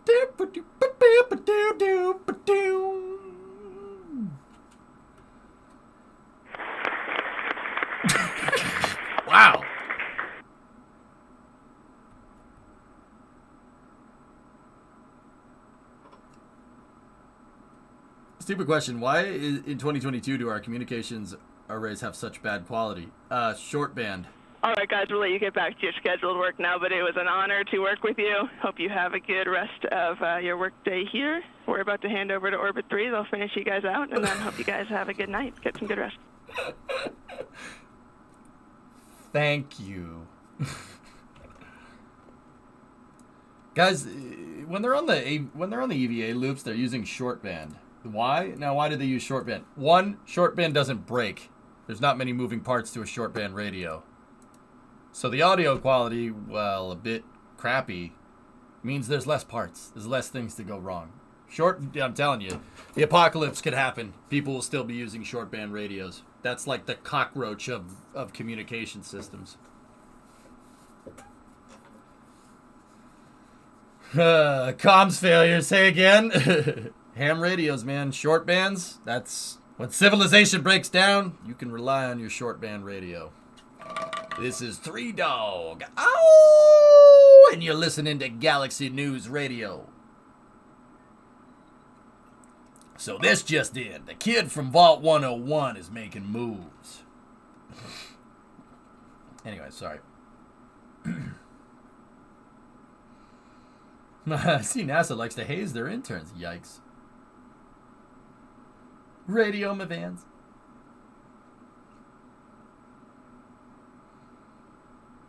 Just slap me with some nostalgia. Good. Not even with new tech? Why? Dude, why? If it ain't broke, don't fix it. It's simple. It's easy to repair in case it gets fried. Yeah, man. It's that simple, dude. Same reason why planes still use short band. Same exact reason. Today is the Space Force's 3rd birthday. Yep. Dude, look at that. I'm sorry, I'm still looking at it. We just brought back a stage. We brought a stage back down from orbit. How many times have I done this in my KSP career ever? And more importantly, how many times have I done it inside of the shuttle, brought it down with a shuttle? The last stage that I brought back down was Bullet Bill. You remember that? Who remembers Bullet Bill?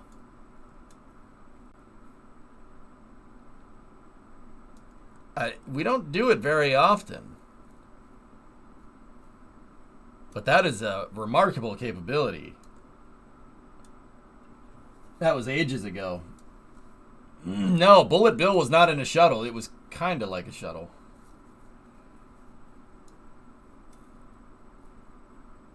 Yeah, I basically made a re-entry. I made a shuttle using wings. I made a shuttle nose cone for a stage and ended up landing the stage like a space shuttle. We'd attach it to the payload attachment fitting in the front of the stage, and the stage would come back down. And it basically is take the shuttle, cut it right here and cut it right there, and then take everything above that off. So it's like the underside and the front and the nose, and we'd attach the stage basically right here, and the stage would fly down as a re-entry vehicle. That was a BCR payload, so that was from the 2nd mission mode save from like 105. That was probably like 6 or 7 years ago. Had to bring those Goliaths back, but yeah, there it is, man. Oh, that's so cool. We brought the stage back. That stage had been up in space. And I'll be honest with you, fellas, that worked excellent. The rendezvous was great. The reorientation was great. I fat-fingered the keyboard a couple of times when we were trying to grapple it, but, dude, everything worked perfect. I can't believe how smooth that went. Shuttle flew fine. It did not... It felt like there was no stage in it, man. Tiny Victory says hi. Hi, Tiny Victory. Now you need to refuel them on orbit. Oh, don't worry. The piss will be making some more appearances. I mean, dude, the Kraken tech... Guys, this stage... You guys understand? This stage is being held in with RCS. That's it. Even if we take the auto strut off, it doesn't make a difference. See what I mean? That thing is solid. The stage could have been undocked. If we could lock it in position, it could be just free-floating in the payload bay. Still would have made it down.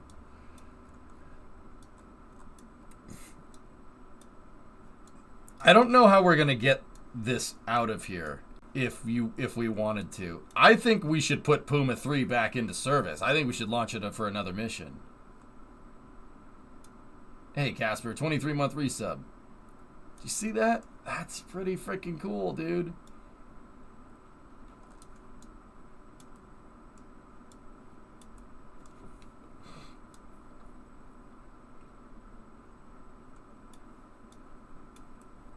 Voting time. Wait, what? Congrats, man. Honestly, Natch, it's a huge accomplishment. I'm sorry, guys. I'm pretty happy with how this shuttle works, man. I built this shuttle in a freaking week, dude. It's so good. I'm really happy with it. Can I see your ET model before you head off? I'm not going anywhere. Yeah. We'll, you know what? I'm just going to recover. I'm going to take my pictures. We brought it down. We have pictures as proof. There it is. I'm going to recover, and we'll close up the payload bay on Pathfinder, and we'll bring her. We'll launch that stage back up into space later. Does the real shuttle also nose down like that when landed at a 5-degree pitch down?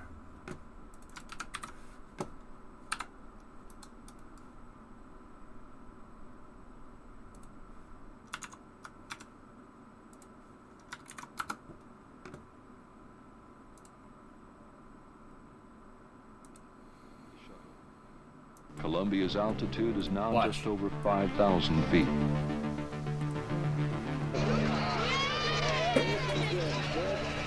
Is it worth the money to launch a shuttle to recover spent stages? Depends. Yeah, it's raked, Dot. Yeah, it's interesting that they call that the same thing with airplanes. Pretty clear?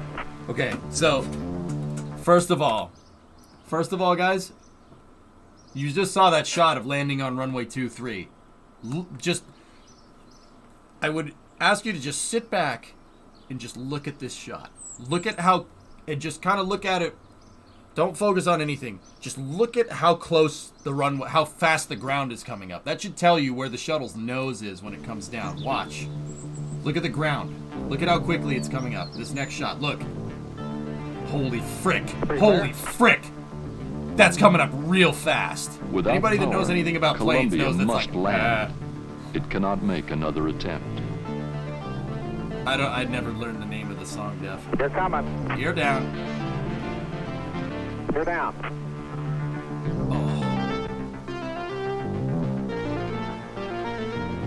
Oh, baby.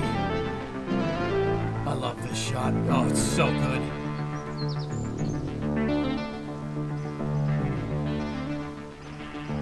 Feet. 40, 30, 20, 20, 10, 10, 5. 5, 4, 3, 2, 1, touchdown. Victory now uses T-38s because they don't have any guns on them. They're easy to operate.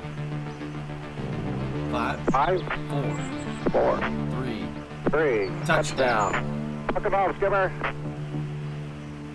Yeah, it's raked, droid. Houston, Columbia's on the rollout. Houston, Columbia's on the rollout. Welcome home, Columbia. Beautiful, beautiful. Look at that thing. Look at it. Look at that freaking thing. That thing freaking came from space. You gotta be kidding me. It still blows my mind. That thing is freaking huge. We're gonna dust it off first. That's correct, Edward. Yeah. What a monster. This is the world's greatest all-electric flying machine, I'll tell you that. It was super. Super. Right, T? Convoy 1. Okay, convoy's on its way. Convoy 1. We'll stop on the Columbia. We'll stop.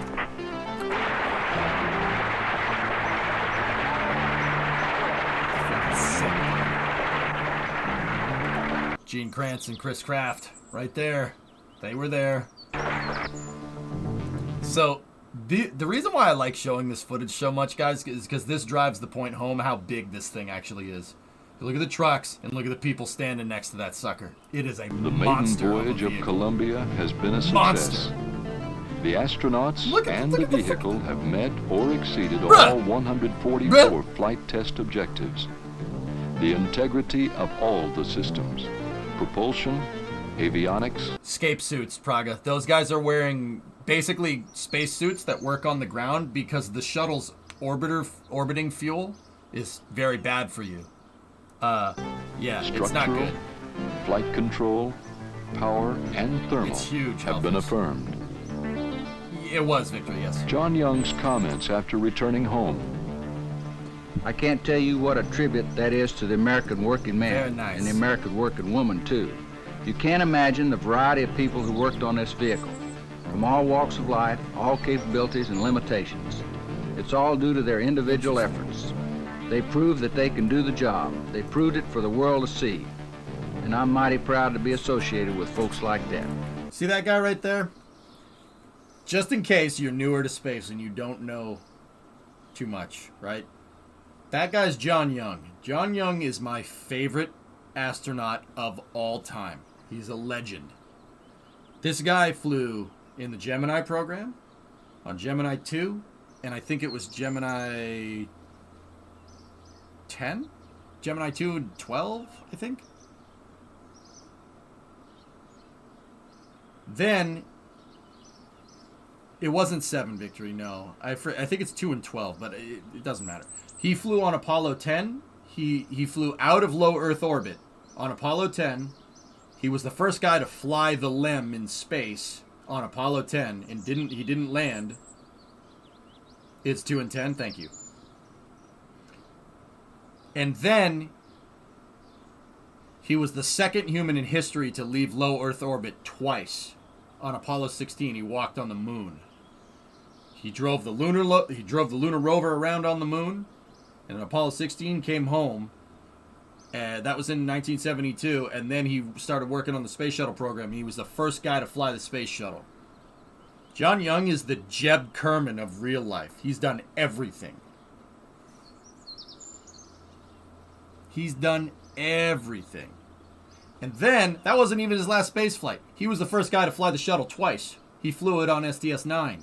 He was going to fly a third mission, but Challenger happened. You know what that third mission would have been? Hubble Space Telescope deploy.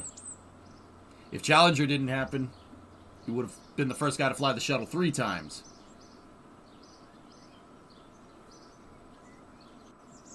He's a real-life Jeb Kerman. That's why he's my favorite. He's one of 3 guys that's been out of the moon, or been out of low Earth orbit to the moon 2 times. Do you guys know who the other 2 were? Who are the other 2 people that have been outside of low Earth orbit twice? One of them is still alive. Jim Lovell is one. Who was the last one? No, not Frank Borman. Frank Borman flew on Apollo 8. Fred Hayes? Nope. Gene Cernan. Bingo. Those are 3 guys that have flown out of low Earth orbit twice.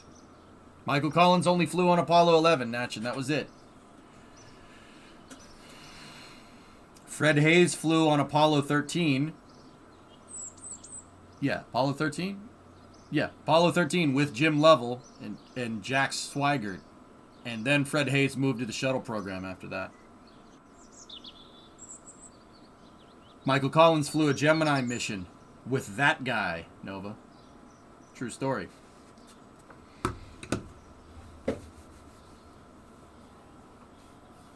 Yeah, exactly. The only reason that John Young didn't land that lunar module on the fuel is because they didn't give him enough fuel to do it. Because they knew if they topped the LEM with enough fuel, he would have landed.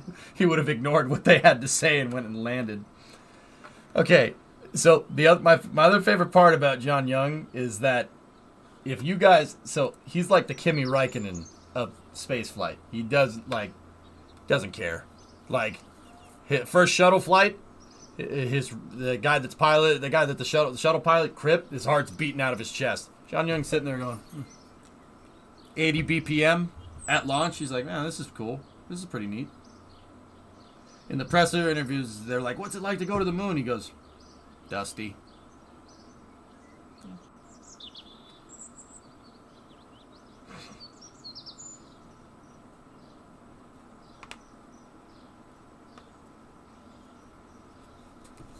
Just dusty. Now, like, for a guy that didn't talk too much, right?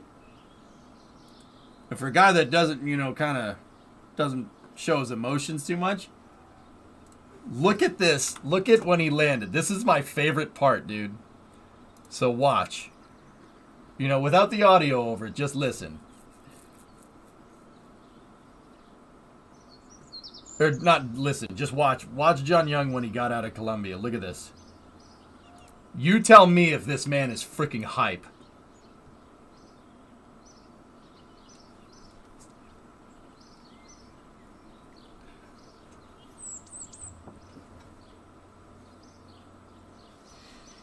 Oh, man, I'm going to shake your hand, man. I'm going to shake your hand. Did you see this thing? I flew the heck out of this thing. Oh, yeah. This thing's a beast. Who else's hand can I shake? You see that? Yeah, of course I saw it. I flew the damn thing. John, you got to come back to the crew truck. You got to come back to the crew truck. All right. He's over there. Yeah! Woo! I love it. Watch. He peeks around the corner.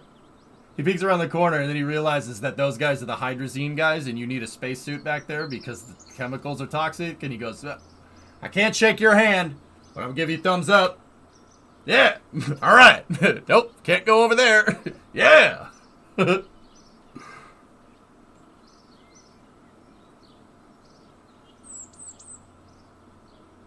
It's funny. I always watch Crip. What do you think he's saying?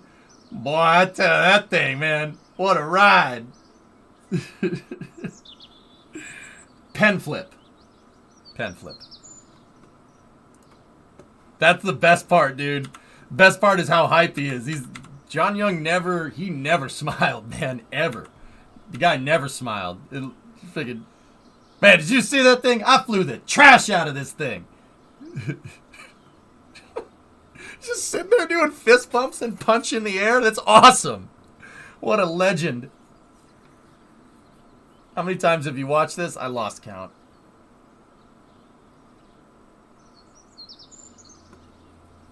Isn't that cool? Man, brag about something I bought.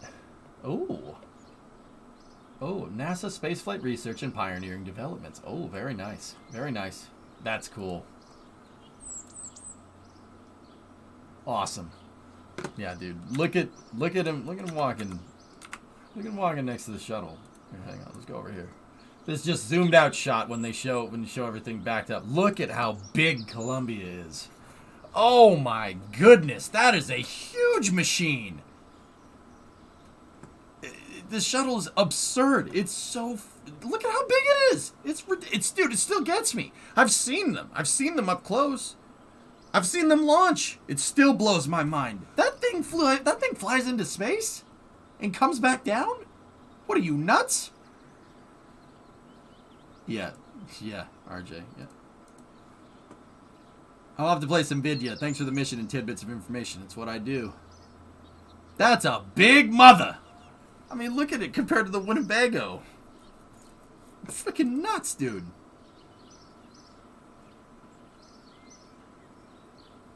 Unfreaking believable. Also, very nice 79 F-250 right there. I want it.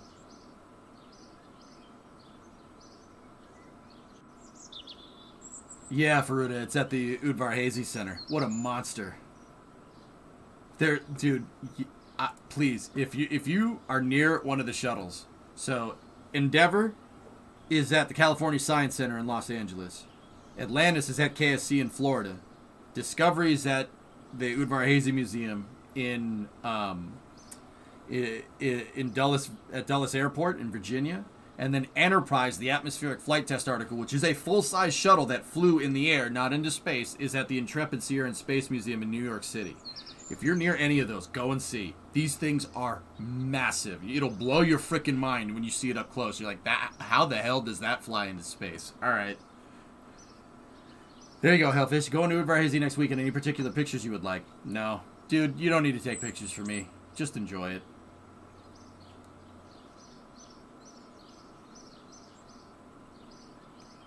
Yeah, of course. They all seem to be Fords, man. Ford makes good trucks. Anybody that says anything different is a liar.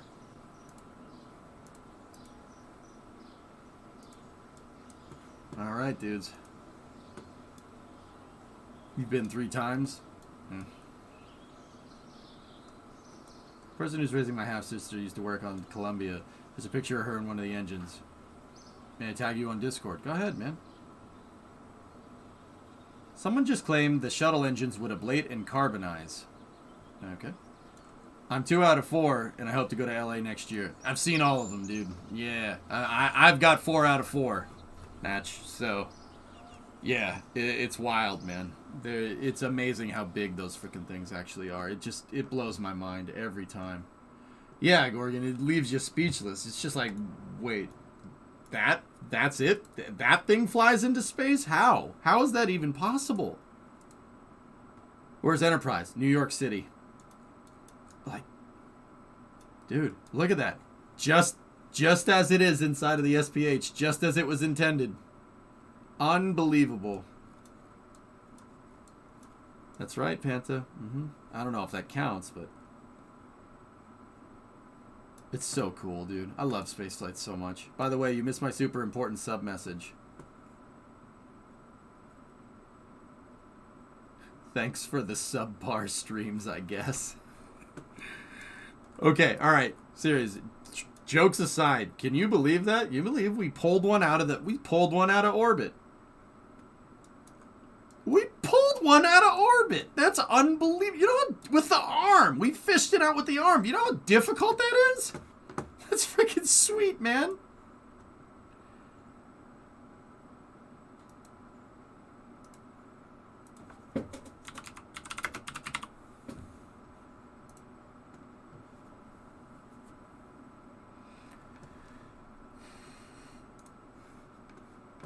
It's in aerospace and science. Let me find it.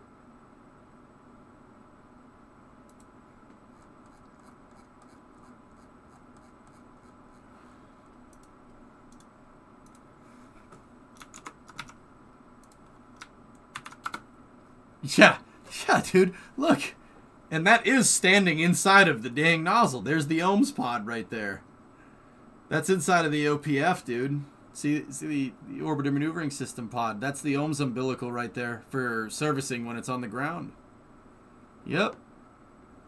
It's a freaking monster, dude. It's a freaking monster. That's the shuttle engine, guys.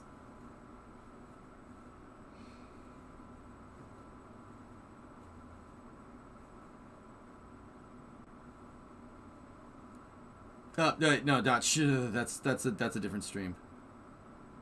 Is that a AJ10? RS25, Nova. That's this motor. In that picture, she's standing in this motor right here. The service umbilical for the for the port side orbiter maneuvering system, or the servicing panel, is right there, on the real shuttle. See it? There it is. That's the ohms pod right there, meaning that the rudder is right here. This is the top engine on the shuttle.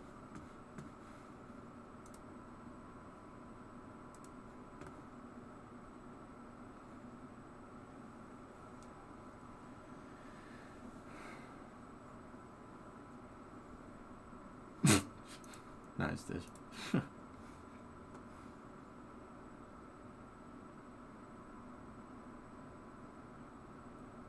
Beast. What a monster. You could stand inside of them, RJ. They're freaking huge. They're big motors. They're gigantic. And that's just a shuttle engine. Saturn V's engines are bigger than that. She's 5'8" for reference? Wow. That's not short, Neb.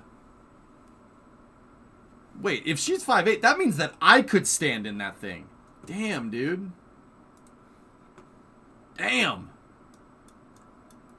Can I live in one? Dude, that's my happy place. Your buddy, Cherokee, your buddy actually worked in the shuttle simulator, CAE out of Montreal. He was an optics physicist. Cool. Man, did that mission go well. I'm so happy, dude. I was dreading this mission, I'm not gonna lie to you. But, dude, this shows that everything works, man. Everything works. This thing worked excellent. Like, excellent. Yeah, the next thing, on the other side of Christmas break, guys, the next thing that we're doing is we're going to start packaging up station parts. Glad there were no Krakens. War Mongrel, that's why I took the time to make this. That's why I took the time to, when I was making the arm, and I take my time, I think about the hierarchy, and I try to give it the best chance of the Kraken not getting it. Dude, we brought the stage back down after it did a mission. And see, here's the thing, fellas. The reason why I wanted to do this isn't necessarily because I'm worried about recovering the stage. A couple people asked about that. Do you have any money? Do you get any money from recovering it? No, not really. But this proves out that these stages can be captured with a robotic arm. They can be captured. So, for instance, if we want to grab one, we want to maybe, oh, I don't know, birth one to a space station with a robotic arm. This proves that it proves that it can be done. Hey, Snake. What's the plan for the rest of the time left? I don't know. I allocated this time for this. I wanted to work on the snowblower if you guys wanted to do that, but Snake, check this out. Hi, by the way. Are you you're still over? You're over there, aren't you? Check that out, man. That stage I launched, I wrangled it with the arm.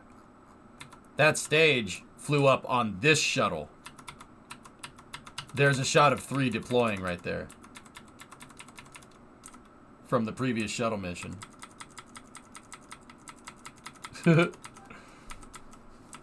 And then we sent another shuttle up and we went and grabbed the stage after it delivered its payload. Wrangled it with the arm. And we brought it back down. Oh, that's so cool. Let's do it. We can either mess with the snowblower or the truck for the rest of the night. It's been a hot minute. Yeah, man. Where have you been? Launching rockets? That's good.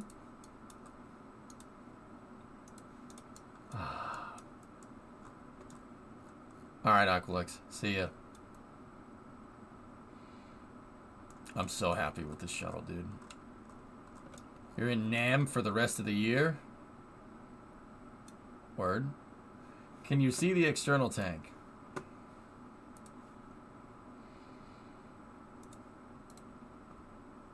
Trana, you have a stupid question. I know there's no drag in space, but wouldn't something long still snap with a long arm because the moment exerted on it is larger?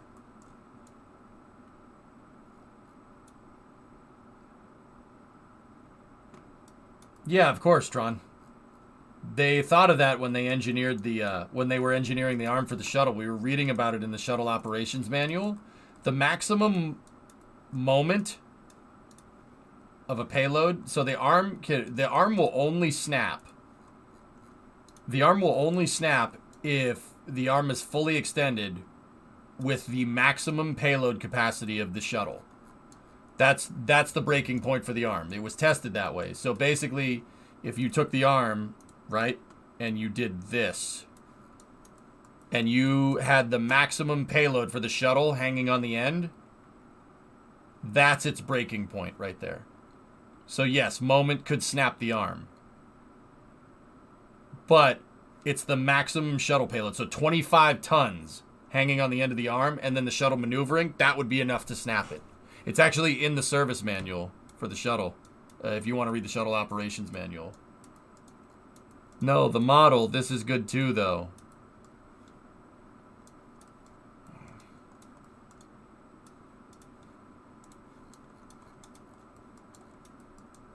Yeah, it's actually pretty well thought out. RJ, here, look. All right. Let's go in here. I'll show you. Just.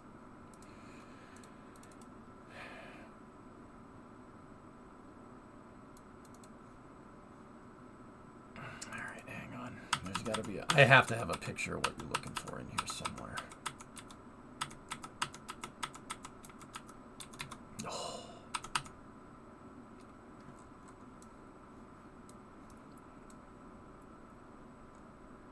Yeah, it was very, very well designed stuff, man. There's a reason why we still use the robotic arms, but super busy with school and finals. Yeah, Snake, well, you know what I'm going to say. That's what you should be focusing on. I'd love to have a shuttle service manual.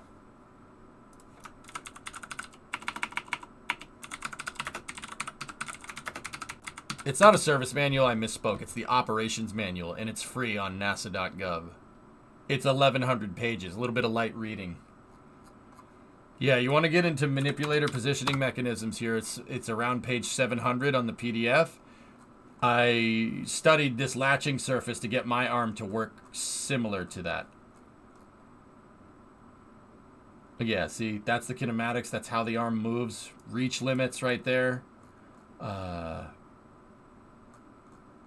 So basically, where the arm can go, its maximum reach and stuff. They also, Tron, in here in the manipulator arm drive system, they have drive motor amplifiers in there as well. But yeah, see the SPA servo power amplifiers. There's amps connected to each electric motor to amplify the power, so you can vary. Basically, you can vary the power level on the arm depending on the mass of the payload that you're moving. There's a whole science behind this, dude.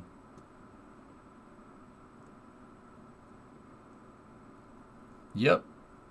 It's really, really interesting reads. So the arm, like, this is what I mean about manual detents here. You could set it to manual control, and they could control the arm like I control it in KSP, adjusting one thing at a time with the joint selector right there. You see you have shoulder yaw, shoulder pitch. That's basically a rotating servo right here, and a pitch servo that's on the shoulder. And then you have elbow pitch, and then you have wrist pitch. You have wrist pitch, yaw, and roll. It's literally, it is a, when they say it's a robotic arm, I mean it is a robotic arm.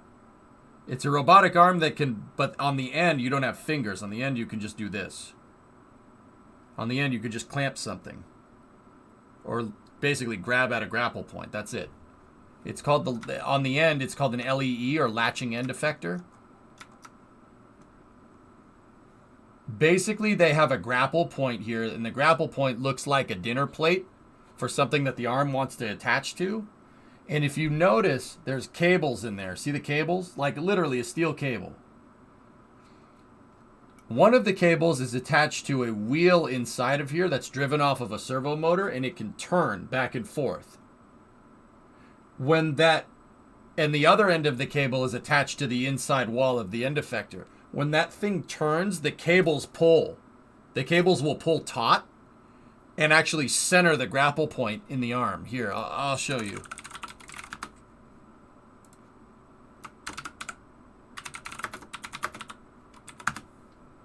I mean, dude, this is super smart.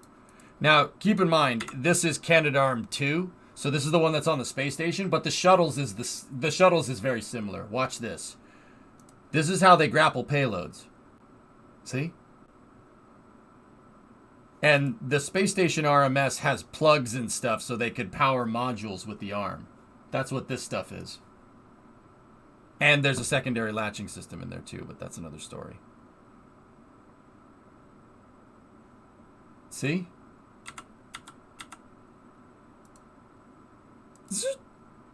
So if we go look at a grapple effector,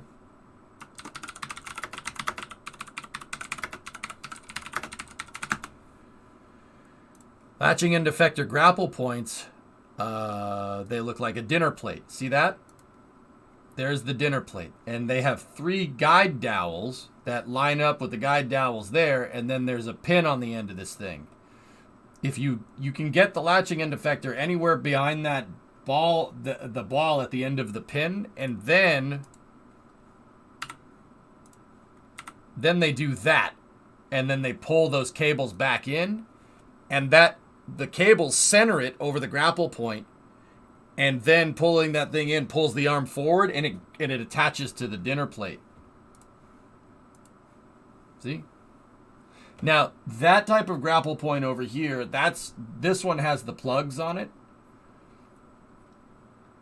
So, you can power it. The reason why is because the space station robotic arm is a little bit different than the one on the shuttle. The one on the shuttle it only has an LEE at one end. So it's attached right here, and then the end effector is on one side.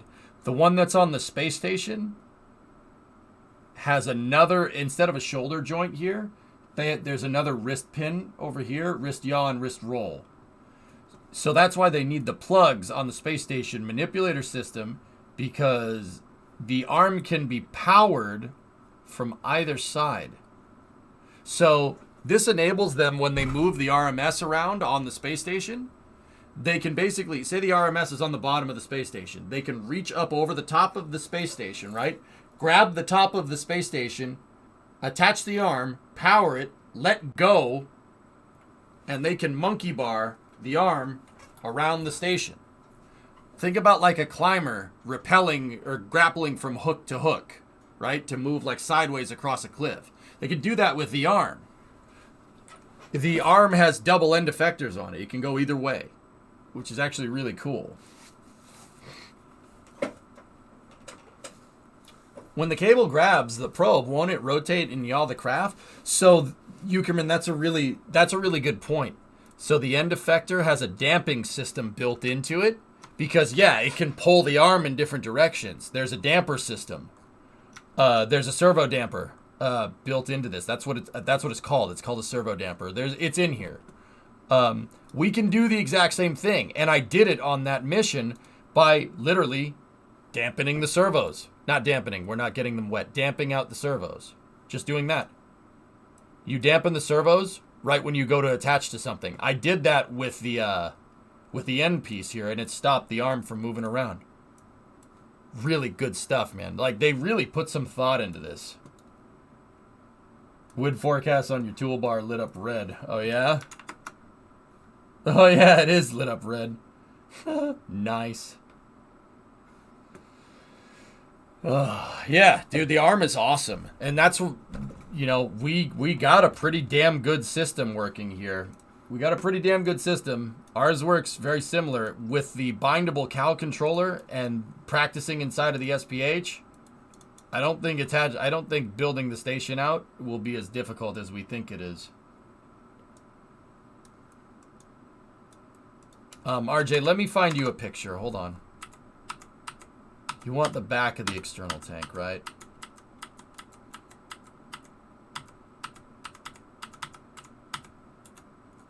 Oh, that picture's so metal.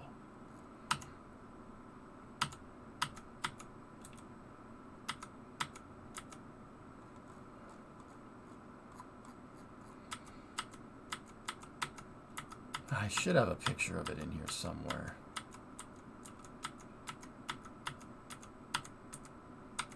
I mean, either way, we just get to look at awesome pictures of the shuttle.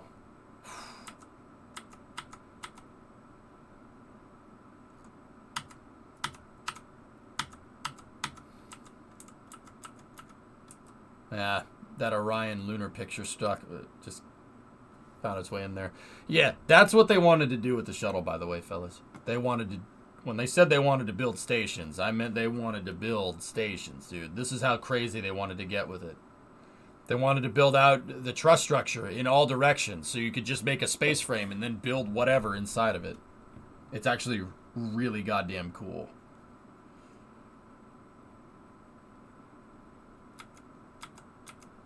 Oh, look. We literally just did that. They planned on doing it, never did it.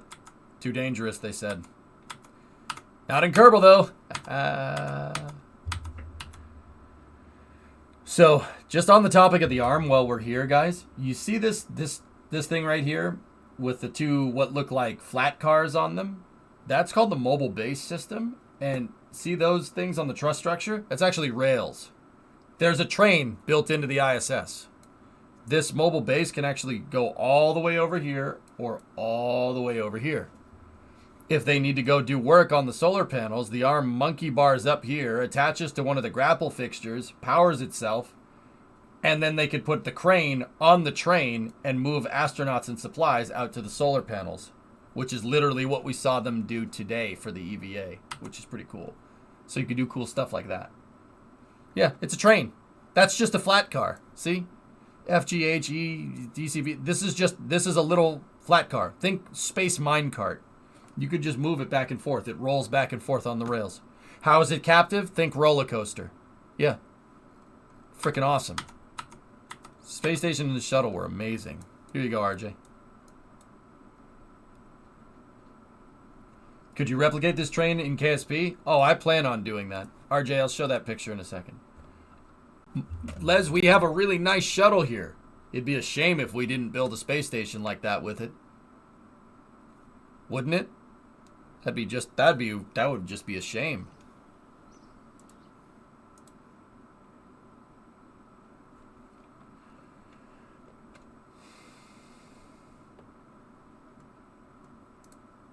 Here, let me go into my R&D save.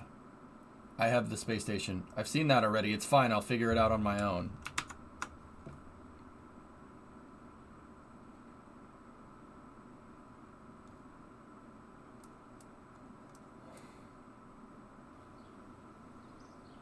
The repress lines go underneath and they come up right here.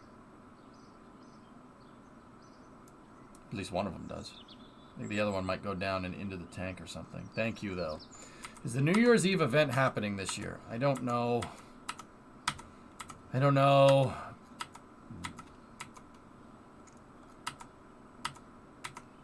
I'm not sure, dude. Remo wants to do something for New Year's. I'll get back to you. I have to convince her to not want to do something social. Don't tell her I said anything, though. RJ, the thing is that my model is not detailed enough. My model is the model isn't detailed enough to show the repress lines. I know it's not. I didn't do it that detailed. So that's why finding a picture would be a better solution.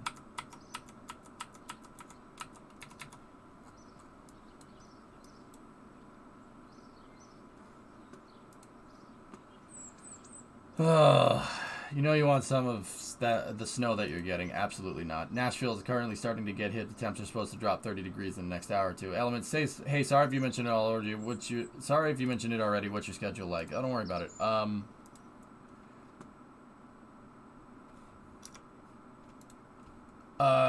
So tomorrow I'm going to probably do a shorter stream, guys. I don't know. Maybe we'll just have some fun. Maybe we'll try it. We'll try to build that tank thing that we were talking about. As a fun Kerbal stream. Saturday off, no GTA racing. There's no racing, no Friday night racing tomorrow. Sunday obviously is off, and then I'll probably just take Monday, and then we'll pick up on the 27th. But yeah, predominant. I gotta see what Bree wants to do, and then we'll go from there. Pi isn't gonna be there for New Year's, so. I mean, we'll figure something out, dude. I know you don't want to be alone. That's fine. But yeah, here, Lizoku, check this out. I have a space station that we're putting together, and it's just like my shuttle is kind of high fidelity replica. I have a station we're making here that's also.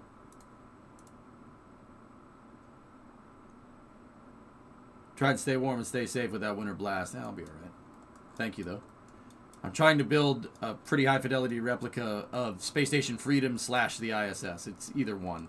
I like the tandem modules. I think the tandem modules look cool.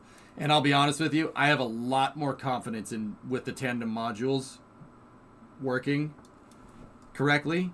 Sorry for being a pain. I appreciate the help. No problem. I was there when you replicated solar panel modules. That's crazy. Yeah, exactly. But so let's check this out. I have docking ports here, and these docking ports are where these modules will attach into my shuttle payload bay. That's where they will attach. I could use those as a parking spot for the mobile base if we need to. The real modules that they moved up on the shuttle actually had a shuttle attachment point, payload bay attachment point here. In real life, they took them off. They took them off and they put them somewhere else. There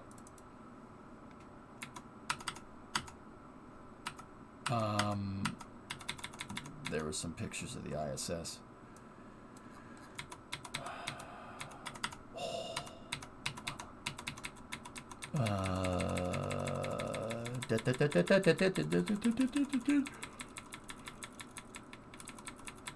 Your boy's starting to get a little tired. Let me see if I can find another picture. I know I X'd out on the one with the ISS on it.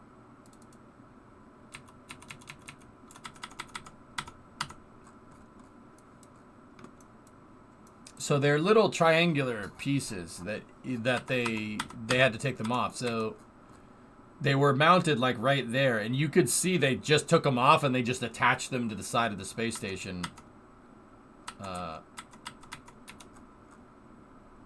Yeah, see, there they are. See, there's the pins for the S0 truss segment. Those were attached on the front, and they were used to locate the payload. The docking port for the payload, or one of them at least. See them right there? There was two of them. One was right here on the front and the back right there. And then, if you look, those little triangles to hold payloads in place are everywhere because they took them off. There's a picture of one still installed on some EVA footage that an EVA picture back here. Go at throttle up. There it is. See? So that's where my docking ports are because it's high fidelity. I either have a way to park them or I'll take them off. That's literally pictures of two NASA astronauts taking one of those things apart. They took them apart and they just put them up here. Bagel, 23 months. This is also a pretty good diagram if you don't have it. Oh, very nice.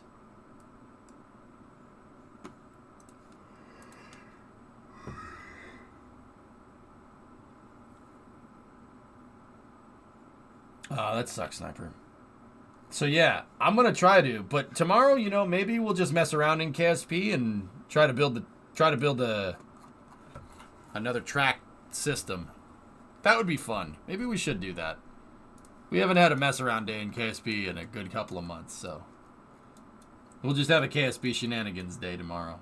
But anyway, guys, I'm gonna call it tonight. I've been doing kind of shorter streams here, but I was gonna work on the snowblower, but we'll maybe we'll do that tomorrow.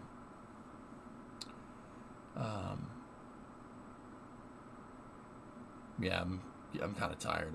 I didn't get much sleep last night. I'm not gonna lie. Last night, I stopped the stream early to get the house ready for snow, and I did that. And then I drove up to my parents' house and got all my model trains.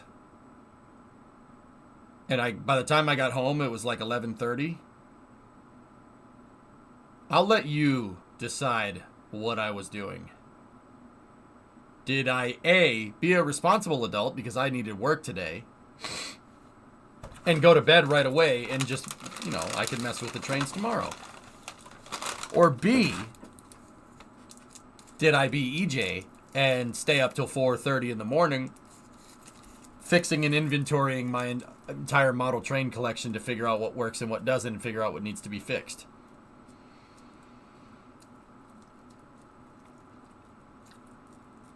Yep. Should have gone with A. So, yeah, I'm a little bit tired, dudes. So, I will see you guys tomorrow for KSP shenanigans and more snowblower fixing streams. Yeah, so I'll show you guys more pictures of the train soon. I have one picture up here.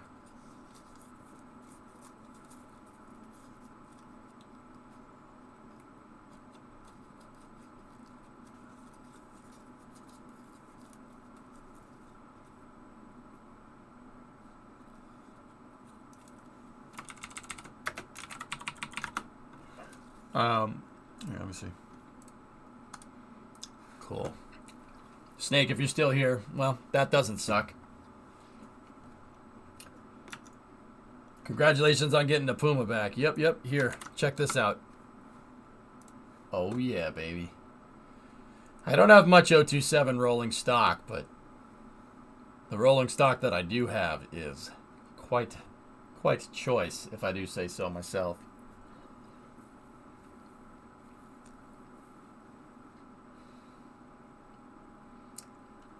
.027 Kuro.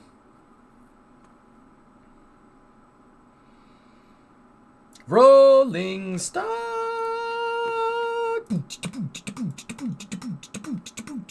Roll. Wait, why am I doing that? I can just do this. Rolling stock.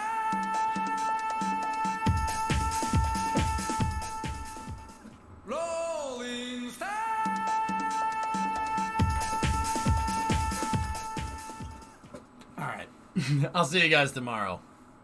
Have a good night, okay? Let's see who we can raid. That's the last thing we'll do.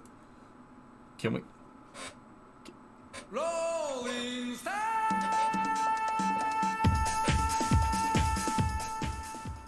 Rolling Star.